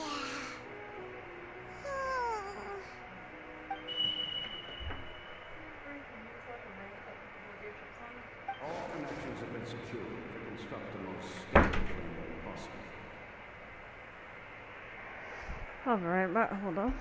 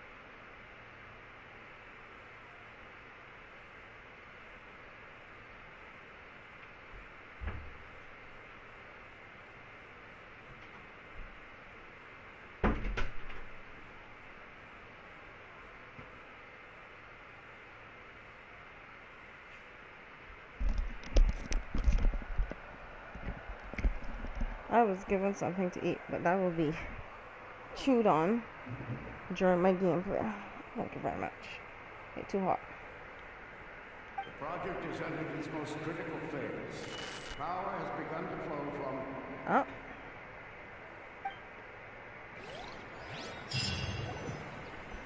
Huh?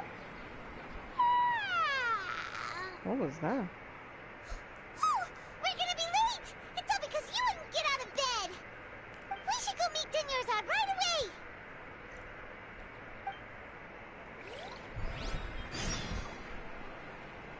Wait, what? Wait, what? Huh? Let's move out. Wait. Huh? What's going on here? Are you repeating the same day again? Good morning, Dunyarzad. Sorry we're late. Not at all. I arrived early. You seem kinda tired. Did you not get enough sleep? I'm doing well. There's no need to worry. Shall we go? Let's start with the stalls over there. Sure! Traveler? Why are you just standing there? Let's get going!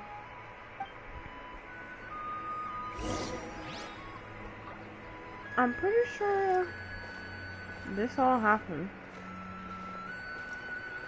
Ooh, they're selling food over that way! Let's go take a look!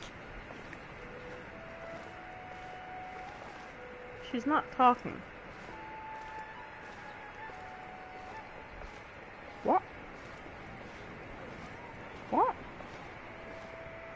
Excuse me? This is a stall offering foods from the Haftmewa feast. You are quite well informed, miss. I thought most people nowadays wouldn't know. They're all plants! Oh, Paimon's a little disappointed. Actually, what is the Haftmewa feast you mentioned just now? It's one of the Sub-Zerus festival's traditions. People used to set their tables with 7 different foods to symbolize the 7 virtues of the Dendro Archon. Appear to be in the form of the moon. Wait, what the hell? Really? Paimon thought it looked like some kind of food. The moon signifies... It's escaping me for now. Wait a moment. Is he really looking it up in a book? Oh, right. It means illusions and lies. But if you trust your intuition and overcome your fears, the sun will surely rise. Understood. I'll keep that in mind. Oh, it's nothing. I'm just learning as I go. Guess that was still pretty interesting. Okay, on to the next stall.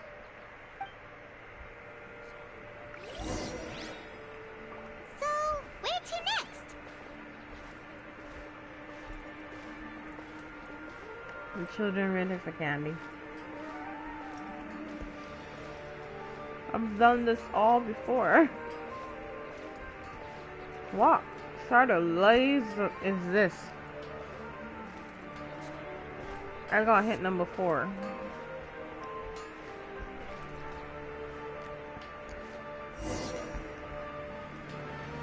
Alright. Alright, soldiers. Now that you have your Yalda candies, don't forget your loyalty to Lesser Lord Kusanali. Dismissed! Yes, Knight Varys!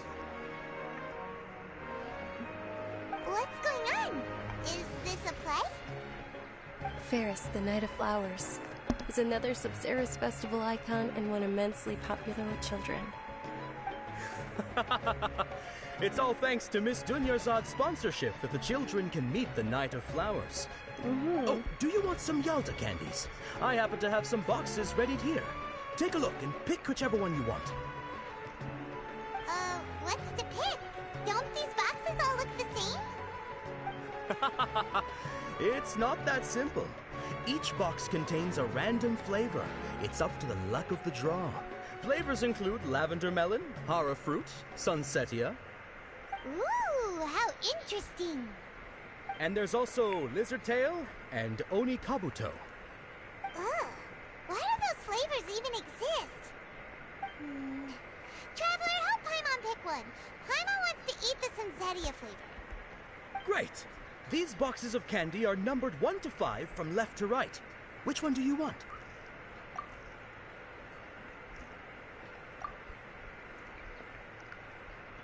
Ah, excellently chosen. Number 4 is indeed Sunsettia. Ha ha! Paimon bet you had incredible luck, and Paimon was right! That was not luck. Sorry, sus. Huh? Huh? How's that possible? It's obviously random.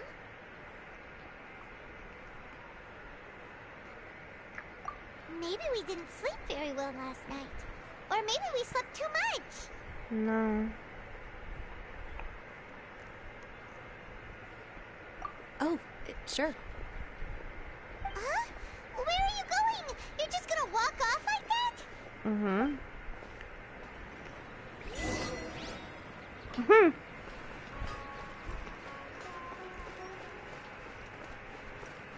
The tavern.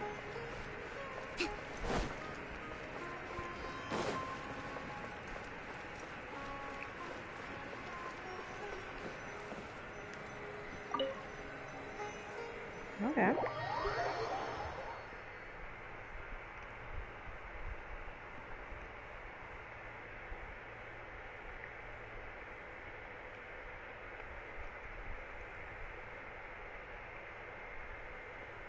I will finish the story quest because I'm not tired.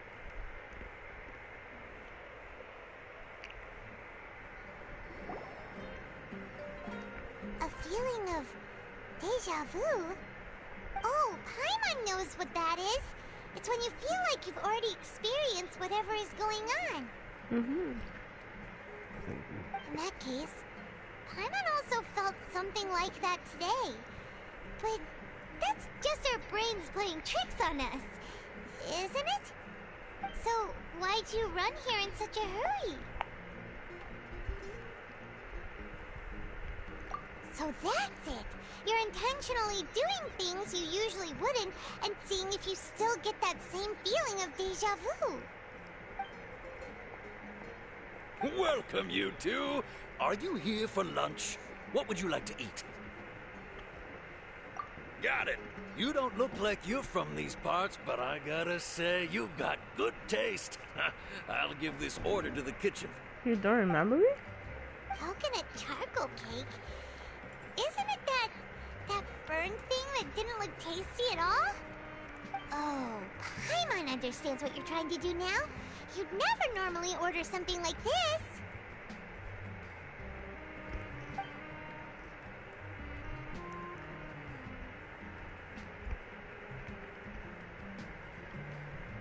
That thing? Are you really gonna eat it? Isn't this going a bit too far?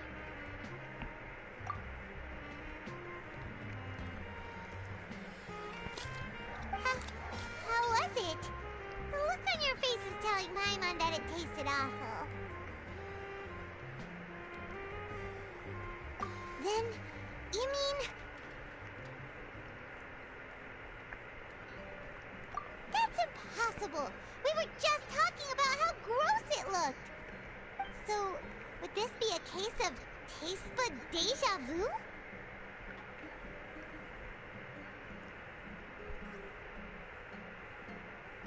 Paimon also gets the impression that we've been here many times, even though we aren't regulars. Wait, what? How about we go out again and try something else?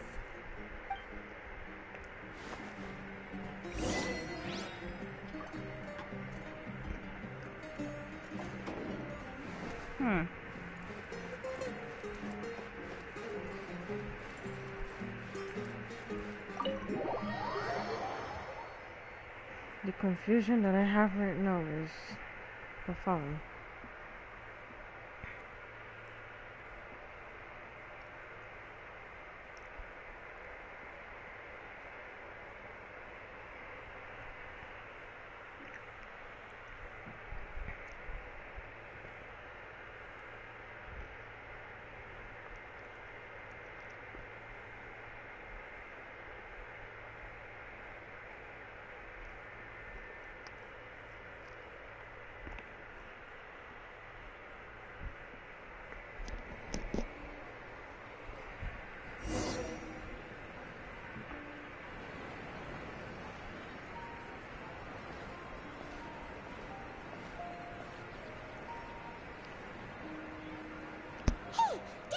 sitting by yourself on that bench over there.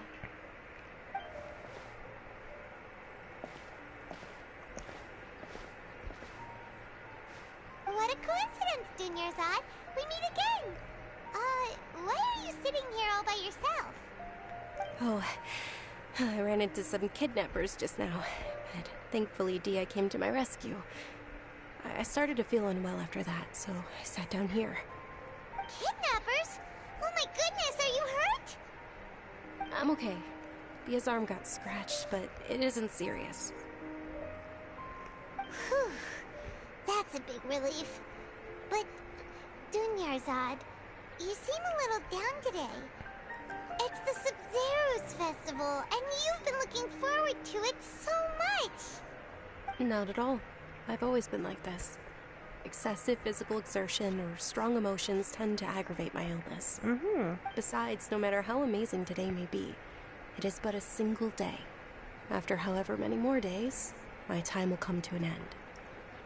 Paimon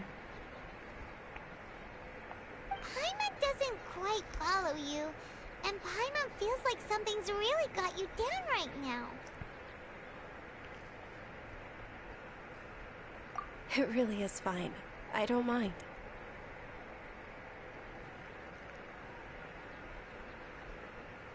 Huh? Did something happen? Dunyarzad, have you ever felt deja vu? You know, like when you've already experienced something that's happening right now? Deja vu? No. But my days have been the same for years now. Even if I were feeling deja vu, I suppose I would already be used to it. Oh, Paimon sees. Then, is it only the two of us? It's almost time. Huh? Time for what? Nilou's Dance of Sub-Zeros is about to begin. Let's go.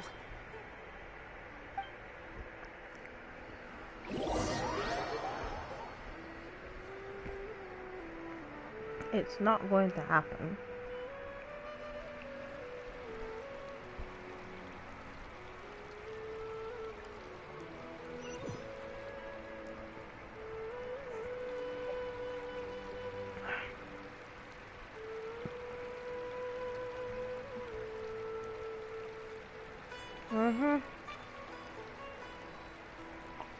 With your lack of intellectual credentials, I do not believe you are qualified to debate with me. What you should be doing is finding workers to tear down this ridiculous eyesore. When we return, have the scribe draft an ordinance before the next Nyagarbaha Day that prohibits public art performances. We will publicly announce it later through the Akasha. Understood. I will inform him when I return. The Sub-Zero's festival. Go celebrate the birth of that god to your heart's content.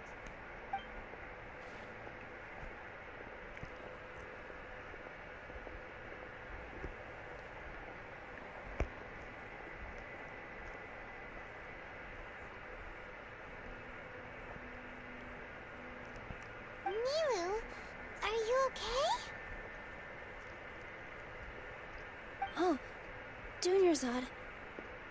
The Grand Sage ordered us to stop the performance. It's okay. There's nothing we can do about it. But you've been really looking forward to this. I don't want you to have any regrets.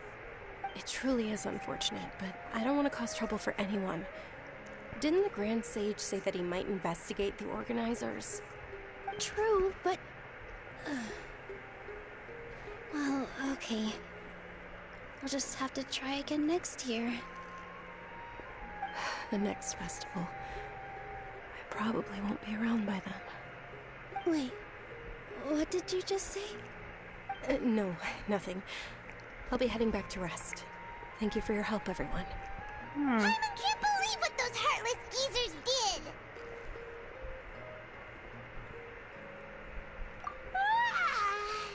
Did Dunyarzad already go back? We should also return and get some sleep.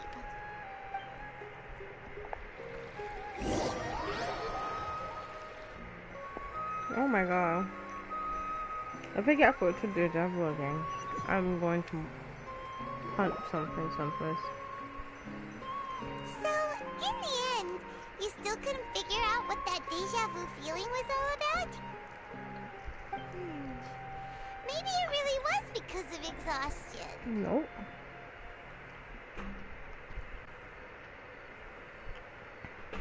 Same here. That's why Paimon stopped thinking about it halfway through the day.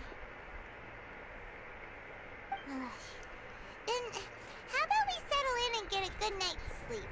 For now, we can chalk things up to exhaustion. Huh? We can do more thinking tomorrow.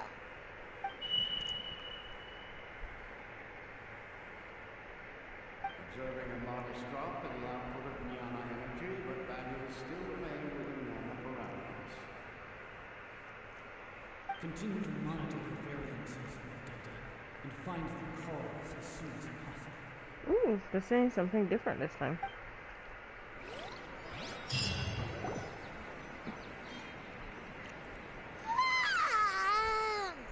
Why does Paimon feel so tired after so much sleep? Anyway, we should go meet Dunyarzad right away. Oh god, not again. Here we go again. The continuation of the Alright, here we go again. Alright, it's time to monitor this shit. Cause, spawn.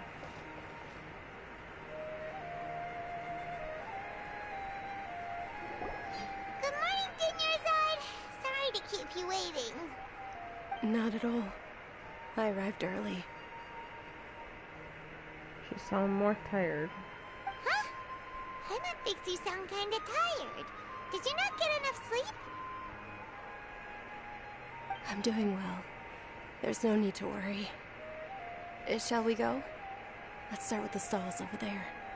Oh my Good god. idea. Let's get going. Traveler?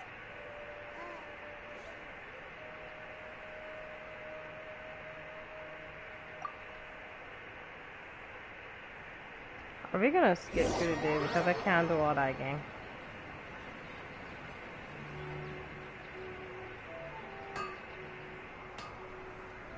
Cannot do all that gang. It's all thanks to Miss Dunyarzad's sponsorship that the children can enjoy the Sub-Zero's festival.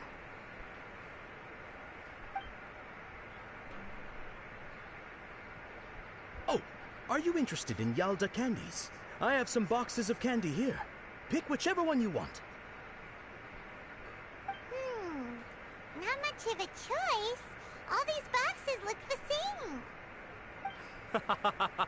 It's not that simple. Each box contains a random flavor.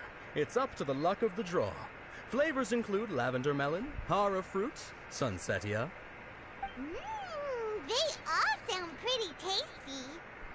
And there's also lizard tail and oni kabuto. Huh? What were those last two?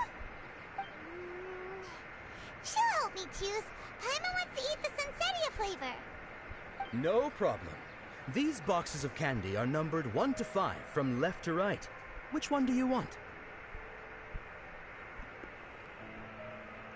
All of them is number 4. Oh, I like your confidence. No hesitation at all. Oh, congratulations! Number 4 is indeed sunsetia.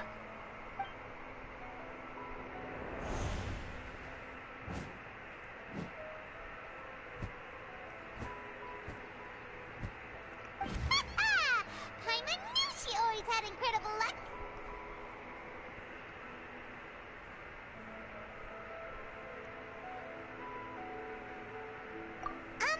Paimon's not really interested in the other flavors.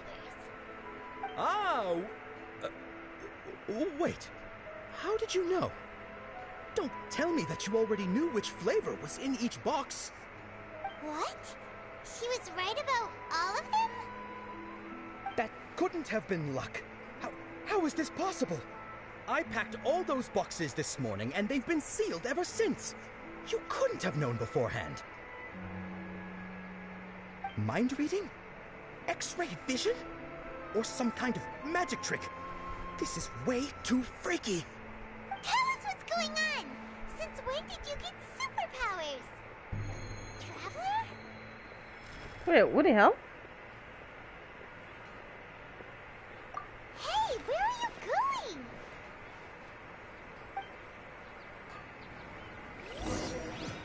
What's going on? Did you see something? Us leaving Dunyarzad without letting her know is kinda rude, you know. Shut up, Paimon.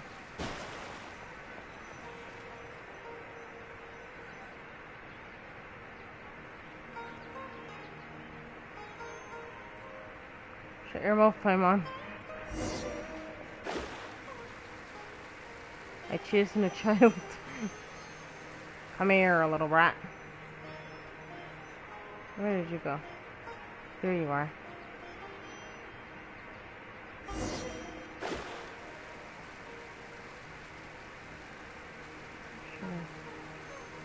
Where did she go? Where are you?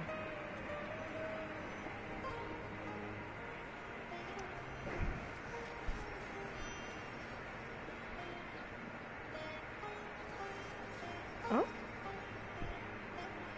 What are you looking for? Why did we come here? Check out Paimon.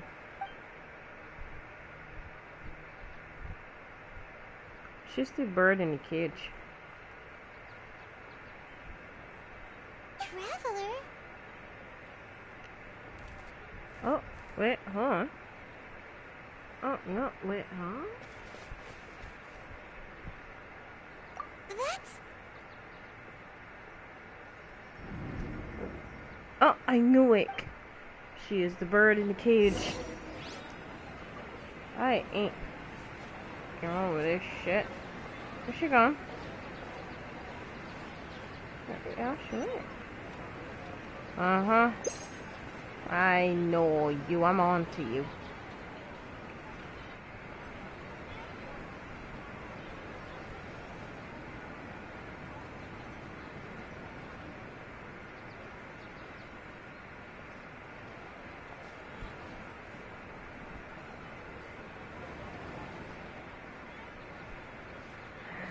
The child that will be mine. When she come out. Oh. Look! That's... Isn't that Dunyarzad? Uh-huh. What's happening here? Why are there two Dunyarzads? You already know that this isn't your first Sumeru's festival, don't you? I'm sure you already know how to use this. A knowledge capsule? Where did you get it? What's inside? You should use it too, Paimon. I found... I know where one of them is.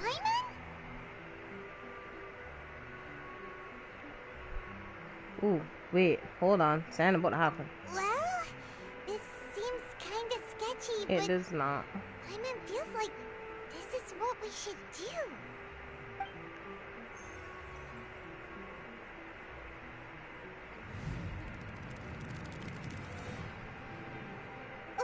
What the?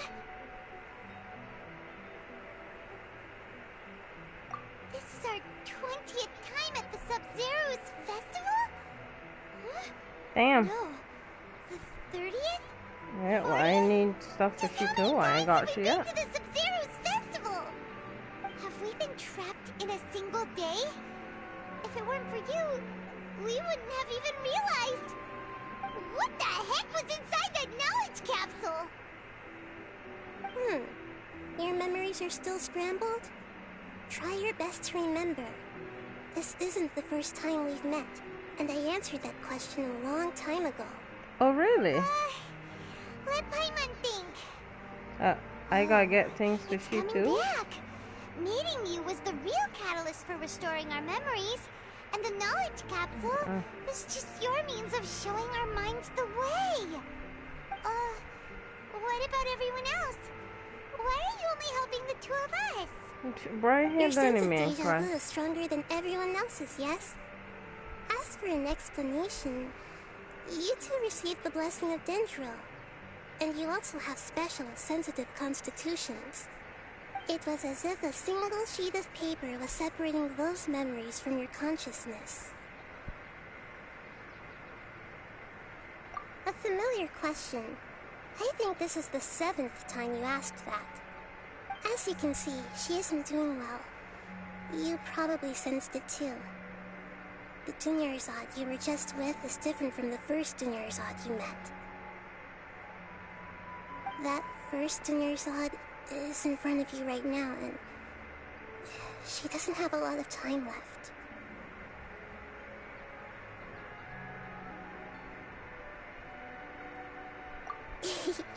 Looks like you're almost done sorting out your brain.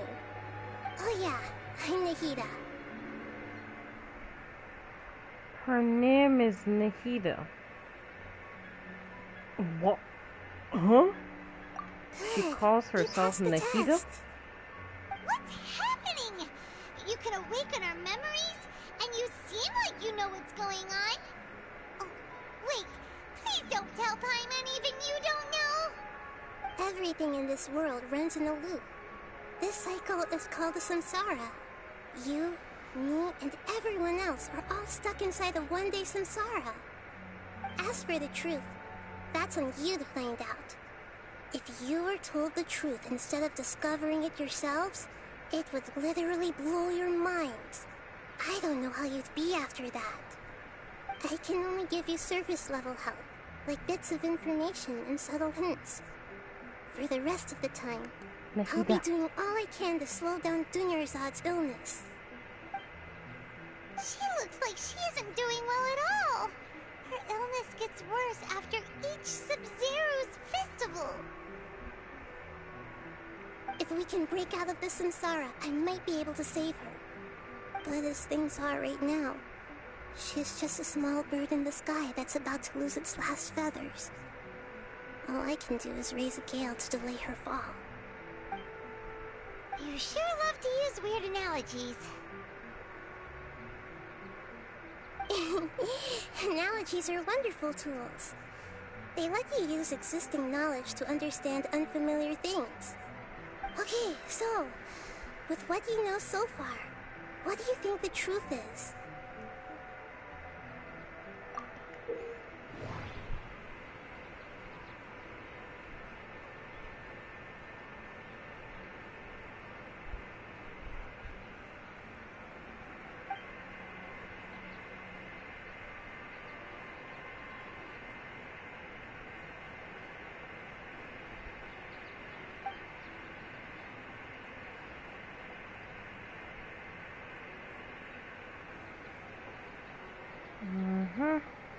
It's just gotten so confusing. How lovely. I hate this game so much. Time to bust my brain. Woohoo.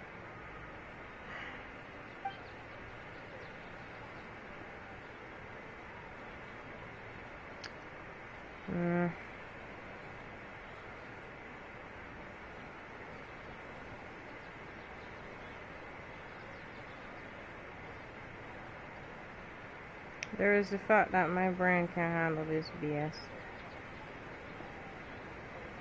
But it's gonna have to.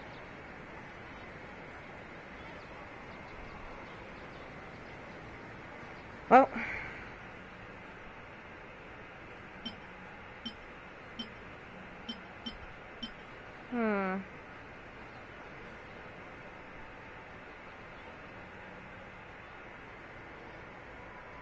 The fact that I gotta actually sit down and think about this is amazing.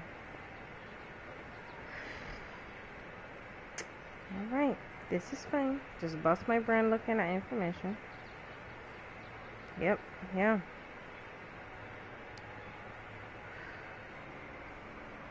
Fam, I have been in a deja vu loop for about 20 times.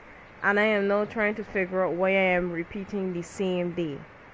over and over and over again. I have to put it all together.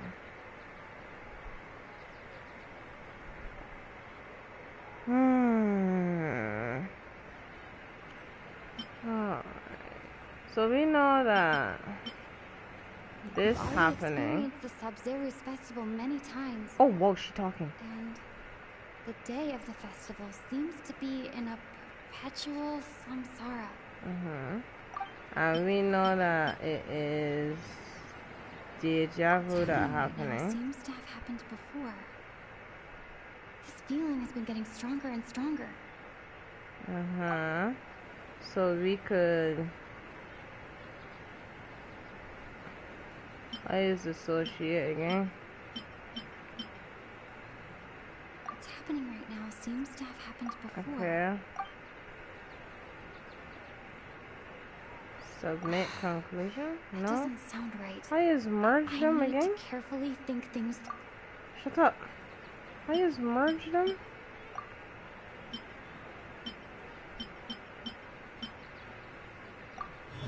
Oh. Okay. So Sub-Zero Festival and Deja Vu equals a time loop. That should be it. The flow of time is endlessly cycling within one single day.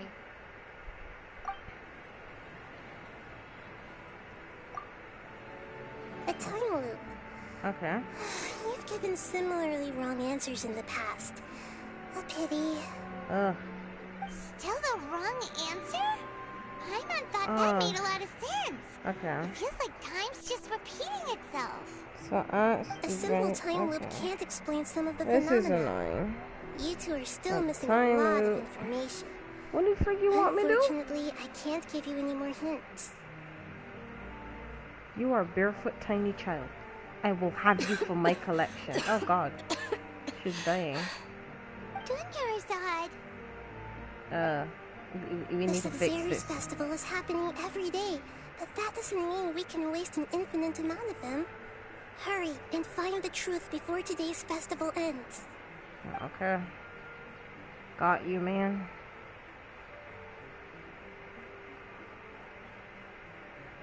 Let's think about our current situation. To save Dunyarzad, we have to escape the samsara of the Sub-Zero's festival. And to do that, we need to figure out what's happening. The truth. Nahida rejected the idea of a time loop, so we must have missed something, right? Paimon's memories say that we've already done this many times, but let's go talk to people again. It's more productive than sitting here and scratching our heads. Okay, talk to people. Why don't Got we you. start with those stall owners?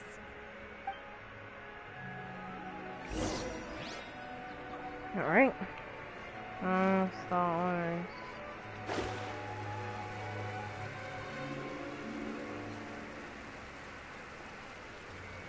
Watch me speed run this shit. Okay. Hello. Hey there! Hey, it's you guys again. Where's your cultured friend? Oh. I don't know what the message was that come through just now. I don't see it. I see.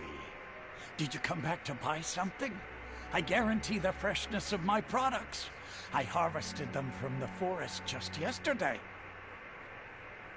Huh? What brought this about? I hurried back from the forest yesterday, and I'm selling produce here today. I haven't felt anything strange. To put it another way, if you really think about it, was yesterday truly yesterday? Did you actually come back from the forest yesterday? What kind of philosophical nonsense is this?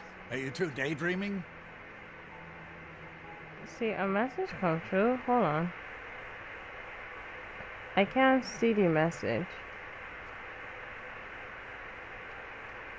And I don't register there being a message, so Wherever I was, never. Oh God. Didn't you know Never that have no her. one dreams in Sumeru?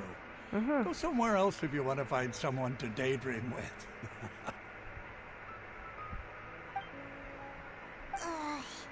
He actually has a point. Is this a dream? Is everyone dreaming? True. It's so weird that people here don't dream. Why is that? Anyway, if this all really were just a dream, we would have woken up a long time ago. Let's keep asking around.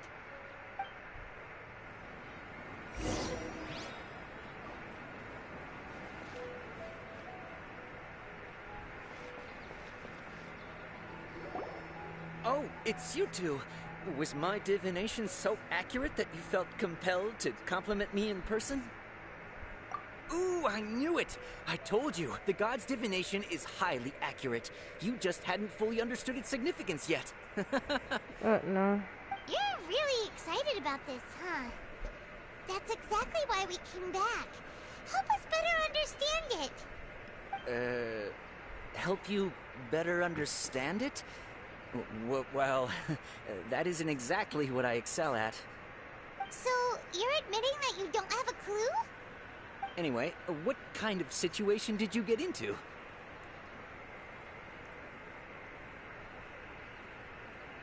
Huh?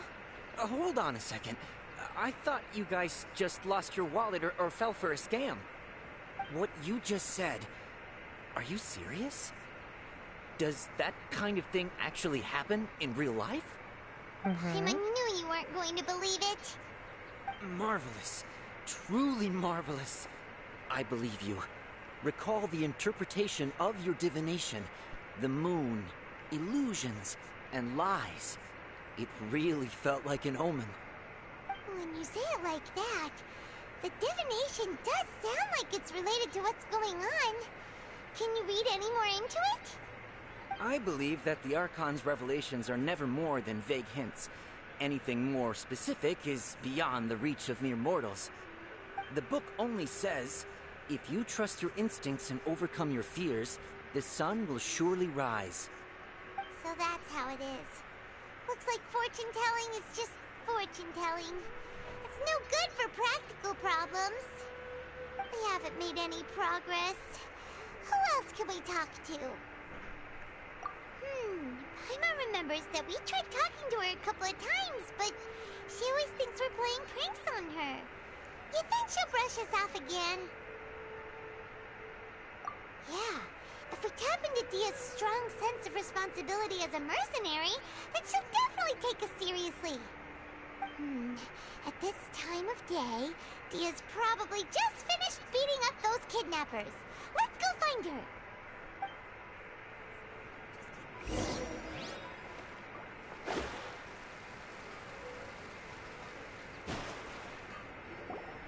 I'm fine, my lady. It's just a scratch. Perfect timing. Both of you are here.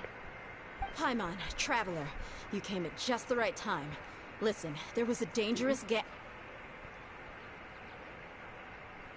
Huh? You saw? Then why didn't you jump in earlier? If someone was protecting Miss Dunyarzad, I could have went all out. Anyway, can you do something for me?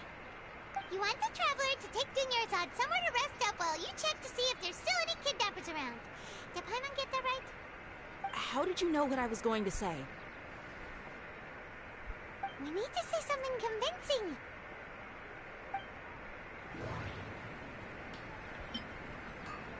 Dia sold her greatsword to raise additional funds. And then she was injured because she wasn't used to her new weapon. Tell her, Traveler!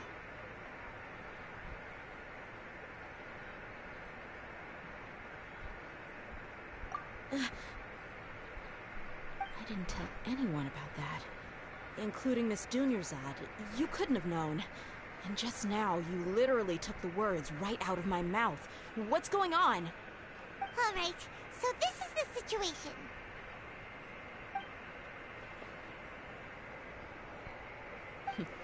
It's kinda hard to believe what you just told me. First, let me make something clear. Most of us desert dwellers might not be the scholarly type, but we do have basic common sense. She's quieter than usual. Uninterested in anything and really gloomy. Yeah, she isn't the same as before, but her parents said that this is how she was like at first. Huh? At first? I don't quite understand what you're all talking about. I'll go rest on the bench over there. My lady, are you angry? All right, I'll give you the benefit of the doubt since you knew about my greatsword. Let's make this a quick trip. Miss Dunyarzad isn't completely safe here. Miss Dunyarzad dying.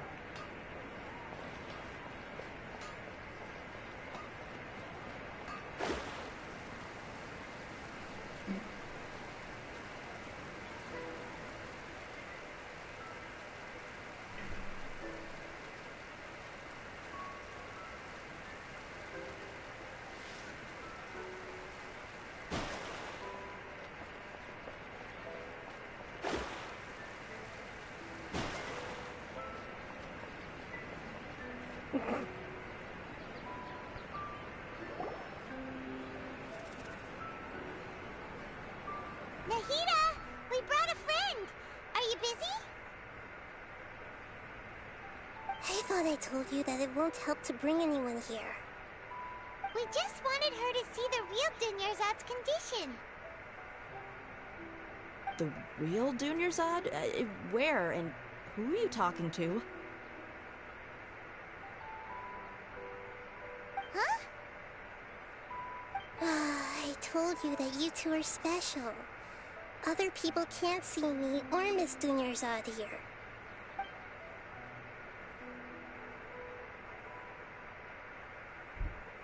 Oh.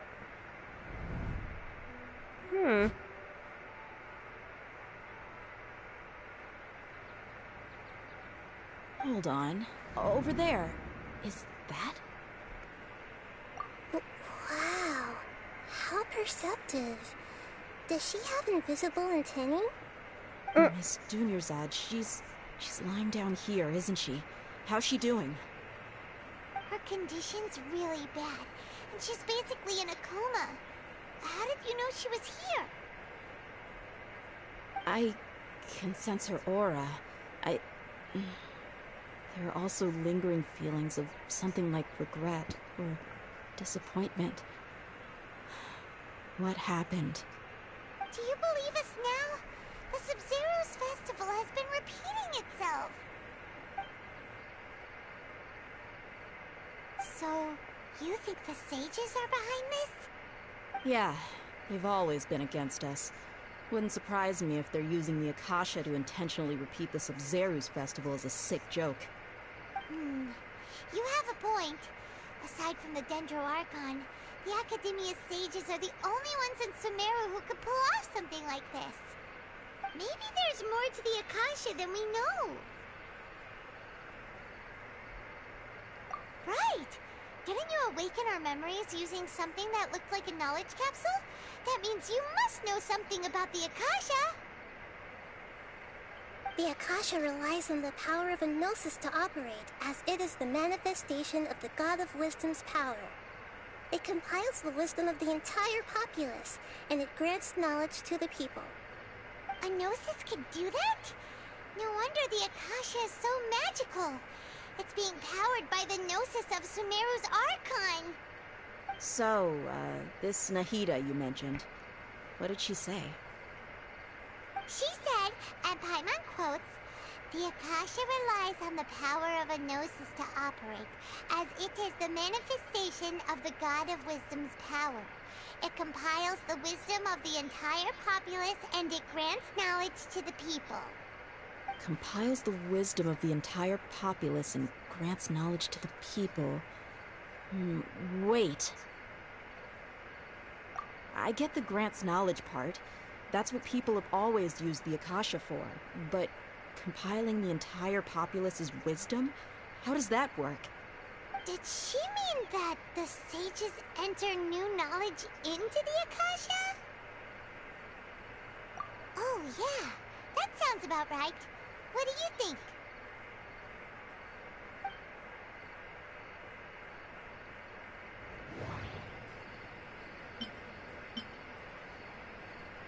My mind feels exhausted, even though I haven't done too much thinking. What is going on?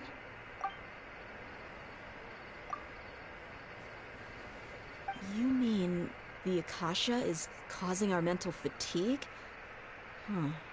Now that I think about it, my head's been feeling unusually heavy. When the desert dwellers set off on their quest for knowledge, a sage once said, knowledge always comes at a price. Compiling the entire country's knowledge. You think the Akasha pulled a 180 and is extracting information from us?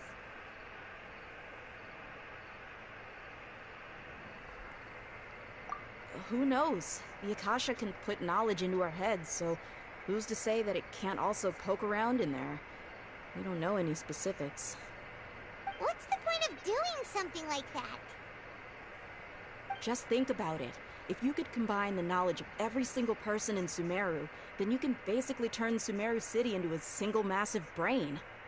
This hive mind could make breakthroughs in problems that even the smartest geniuses can't crack. An excellent deduction. And the analogy comparing Sumeru City to a massive brain? I love it.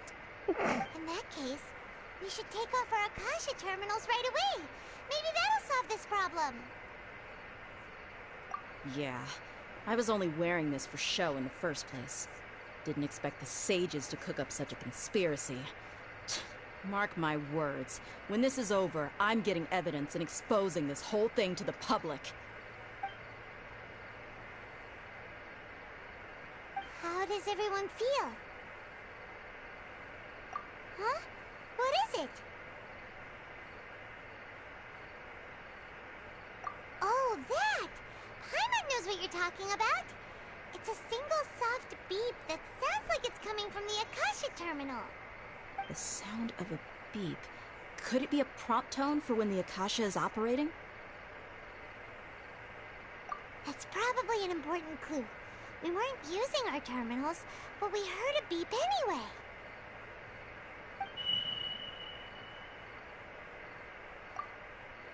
Traveler, did you hear that? I heard it too. Our ears aren't messing with us. There was definitely a beep, but it sounded like it was coming from inside my head. We took off our Akasha terminals.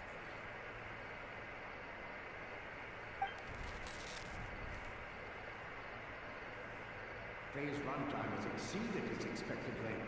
At this rate, there may be casualties. But we cannot lose all of our progress.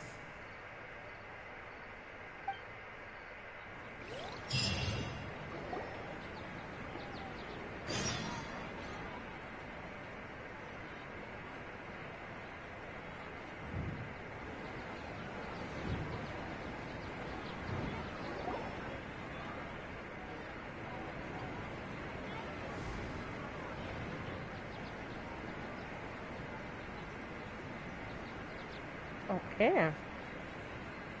Paimon remembers everything! Good. You adapted quickly this time. We definitely took off our Akasha terminals last night, but we still heard that beep. Why is that?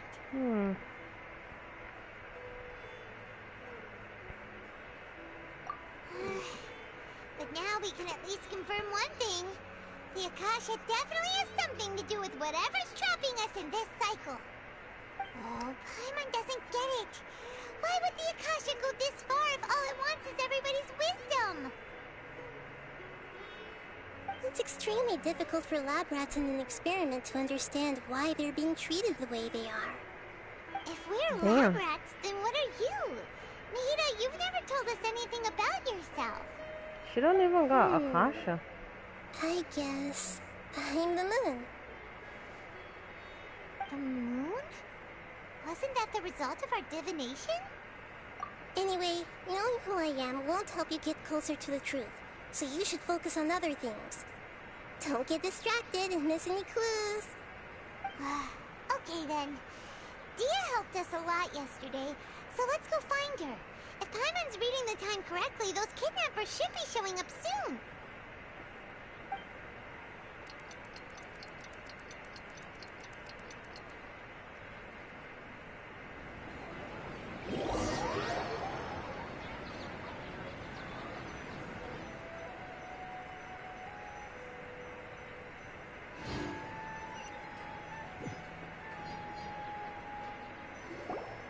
Ah, there you are.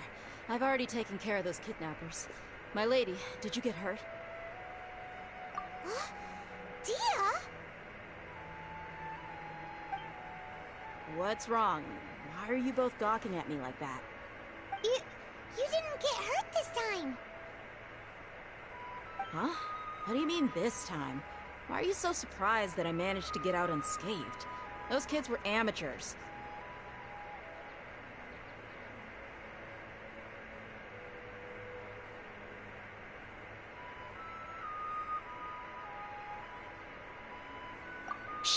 How did you know about my greatsword? I haven't told anyone about it. Please, don't tell Miss Dunyarzad. So Dia's lost her memories after all. Anything strange? You already know that I got a new greatsword.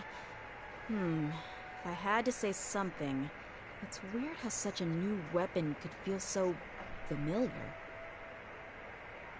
It's as if I've already used it to fight a countless number of battles. You're saying that, although you don't remember using it, your body feels like it does? That's right. Both mercenaries and warriors heavily rely on muscle memory. Only knowing the theory of battle won't get you anywhere. Traveler, what do you think? Yeah, Paimon's feeling really hopeful.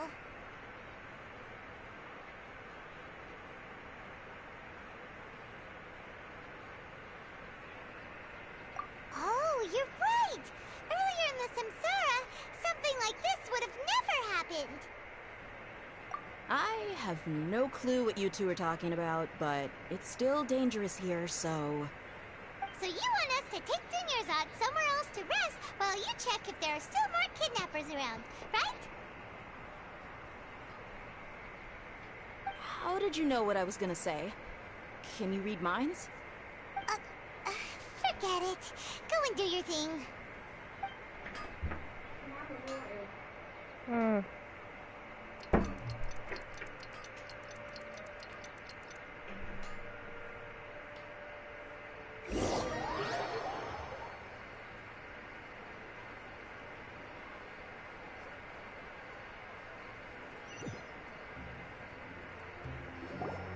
Whew. It's finally nighttime. Aside from Dia not getting injured, everything seems to have stayed the same. Listen, Nahida, we found out that Dia got out just fine today, even though she got injured every other time she fought the kidnappers. Do you think the Samsara has been broken? Have we saved Dunyarzad? Really? Good job on all that progress. Get some good sleep tonight. Hey, what kind of an answer is that? Tomorrow will come. Everyone assumes this is common knowledge, but the only way you can know that for sure is if you experience tomorrow. How many todays has it been? Is it possible that today will be followed by yesterday? Does tomorrow truly exist as anything beyond a made-up concept? It's even possible that this entire world is a lie, and the history of the whole world has just been one endless Sub-Zero's festival. Okay, no more. Paimon's brain is already shut down. That's why it makes no sense to waste your energy thinking about things you will learn tomorrow. Get some good rest. You know, use the bathroom and flush your anxiety dookie away. Huh?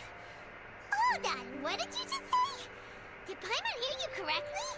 What? Huh? People always say they feel a sense of relief after they take a duk-duk. That's why I suggested you could try that. Is that so strange? It's so strange and so against common sense that Paimon's at a loss for words. You were sounding kind of smart just a minute ago. Yeah, even though it's happy and lively at the Sub-Zero's festival every day, it feels like it's been a long time since we've really gotten to relax. Let's go back to our room.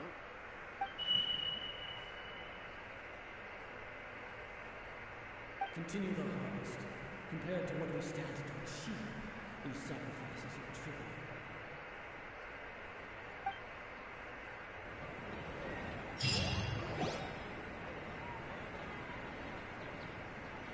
We're still in the same day!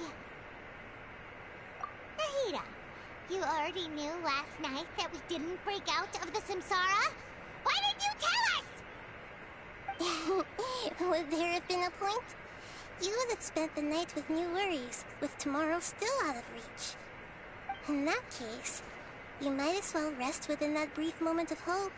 An opportunity like that doesn't come by often, and I thought it might help you clear your minds. Paimon thought that Duke did that! Whatever. Guess you were looking out for us after all. Of course. In the time we've been together, you two have been everything to me. Paimon's flattered and everything, but maybe you're taking things a little fast. What I mean is, even though I had asked you to solve this puzzle, you two are still the only ones who can see me and sense my presence. In other words, if you weren't here, I may as well not exist. That's why you two have been everything to me. Get it? Nahida's talking about confusing stuff again. Anyway, that's enough chit-chat. So, Traveler, did the new clues yesterday help you gain a new understanding of the situation? Huh? Why are you scrapping your previous theory? Oh, yeah! You're right! Gosh, how did we not notice that?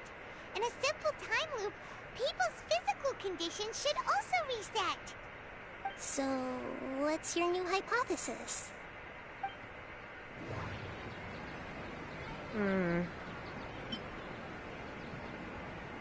Mercenaries rely heavily on muscle memory. And Dia was able to use her experiences to avoid injury in later samsara cycles.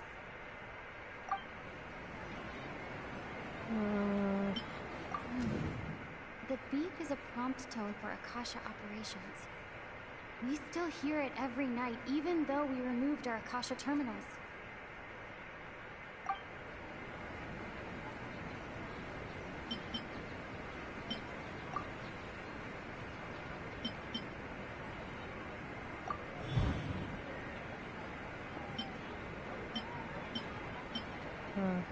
All our memories of a day are erased at the end of that day. Then we would unwittingly relive that same day again and again.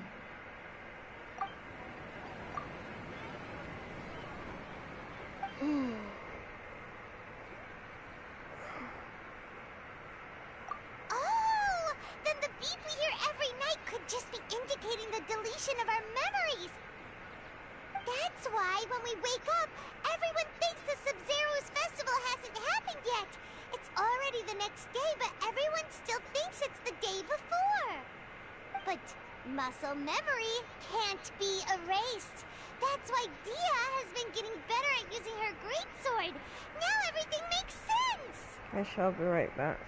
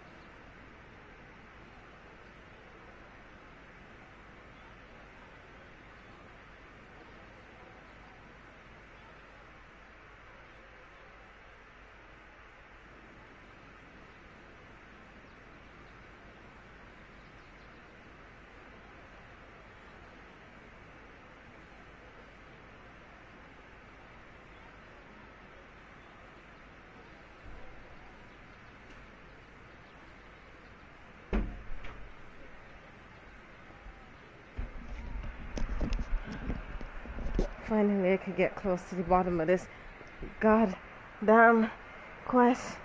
A brilliant deduction. I will finish this. Because the last thing I do. Nahida, tell us if we're right or wrong. Nope, she can't do that. To put it simply, it's as if you've mistaken a pyro crystal fly for a firefly in the night. You lost sight of its true nature because you focus too much on your perception that it glows. That isn't simple at all!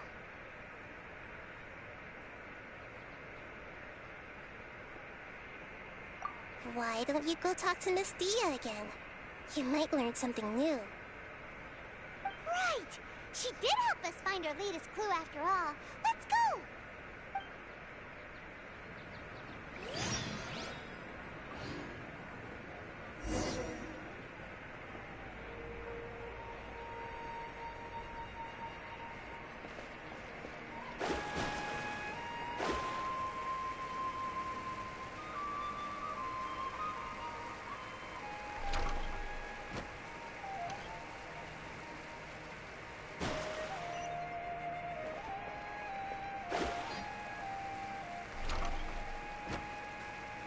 Oh god, not endure reject anyway.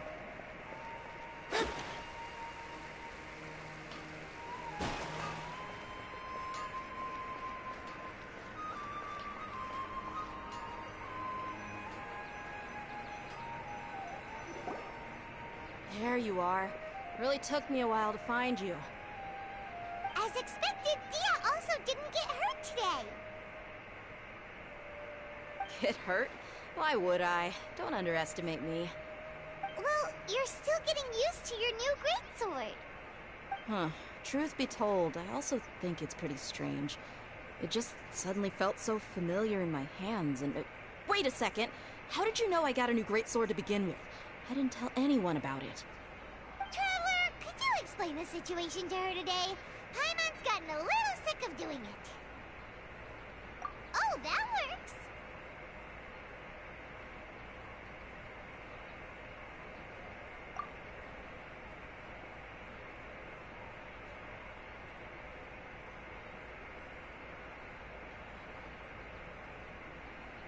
What happened to you guys while I was gone? Did you get brainwashed by some cult? Don't think too hard about it. Just take what we're saying at face value. Alright then, let me get this straight. You're telling me that my body's already gotten used to this greatsword, but my brain just doesn't remember it? Yes, your memory's being erased every day.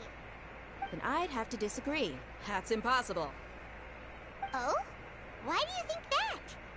If we've actually been reliving the Sumeru's festival day after day, then what happened to the things we used, the money we spent, the food we ate?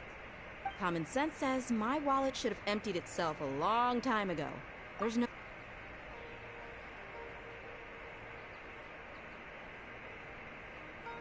Right! They could use the Akasha to record what everyone did that day, and then use the city's resources to replenish everything! It's not very likely, but it's also not impossible. No, it is impossible. I've got proof. You have proof?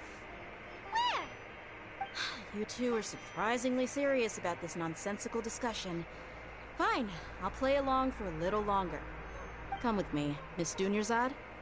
Please come along as well. I still can't guarantee that this area is safe.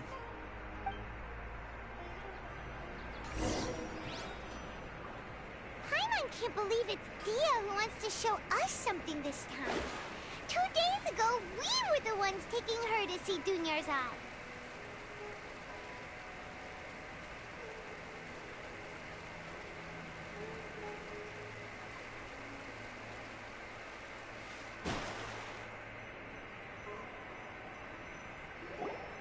This is it. Huh? This is a wooden training dummy. What about it? See those marks on the dummy? Those are the result of several days' worth of practice.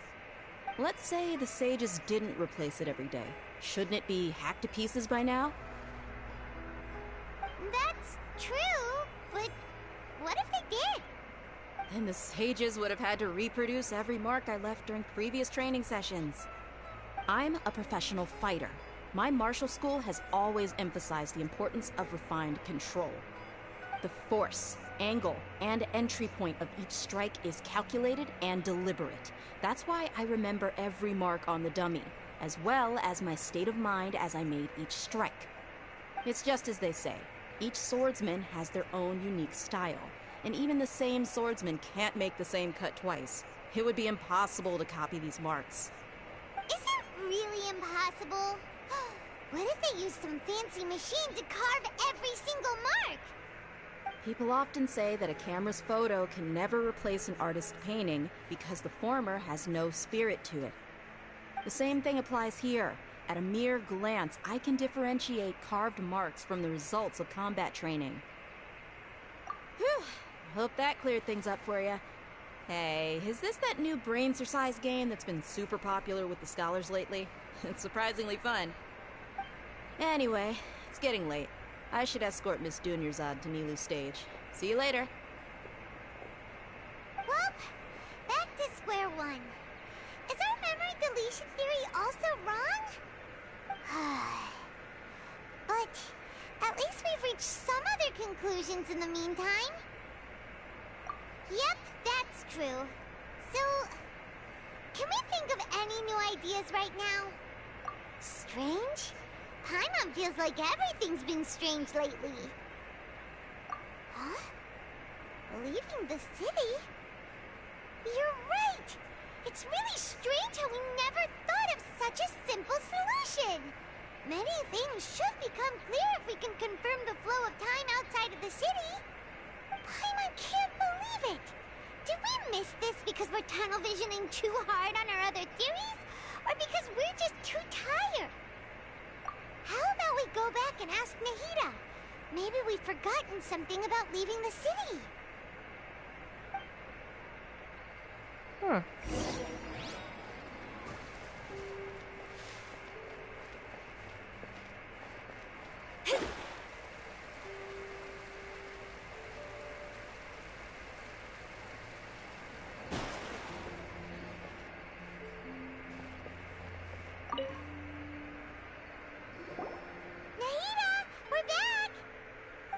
Early today. Did you find something new? Sort of. We're mostly sure now that we're not in a time loop. And we also aren't in the real world. But at the same time, we have a new question. Leaving the city. As far as I remember, you've mentioned your plans to do that twice before. We did? But we don't remember anything. What happened after we talked about those plans? What did we say when we got back? Let me think. I don't think you ever actually told me what the outcome was. Oh, it's probably more accurate to say that both times you never came back the whole night. But you two sometimes stay out the entire night anyway, so at the time, I didn't think too much about it.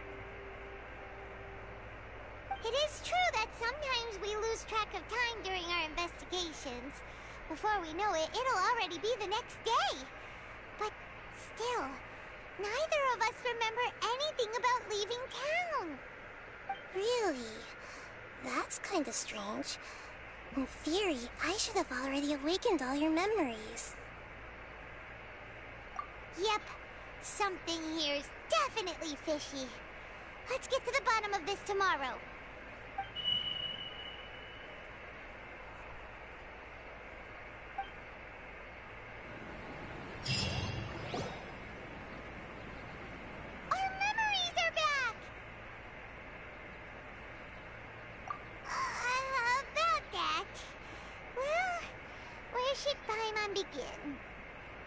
Traveler, aside from your memories that were just restored, I have another message for you. Listen to it and you'll understand. Can't go back. There are countless spaces here. Our Sub-Zero's festival in Sumeru City is just one of them. Traveler, you should be missing 2 days worth of memories. Paimon will fill you in. Time to carry out our plan from yesterday! Okay, let's go!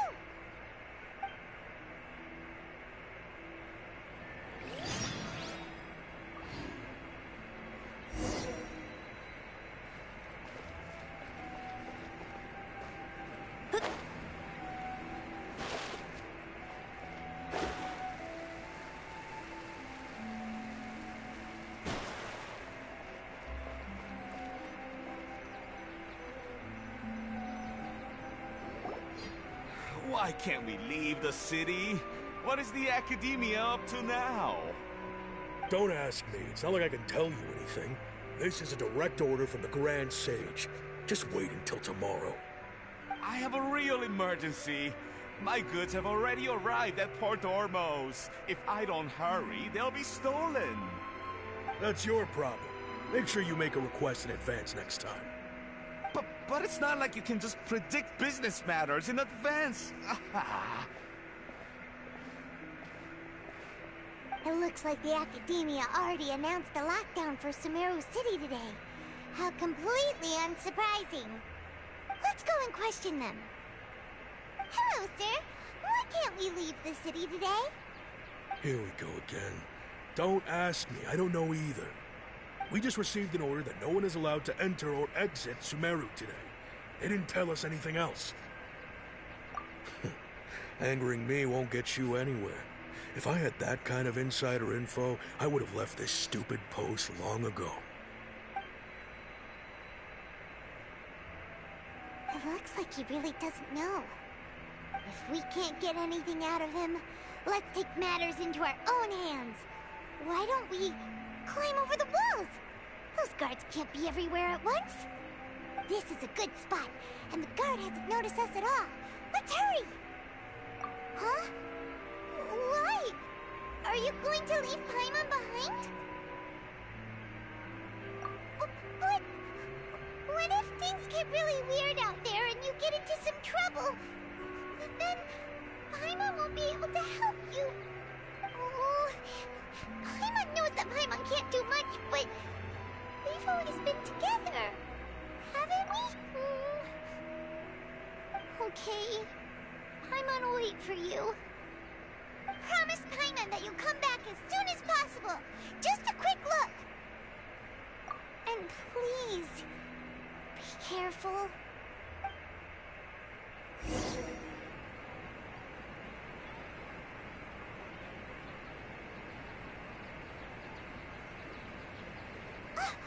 Memories! Traveler!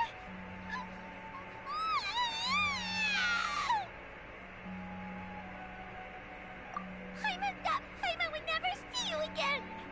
You just disappeared! Paimon waited for you for hours and hours at the city wall and you never came back! You promised Paimon that you were only taking a quick walk! Paimon, calm down. She's here now. I don't think she understood what you were saying. Paimon doesn't care! Paimon wanted to go look for you, but you also said that Paimon should stay! Paimon was so worried and so scared the entire day!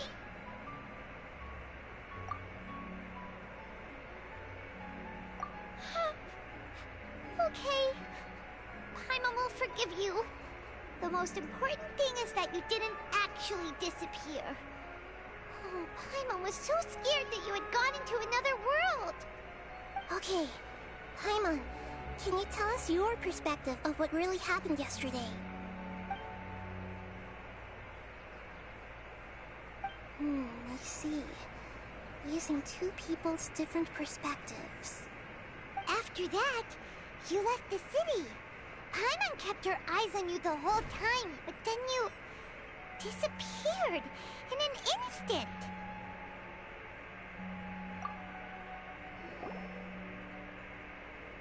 No way! Paimon was watching you with the fullest attention. What's your perspective, Traveler? You sure you don't have any memory of this? I guess that explains everything. You also lost your memories the last 2 times you tried to leave the city. Those days' memories can't be awoken. So, if we leave the city, our memories will be completely erased?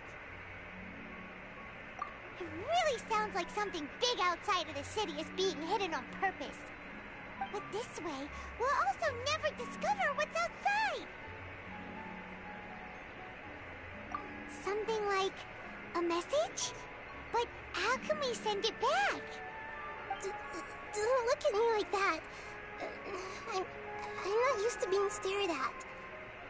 Well... Okay. You want something that can pass on messages, right? Give me some time and take care of Dunyarzad for me. Yep! Now we're talking!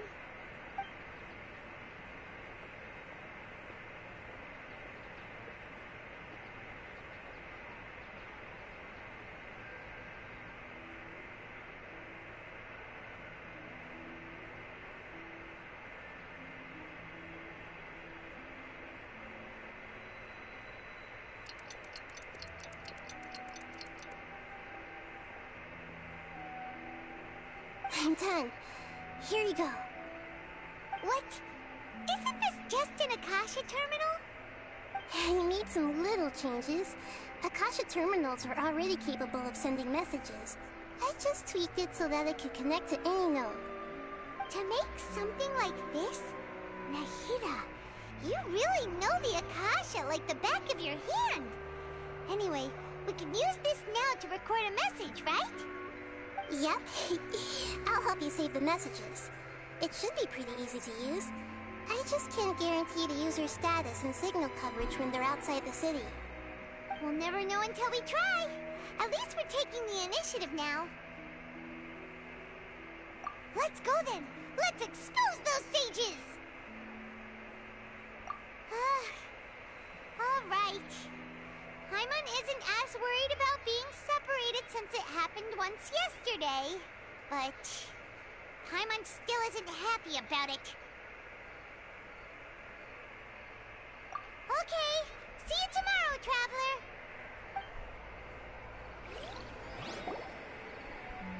That covers everything that's happened so far. Yes. Although the signal was choppy and had some interference, we still managed to receive 2 messages from you when you were outside. Okay, now that you understand what's going on, let's hear the messages together.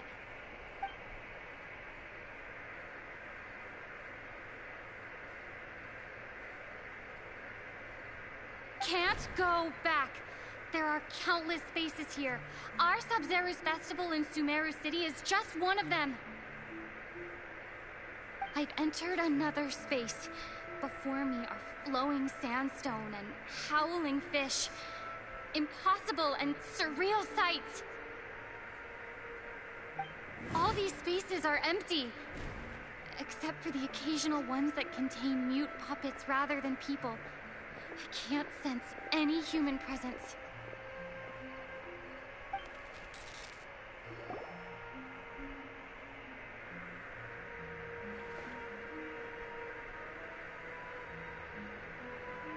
That's one heck of an info dump. It sounds like you left the Sumeru city space when you set foot outside of the walls.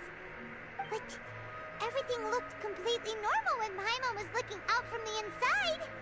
That's unbelievable.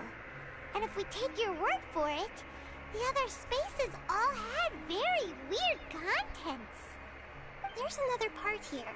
I only received it last night. These spaces have been disappearing, one after the other, absorbed by something like a sun in the sky. And now, even the final space has also disappeared. Behind me, a lot of spaces just appeared again from thin air. I get it now. Those spaces are actually...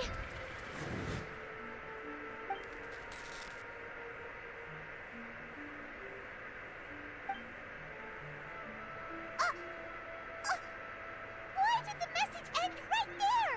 What did the Traveler want to say? What are those spaces? Probably because yesterday just happened to end at that moment. Oh, right. Paimon did hear a beep from the Akasha. Did it come from here or from the message? The message. It should have come from the Traveler's Akasha terminal. After the beep, Traveler said even the final spaces also disappeared. Traveler, what do you think that final space could have been?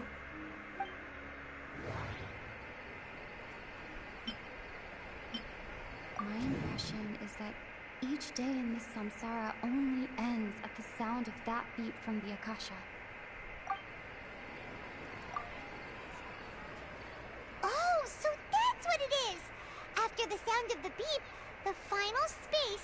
Sub-Zero's festival also disappears, and we're taken to the next day. Later on, Traveler also mentioned a bunch of new spaces materializing behind them. Do lots of new spaces appear every day? Paimon's head is spinning. Just what are these spaces anyhow? Well, consider this. For all the horrors of the Archon War, at its heart, it was just a game where a bunch of gods fought over 7 seats. So no matter how strange or spooky things may look on the surface, maybe all they point to in the end is a small and simple secret. Wow, the Archon War, huh? That's an analogy and a half.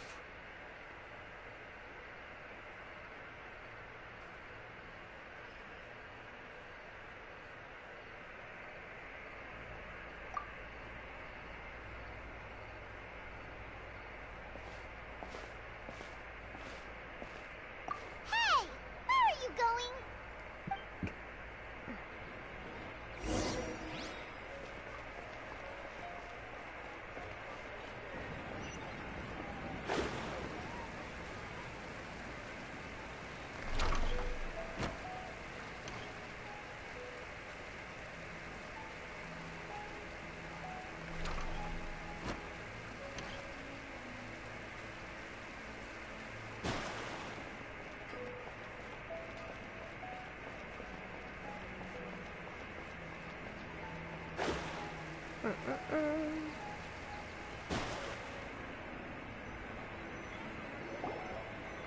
Do you want some alone time to think? Alright then, Paimon won't disturb you.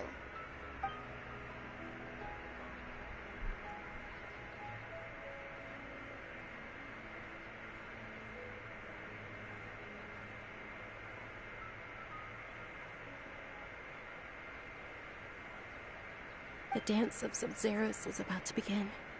I'm going to go watch it. Okay. Why don't you go ahead, Dunyarzad? We still have some other stuff to do first. Okay then. See you later. Have you figured it out yet, Traveler? Time is ticking away.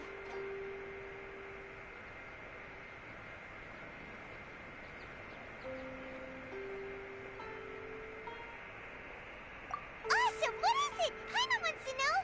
Oh, wait, no. Let's meet up with Nahida first. You can tell us both together. This time, we're gonna get to the truth.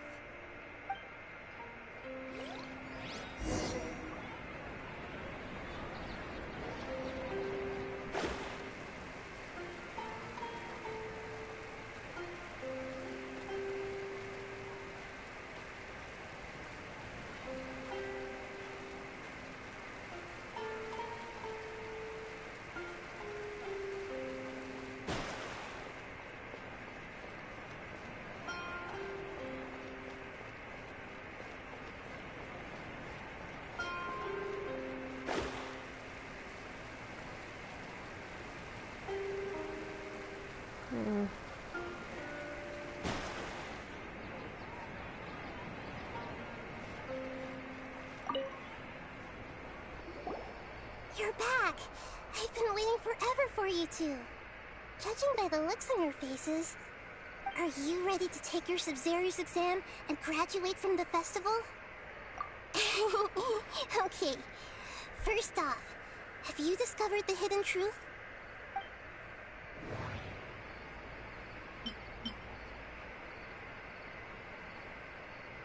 All the bizarre spaces I saw outside the city had one thing in common: a lack of human presence.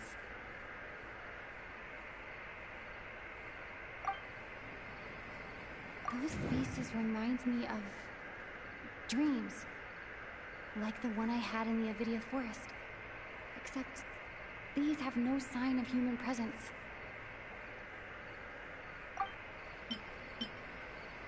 People in Sumeru don't dream. What a strange phenomenon.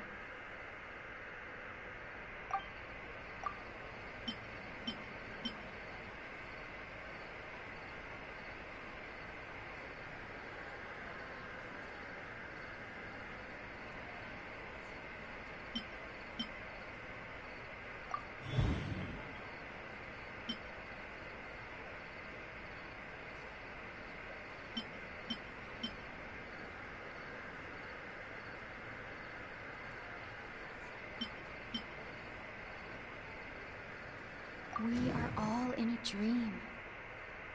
It isn't that the people of Sumeru don't dream. Rather, the Akasha is taking their dreams from them. People in Sumeru think they don't dream, but the truth is the Akasha steals their dreams without them knowing it. And those spaces with no human presence are stolen dreams without their host. That would explain why they sounded so weird when she was trying to describe them. Huh. So people in Sumeru do dream after all. In fact, we're all in one big dream together right now. Correct answer. Now, how did you conclude that the Akasha is capable of this? Because the Akasha is the god power. It is the manifestation of the God of Wisdom's power. Oh, okay. Those dream-controlling creatures in the forest also get their power from the Dendro Archon, right? That would explain why the Akasha has the ability to control people's dreams, too. But is stealing everyone's dreams really how the Akasha compiles their wisdom? Isn't there anything more to it than that? Dreams are fantastical, complex, and full of imagination. People's brains are the most active when they're dreaming. In other words, dreams are rich bundles of human wisdom. So in other words, the complete opposite of how Hypatia understood it. Paimon remembers her saying that the sages think dreams are foolish delusions, and the fact that no one dreams is a blessing from Greater Lord Rukkhadevata. So it was all a dirty trick? The real story is that the sages from the Academia are using the Akasha to steal people's dreams for their own use, huh? Oh? By the sounds of it, you understand the current situation pretty well. So then, what about the Samsara?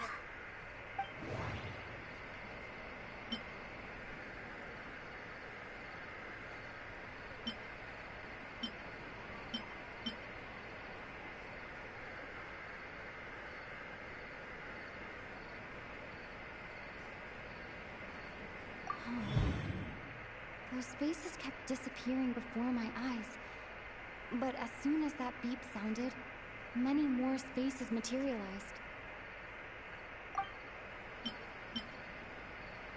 Those dreamscapes kept vanishing.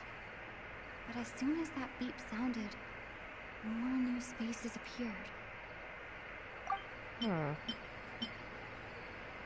We've already experienced the Sabzeruz festival many times. And the day of the festival seems to be in a perpetual samsara.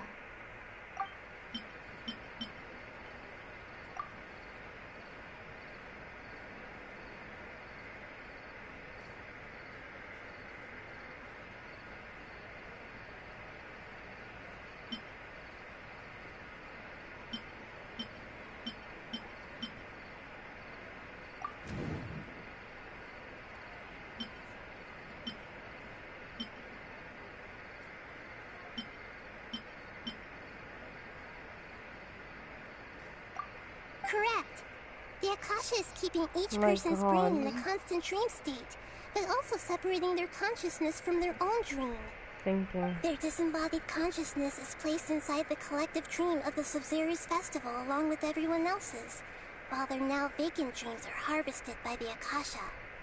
No one is any the wiser as another day passes in the dream, and so begins another samsara cycle. People wake up to yet another dream about the Sabzeruz festival. The dreams that belong to them are once again harvested by the Akasha. And so it continues. So, this is like a dream factory, and the Akasha is a dream harvesting machine. Did Paimon get that analogy right? Very good, Paimon. Using analogies well is an excellent habit to get into. Okay. So that beep we keep hearing is actually from our real-life Akasha terminals. Taking off our terminals in this dream doesn't do anything. Alright, last question. Who am I?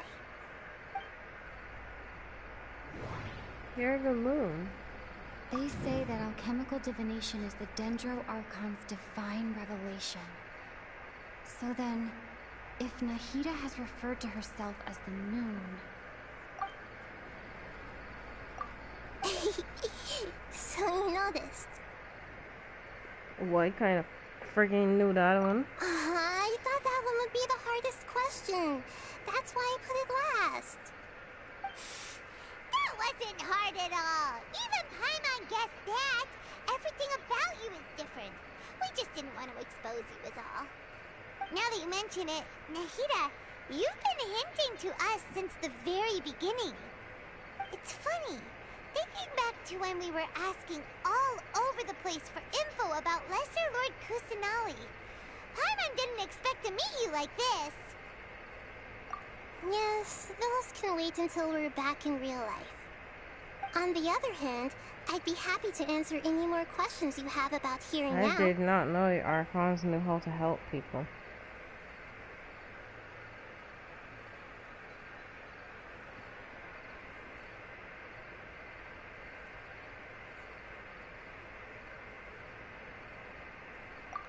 I kind of figure out what's going on. With no regard for their safety.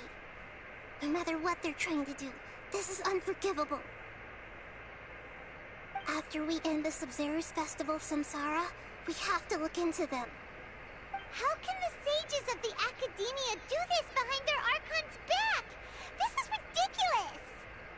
In the end, I'm just the moon. The real sun is long gone. A sun and a moon? Nahida's talking in riddles again. No, she's not. Oh, we're out of time today. I'll tell you how to break free of the samsara tomorrow. See you then.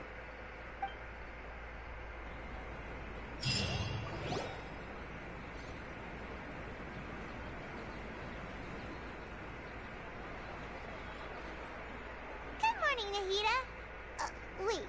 Now that Paimon remembers everything, should we instead say good morning, Lesser Lord Kusanali? Hey! What's wrong, Nahida? You don't look too good.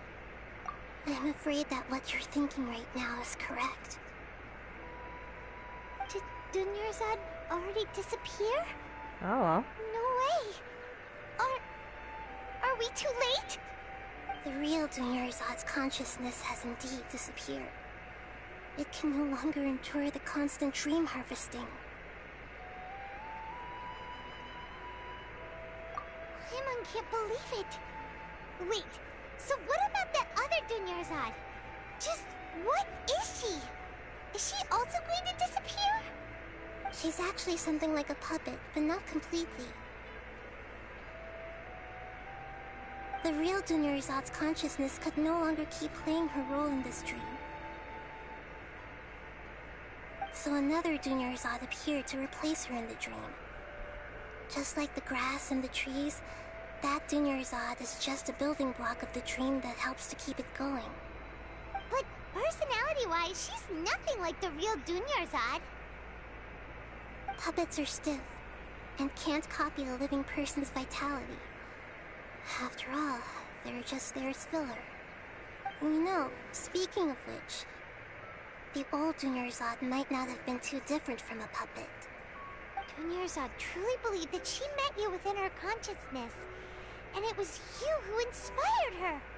So you do remember her after all. Yes.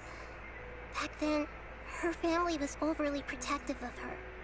No one cared about her personality or thoughts. It was as if she only lived to stall her Elazar. I just gave her a little wisdom so she could look at life in a new way. So that she could be her own person. But even so, she's still... far from it. I'm still a long way off from being a real Archon. I couldn't even save her. If I were a competent Archon, I wouldn't have let my most faithful follower die at the Sub-Zero's festival with so many regrets. Please don't beat yourself up over it, Nahida. It's the sage's fault, and theirs alone. I'm not beating myself up. All I did was to rationally observe the distance between myself and a real Archon. Don't be like that, Nahida. Even real Archons are still allowed to be sad.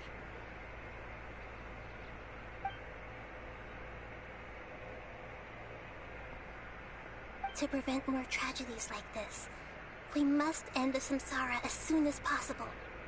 Great, but how do we do that?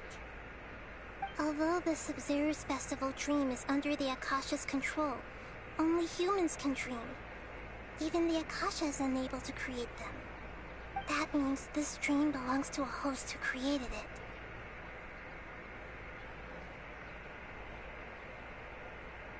Huh? So, how should we find that person? Well, if this is someone's dream, then everything here must come from deep within their consciousness. Which means, with the power of imagination, they can change anything in this dream. Imagination? What do you mean by that? Imagination means breaking through what you perceive as normal. Like when a server at a tavern brings a plate to you, you'd naturally assume that food is on it. However, if you're the dream's host and you become aware that you're dreaming, when you imagine gold and mora on the plate, the dream will respond in kind, and the server really will bring you gold and mora. But right now, our host is unaware that this is a dream. No matter how many times they're served, it will always be food. Find some way to make that person realize that they're dreaming. Usually, once that happens, the person will wake up and the dream samsara will be broken. How are we going to find them, though? If it could be anyone, it'd be like looking for a needle in a haystack. And even if we did find them, how are we supposed to make them realize they're dreaming? Well, she come out for your right. After all, like you said, don't wake a sleepwalker. It's extremely difficult, yes. You'll be fine. But the only ones who can do it are you two. Remember, everything you've achieved up to this point has all been for the sake of finding the host and ending the samsara. As for me, during this time, I'll be out of town. Out of town? Are you going to that place full of dreams where the Traveler went? Yes. I want to try something. There must still be a small wisp of possibility. Naringo! Dreams are supposed to be fantastical, romantic, and full of pleasant surprises. Unnecessary things like this samsara need to end. I had no idea Archons know how to help them own nation. Only for Dunyarzad to... She was such a good person, with such a simple wish. But fate was against her. Yeah, saving Dunyarzad is what kept us going this whole time. But we mustn't lose hope, Traveler. Dunyarzad would definitely want to see us save everyone else. So let's break the samsara for her sake. Paimon's wondering, do you think the sages would get one of their own to be the host of this stream? Feels like it would be easier to control it that way, no?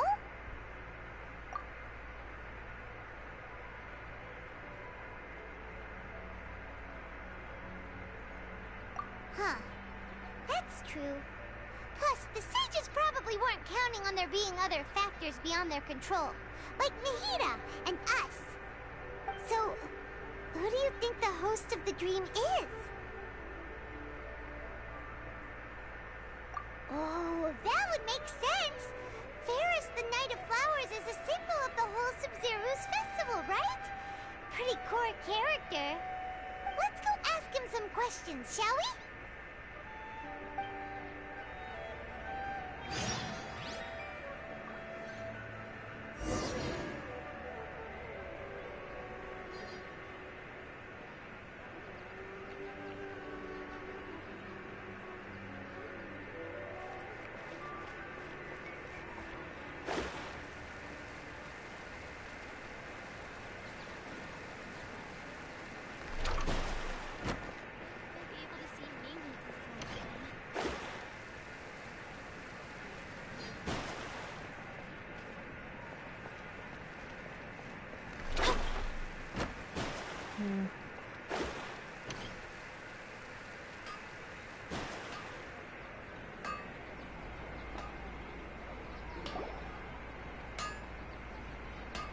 You're back. You left in a hurry last time. Is everything okay? Everything's fine. Just, it's a little hard to explain. Would you mind taking part in a little experiment with us? An experiment? That came out of nowhere. I'm listening, though. What do you need me to do? Could you make a wish? You want me to make a wish? Is that a new Sub-Zero's festival tradition or something? Less questions, more wishing! Okay. My wish. Okay. I'm a little nervous saying this out loud, but I want Miss Dunyarzad to be happy. Oh. I noticed earlier that she looked a bit down, and she wasn't really talking to anyone. She just doesn't seem like herself. She's always so gentle and kind, and all the kids love her. I've also wondered if the reason she asked me to be Fairest Knight of Flowers is because I'm special to her, or something. So, you have a crush on Dunyarzad? Oh, is it that obvious? After what I just said, I guess it is. When she placed the hat of the Knight of Flowers onto my head, she said to me, I want everyone to have a happy Sub-Zero's festival. What she didn't realize was that I'm not that interested in how everyone else feels. In that moment, I just wanted to be her Knight of Flowers for the rest of my life. 50 years, 100 years, I'll serve her till the end of time. Okay, yeah, that was a bit much. Felt like the right moment to get it off my chest, but that was pretty embarrassing. Okay, I'm ready to make my wish. I would like Miss Dunyarzad to appear in front of me right now with a smile on her face. Here goes. Please come true. I'm gonna open my eyes. Oh, you're... What? Faki? Sorry, but only one portion of Yelda candies per person. Back home you go. Nice try, you two. Anyway, never mind. I don't need to see her appear right in front of me. As long as she's happy. Guess he isn't the host of this dream after all. Should have expected it wouldn't be this easy.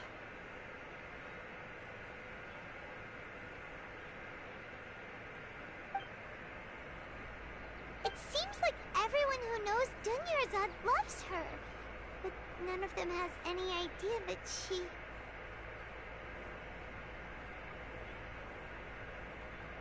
My lady, step back. That sounds like Dia! Oh, right. This is when Dunyarzad bumps into the kidnappers. Huh? But Dia can handle them. Hey, Traveler!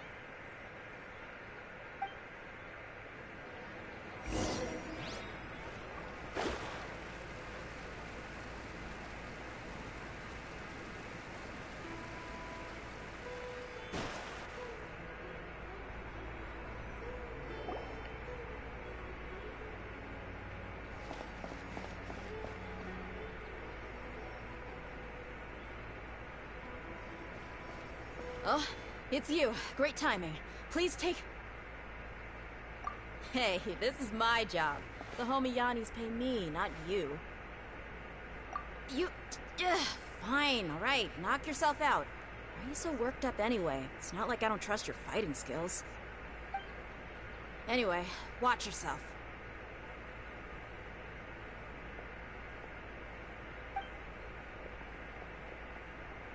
So you got yourself some backup. Suit yourself. You're going down. Okay, my guy. That's close enough. Shine down!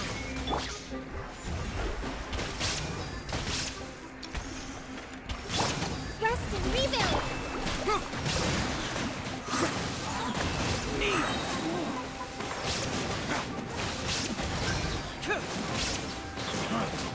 You want this one? Yeah! Bring it on! Just following orders.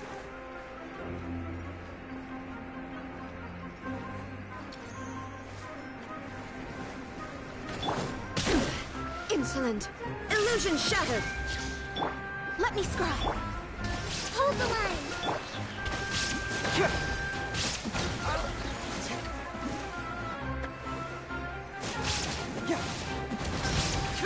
Fracture!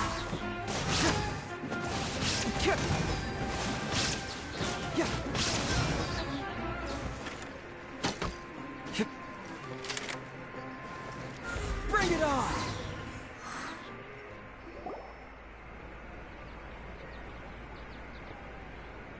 Traveler, were you just taking your anger out on those guys? You and Nahida both. Dunyarzad wouldn't want to see you two like this.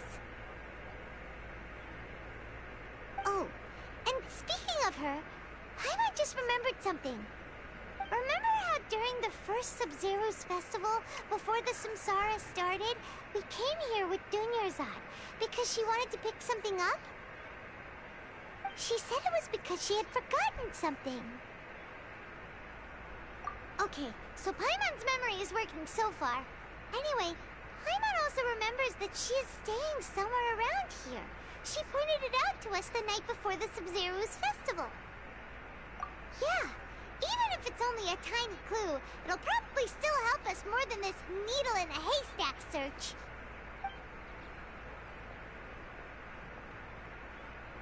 This is the place.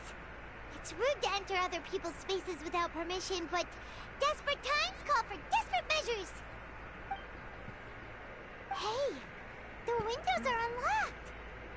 Okay, Paimon's gonna take a peek inside.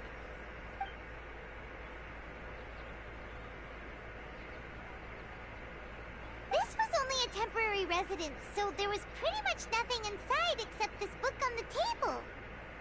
Should we open it?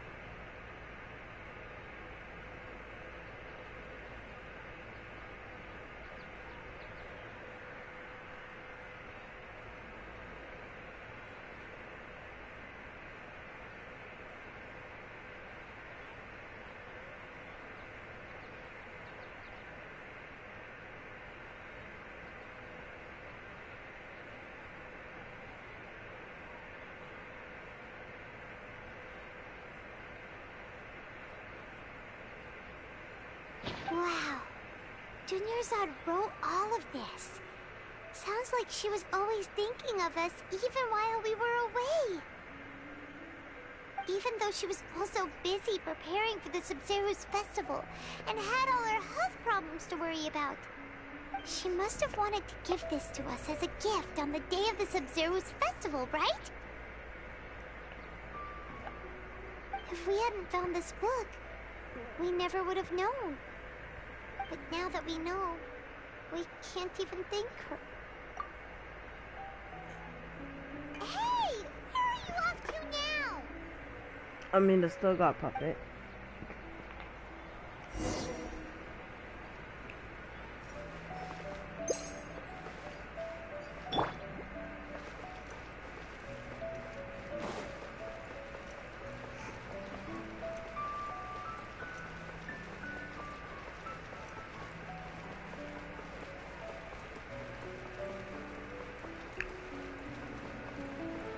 There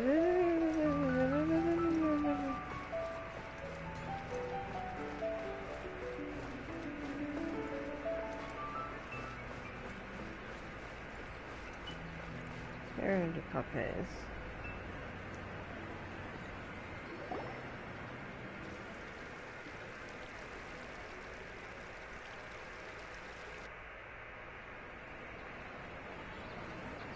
It's Dunyarzad's puppet.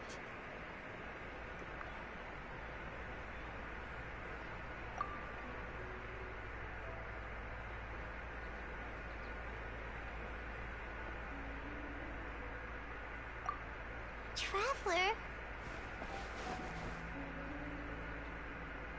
You must be exhausted. Come to think of it, we've been stuck in this place for a really, really long time. Heck, even the last time we were chatting happily with Dunyarzad feels like an eternity ago. The green tent is so nice.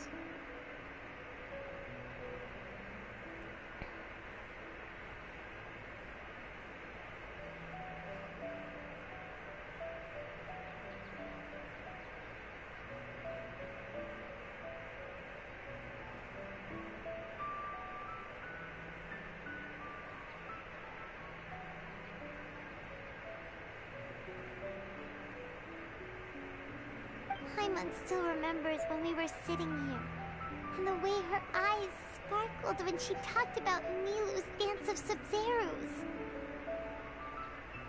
There will always be frustrations in life, but I know that the point of living is not to leave behind any regrets.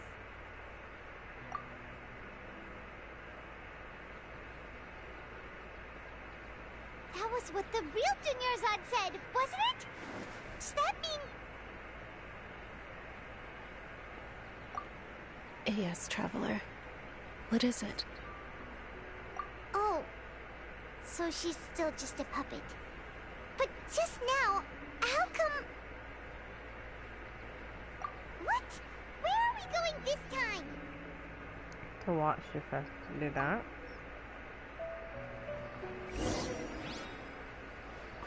Let's not miss any time.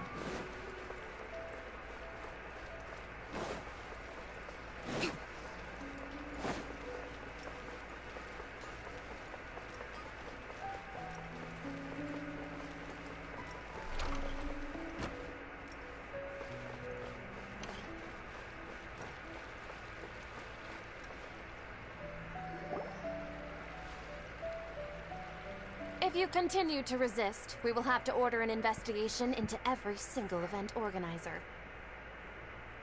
The Grand Sage has already granted you much leniency. I advise that you exercise tact. How did things turn out like this?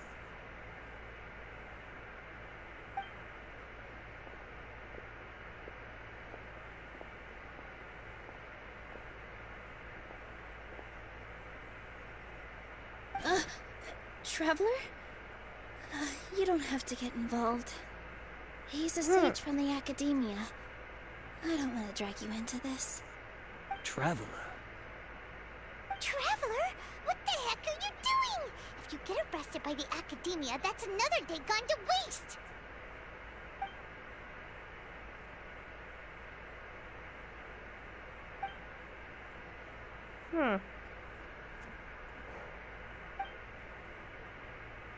Wait, they're not reacting.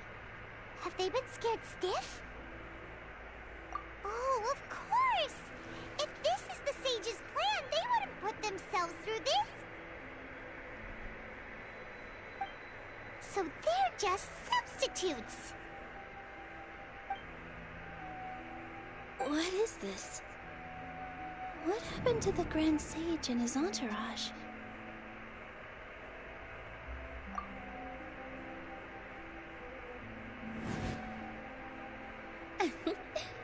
Like I said, they symbolize the goddess of flowers. It's just a shame that all the real Padisaras went extinct after her death.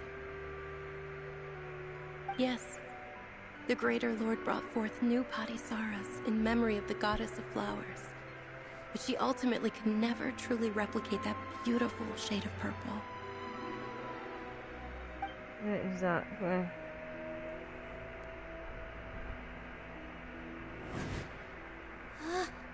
That beautiful shade of purple. Aren't these flowers real Padisaras? Just like the ones from the legend? I didn't even notice. Dunyarzad, did you find these? But didn't you just say all the real flowers went extinct after the goddess of flowers passed away? So, how? Yeah. What's going on here? Huh? You guys are acting weird. But okay, I'll try.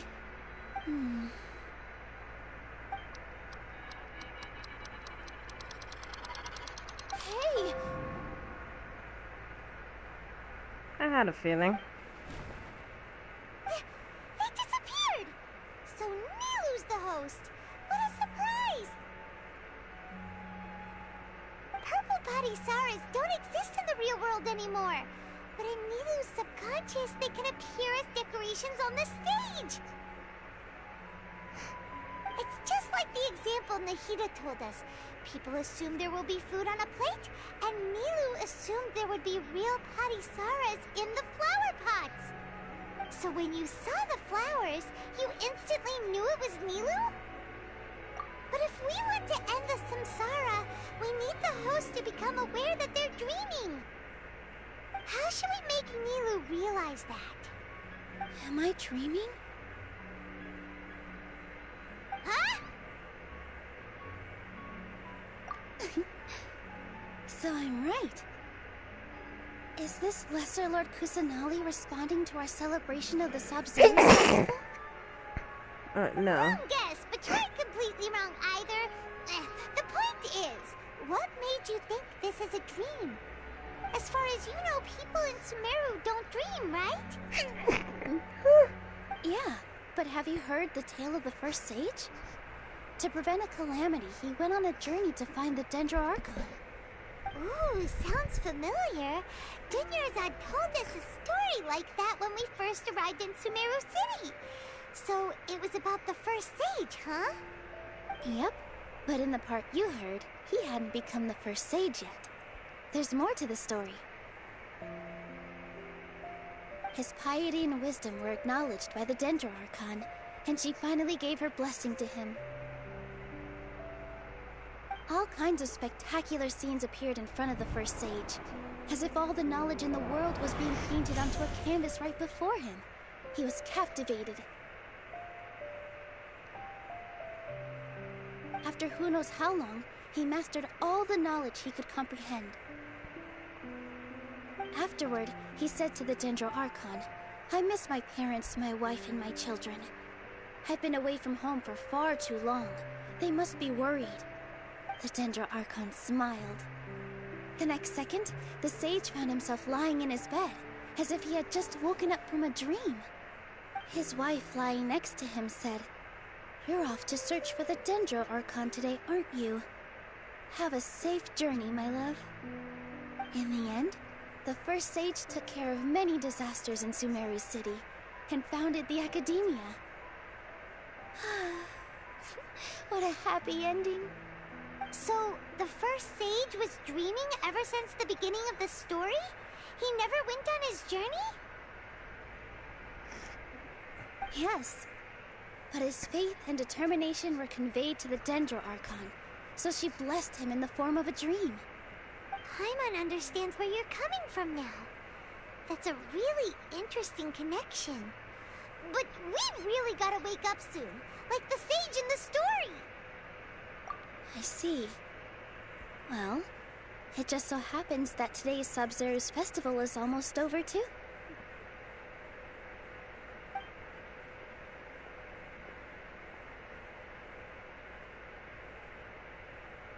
Since we're in a dream, let's make this final dance of Sub-Zero's as beautiful as we can.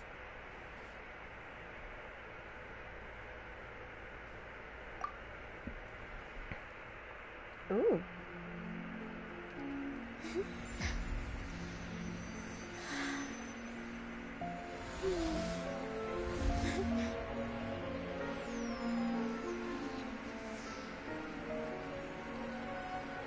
wait is over, everyone. I dedicate this to our god, the Dance of Sub-Zerus.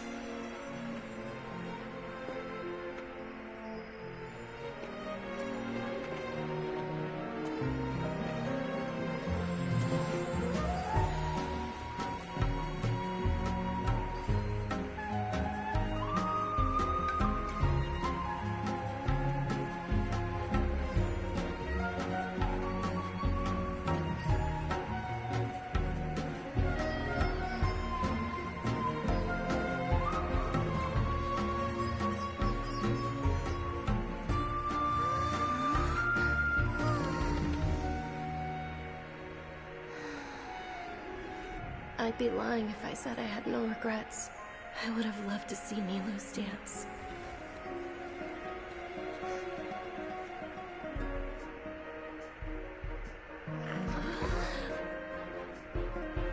Hey.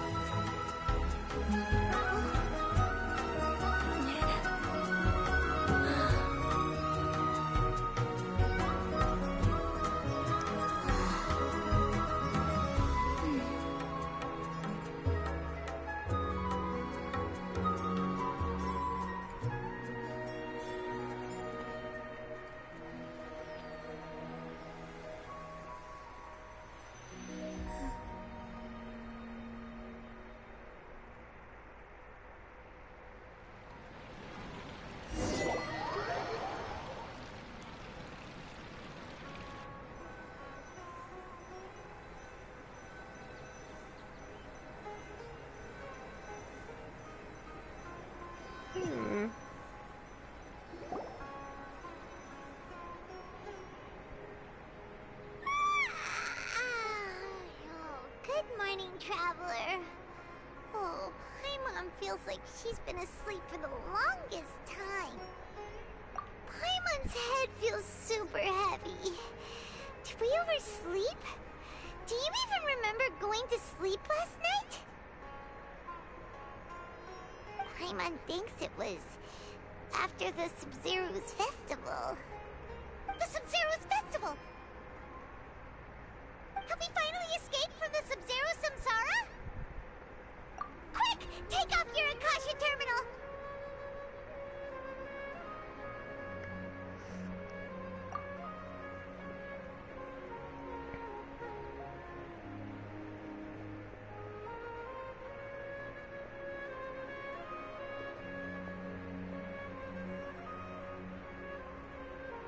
She's not in her room. What happened? She what did. visual spot?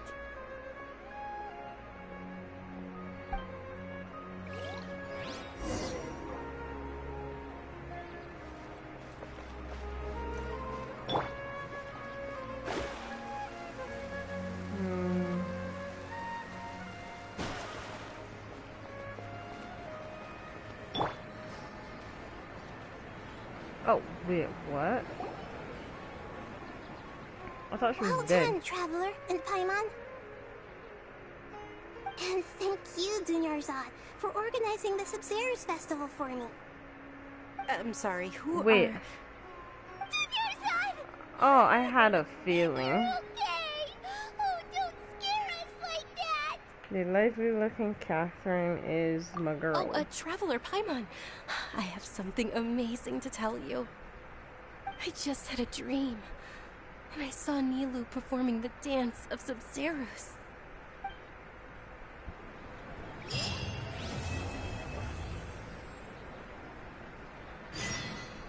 What am? Dada? Oh, but what?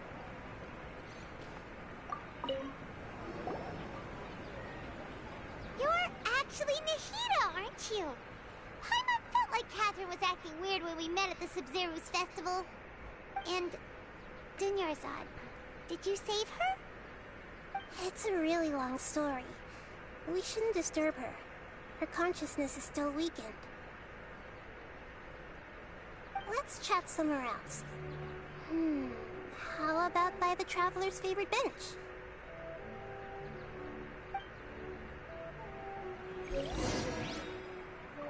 But then just or whatever, you know.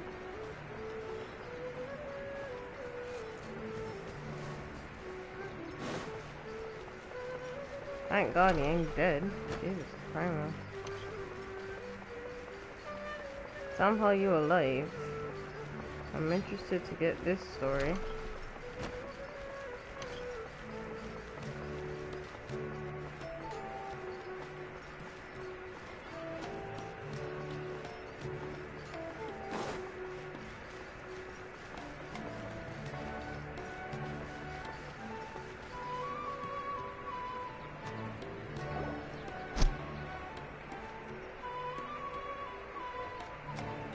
Let's talk about Dunyarzad first. It's such a relief that she's alright. After we parted on the last day of the Sumeru's festival, I left the city and saw what the traveler had described. Among the countless dreams, I found one that was growing fainter and fainter. This proved my suspicion. Once Dunyarzad could no longer bear the Akasha harvesting her dreams, her consciousness began to dissipate. But this also meant it escaped the Akasha's control. Such a small fragment of consciousness can't last for very long, though. It will return to its original dream, where both will gradually fade until they completely disappear. I used all the power I had to keep her dying dream alive as long as possible, but it still wouldn't have lasted for much longer if it hadn't been for you two breaking the samsara. So it looks like we did manage to save Dunyarzad in the end. Not a moment too soon. Huh? Why are you two smiling so happily? I thought you'd be so moved that you'd start crying. I need to spend more time observing human emotions. Oh dear. Both are fine. Everyone reacts differently. All right. You two must have a lot of other questions for me, right? After all, you saved my faithful believer. As your reward, I will answer any and all questions.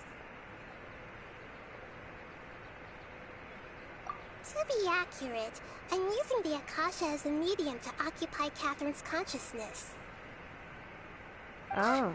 How did you do that? Poor Catherine. Does this mean you can also occupy other people's consciousnesses? Theoretically, I can enter anyone's mind as long as they're wearing their Akasha terminal. The Akasha is the legacy of Greater Lord Rukkhadevata. As Lesser Lord Kusanali and the first Akasha terminal, my consciousness has always been linked to the Akasha. I've always respected my people's free will, so I've never actually occupied their consciousness. When necessary, I just borrow this bionic Snezhnayan puppet. She's a bionic Snezhnayan puppet. Deep dark secret? So Catherine is... No wonder Paimon felt something was off about her. Oh, Jesus. What about your own body? Why do you need to borrow other people's? Don't you live in the sanctuary of Surasthana? That story begins a long time ago. After Greater Lord Rukkhadevata disappeared, the sages found my newly born self and took me back to Sumeru. At that time, I was young and weak. The sages kept me in the sanctuary of Surasthana, ostensibly for the sake of protecting me. But I've hardly heard from them since. However, I do understand that they had hoped to find Greater Lord Rukkhadevata instead of me, a symbol of her passing. So, the sages basically put their new Archon under house arrest? How dare they! Why don't you teach them a lesson, Nahida? In some ways, they aren't wrong. Greater Lord Rukkhadevata was omniscient and omnipotent. Even after her death, the Akasha is still empowering this nation. And I'm still really far away from being able to call myself the God of Wisdom. Moreover, the Academia is also more proficient at governing this country.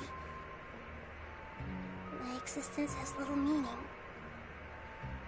Yeah, you got a lot of believers. Just look at the Sub-Zero's festival. Everyone who showed up truly loves you. Thank you for the kind words. But I honestly don't need physical freedom as long as I can connect my consciousness to the Akasha. Trying to find a way to save Irminsul is my life's mission and top priority. I will work on that, and try to live up to being a deity in the meantime. Every once in a while, I will also take up the duties of the God of Wisdom and enlighten a lost soul here and there. Doing all that should be enough. At the Avidia Forest, there was this incense that made the traveler fall unconscious and dream of a huge tree and a red sky. You also heard someone's voice, right? It said world and forget me. Yeah, so you do know! We've been wanting to ask you what that was about, and if the red sky was related to Conria. It seems like the traveler established a connection to Irminsul. That was a message left by Greater Lord Rukkhadevata's residual consciousness in Irminsul. Perhaps her last memory before she died. As you two probably know, Greater Lord Rukkhadevata disappeared after the disaster in Conria. The timings of these events do line up, so your suspicions are reasonable. A message from Greater Lord Rukkhadevata? We thought it was from the Scarlet King. The Scarlet King? That god who died even longer ago? Some present-day desert dwellers still worship him. You probably just heard some of their conspiracies. Okay, so what does the message mean?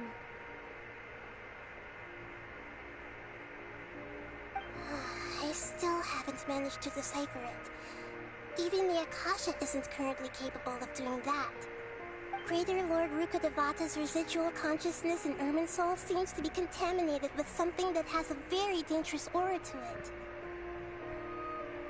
Many devoted scholars go mad as soon as they connect their consciousness.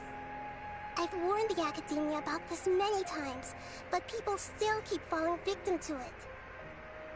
But I believe this is the key to saving Irminsul. That's why I've kept trying to decipher it. So the tree in the vision was Irminsul? Oh, Tainari also said that Irminsul is sick! Is it because of the contaminated consciousness? But even if you can't figure out what that vision was all about, it seems like our search for you was all in vain. The Traveler wasn't affected after coming in contact with that consciousness. I've never seen anyone like that. With you here, we may have a chance at deciphering it. No, we must decipher its secrets. I've already eliminated all other factors that might affect Irminsul. This is the only one left. This puzzle has life and death at stake. It could determine Irminsul's fate, as well as Tevat's.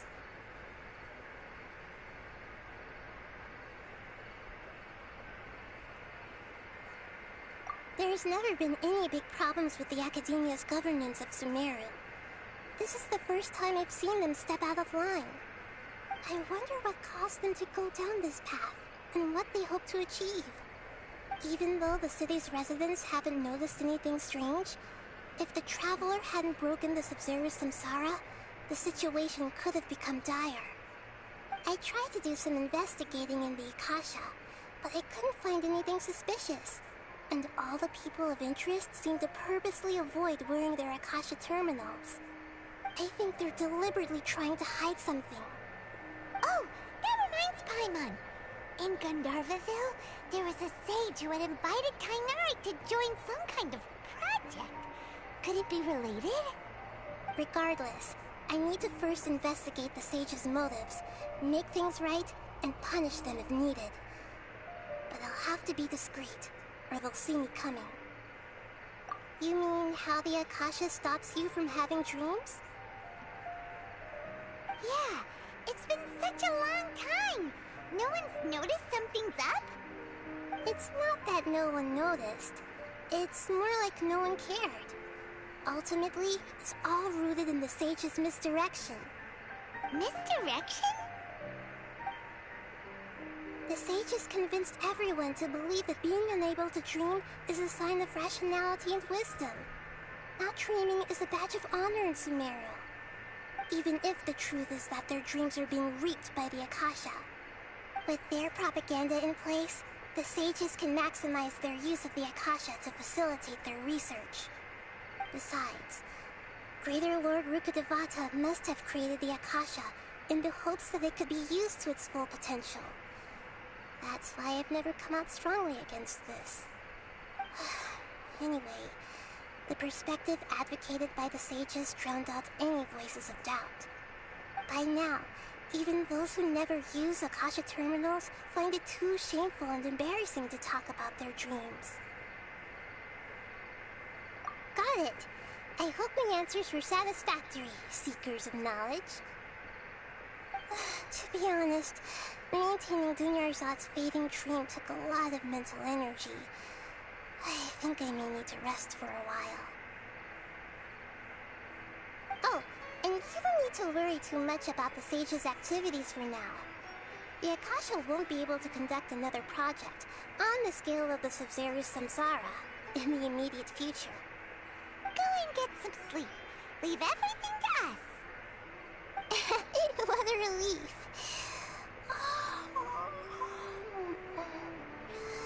This is truly the most exhausting birthday I've ever had. Traveler? Paimon? Why am I here? Do either of you know? Maybe you were sleepwalking.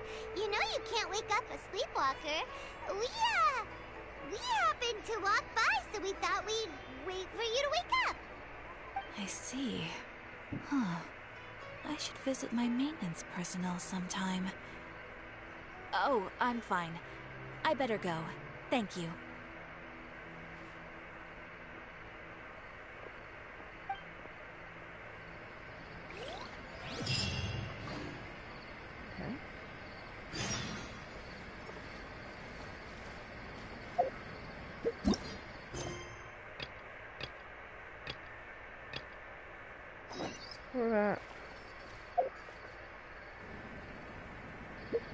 That is the mission, right?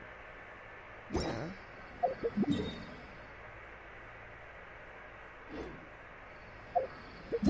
Wait, hold on.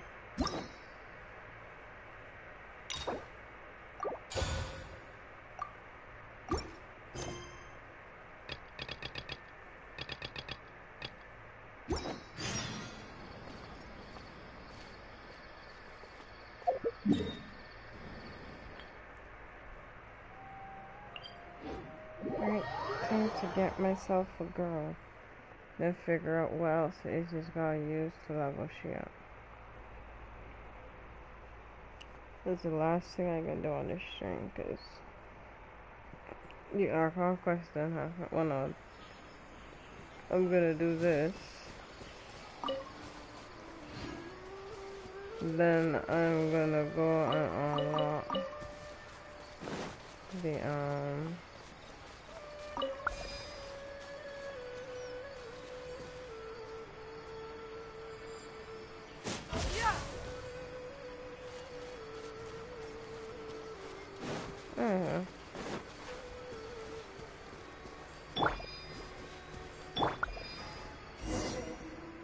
I'm gonna go and unlock that statue.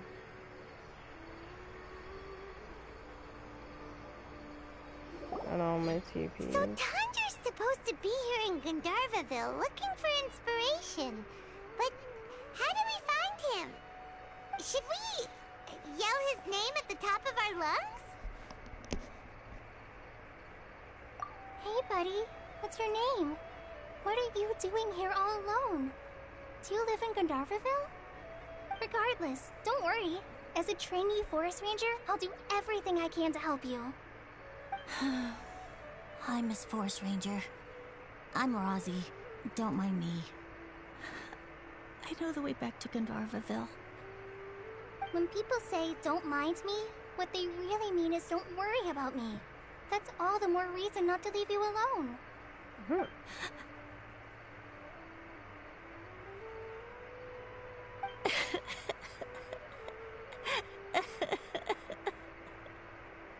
Hey, don't cry. What's wrong? Take your time. You can tell me all about it. Wait, I got question mark. That voice sounds familiar. I once heard it somewhere before. Oh, it's Kale! And a child who seems to be upset. Oh, let's go say hi.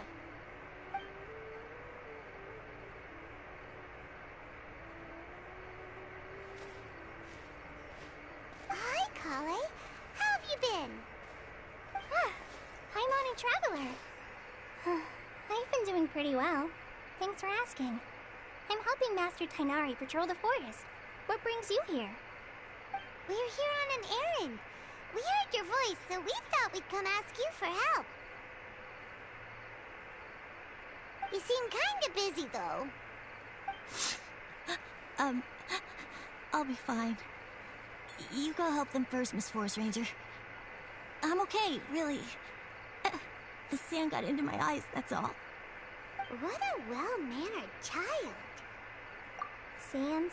There is not a lot of sand in a forest. You keep saying you're okay because you don't want us to know what you're upset about, right? Maybe. That's exactly why you have to get it off your chest. Here's a trick. If you're keeping a secret that bothers you, you can try telling it all to a tree hollow. A tree hollow? Yeah, a tree hollow. Do you know Tanja's stories? The Aranara living in the forest will patiently listen to every word children say. Maybe there really are Aranara living in the tree hollows that will listen to you. You like the Aranara stories too?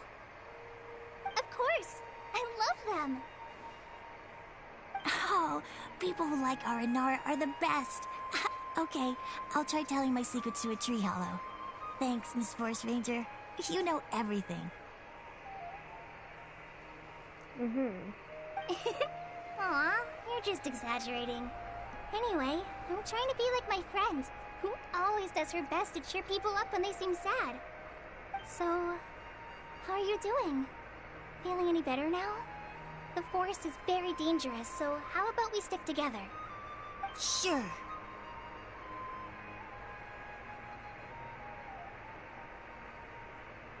Wow, Kale's so good with kids.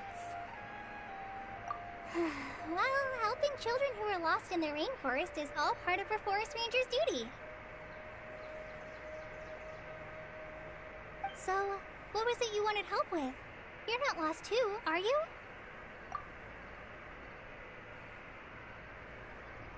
Okay, so you're looking for a children's author from Port Olmos called Tanja. And he's here in Gandharvaville, looking for inspiration. Wait. When you say Tanja, do you mean the Tanja? Yeah. That's right, Uncle Tanja. So he's in the area, looking for inspiration for a new story as we speak? This is amazing.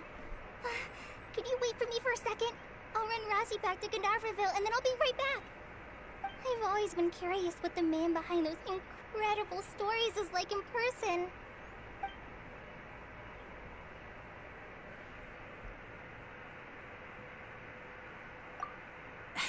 Tanja's just a normal guy. Even so, he must be more creative than most people. Wait, hold on. Razi, do you mean you've met Tanja before? Mm-hmm. He's my dad. Your dad? Tanja's your dad? As in you're Tanja's son? Uh-huh. Ah, hi, Muncies. That guy at Akara Crafts told us that Tanja brought his son along with him. So he meant Razi. Why are you here on your own, though? Did you and Tanja get separated? We had an argument. I was upset, so I ran off here by myself. Oh, in that case, we should take you back to Gandharvaville first. Then we'll look for your dad and tell him where you are. No, I'm good. Thanks for your advice, Kale. I'm not so upset anymore. Come with me. I'll take you to him. Yay! Thanks, Razzie. I'm undoubtedly be spending the whole day looking for him. Oh my gosh. I can't believe I'm actually gonna meet Lee Tanja.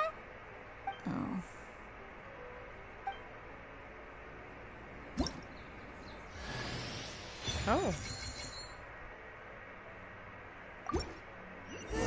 So Tanja headed this way. What? Hi.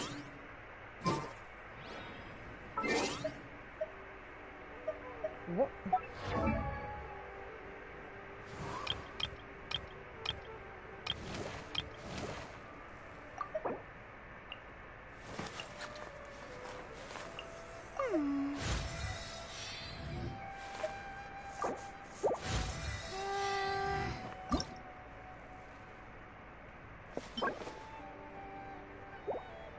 Ah, que quero falar disso.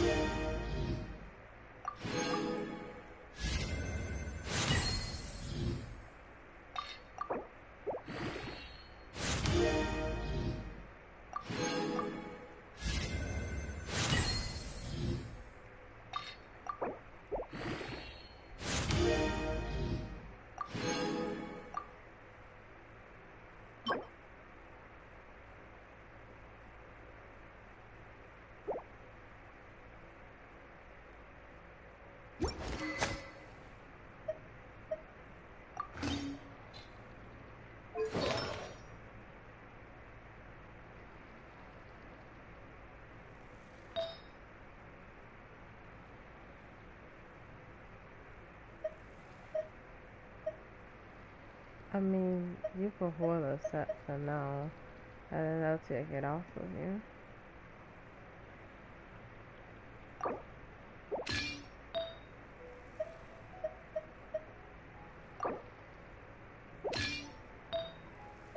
Cause you're getting the other set, so like...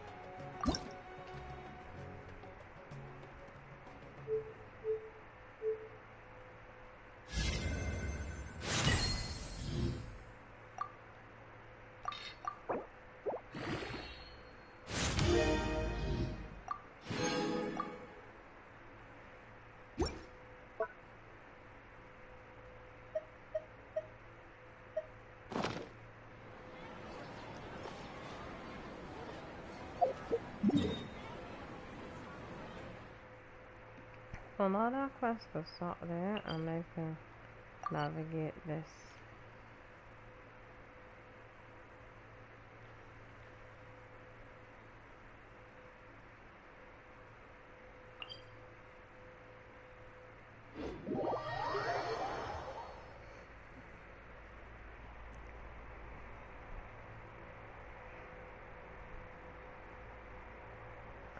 Navigate this, go all the way out here, open this statue, and then end my stream.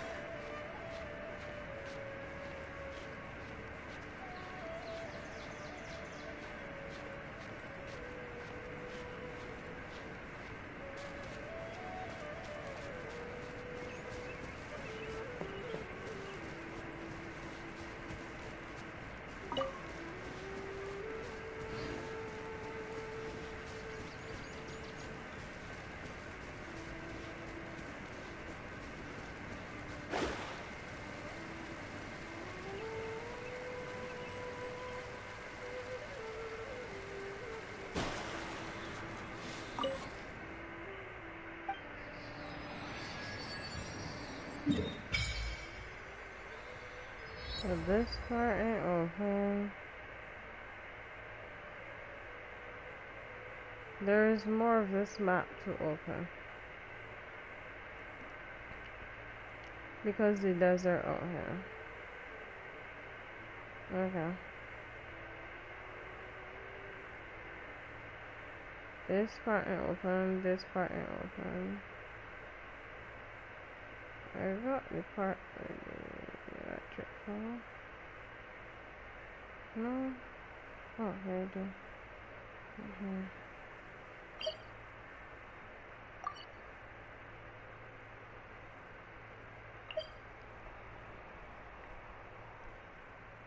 Huh.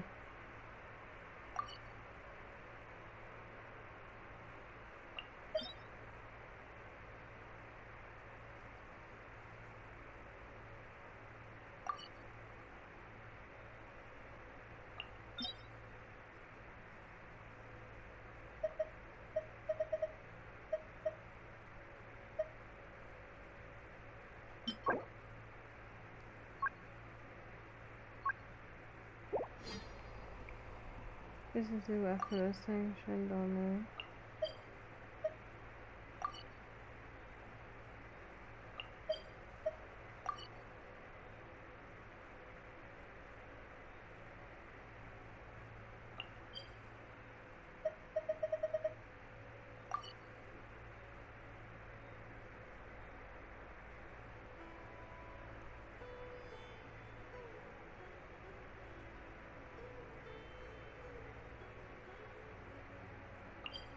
Alright, let me teleport to your closest TP.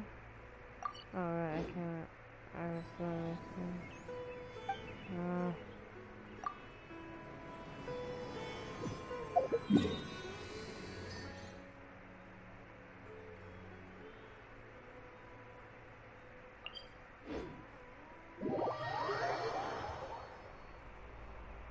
Let me teleport to this thing.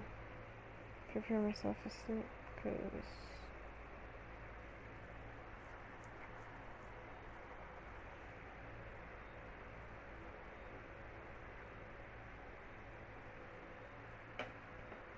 yeah, just cause.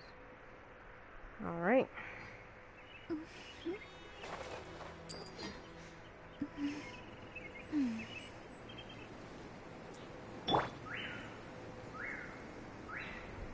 Good.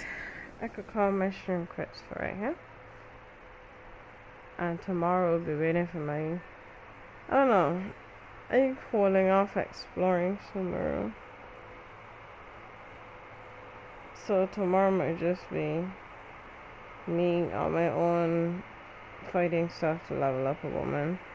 Then Shawshing to explore with my friends when I finish a story mission. So yeah, thanks for tuning in.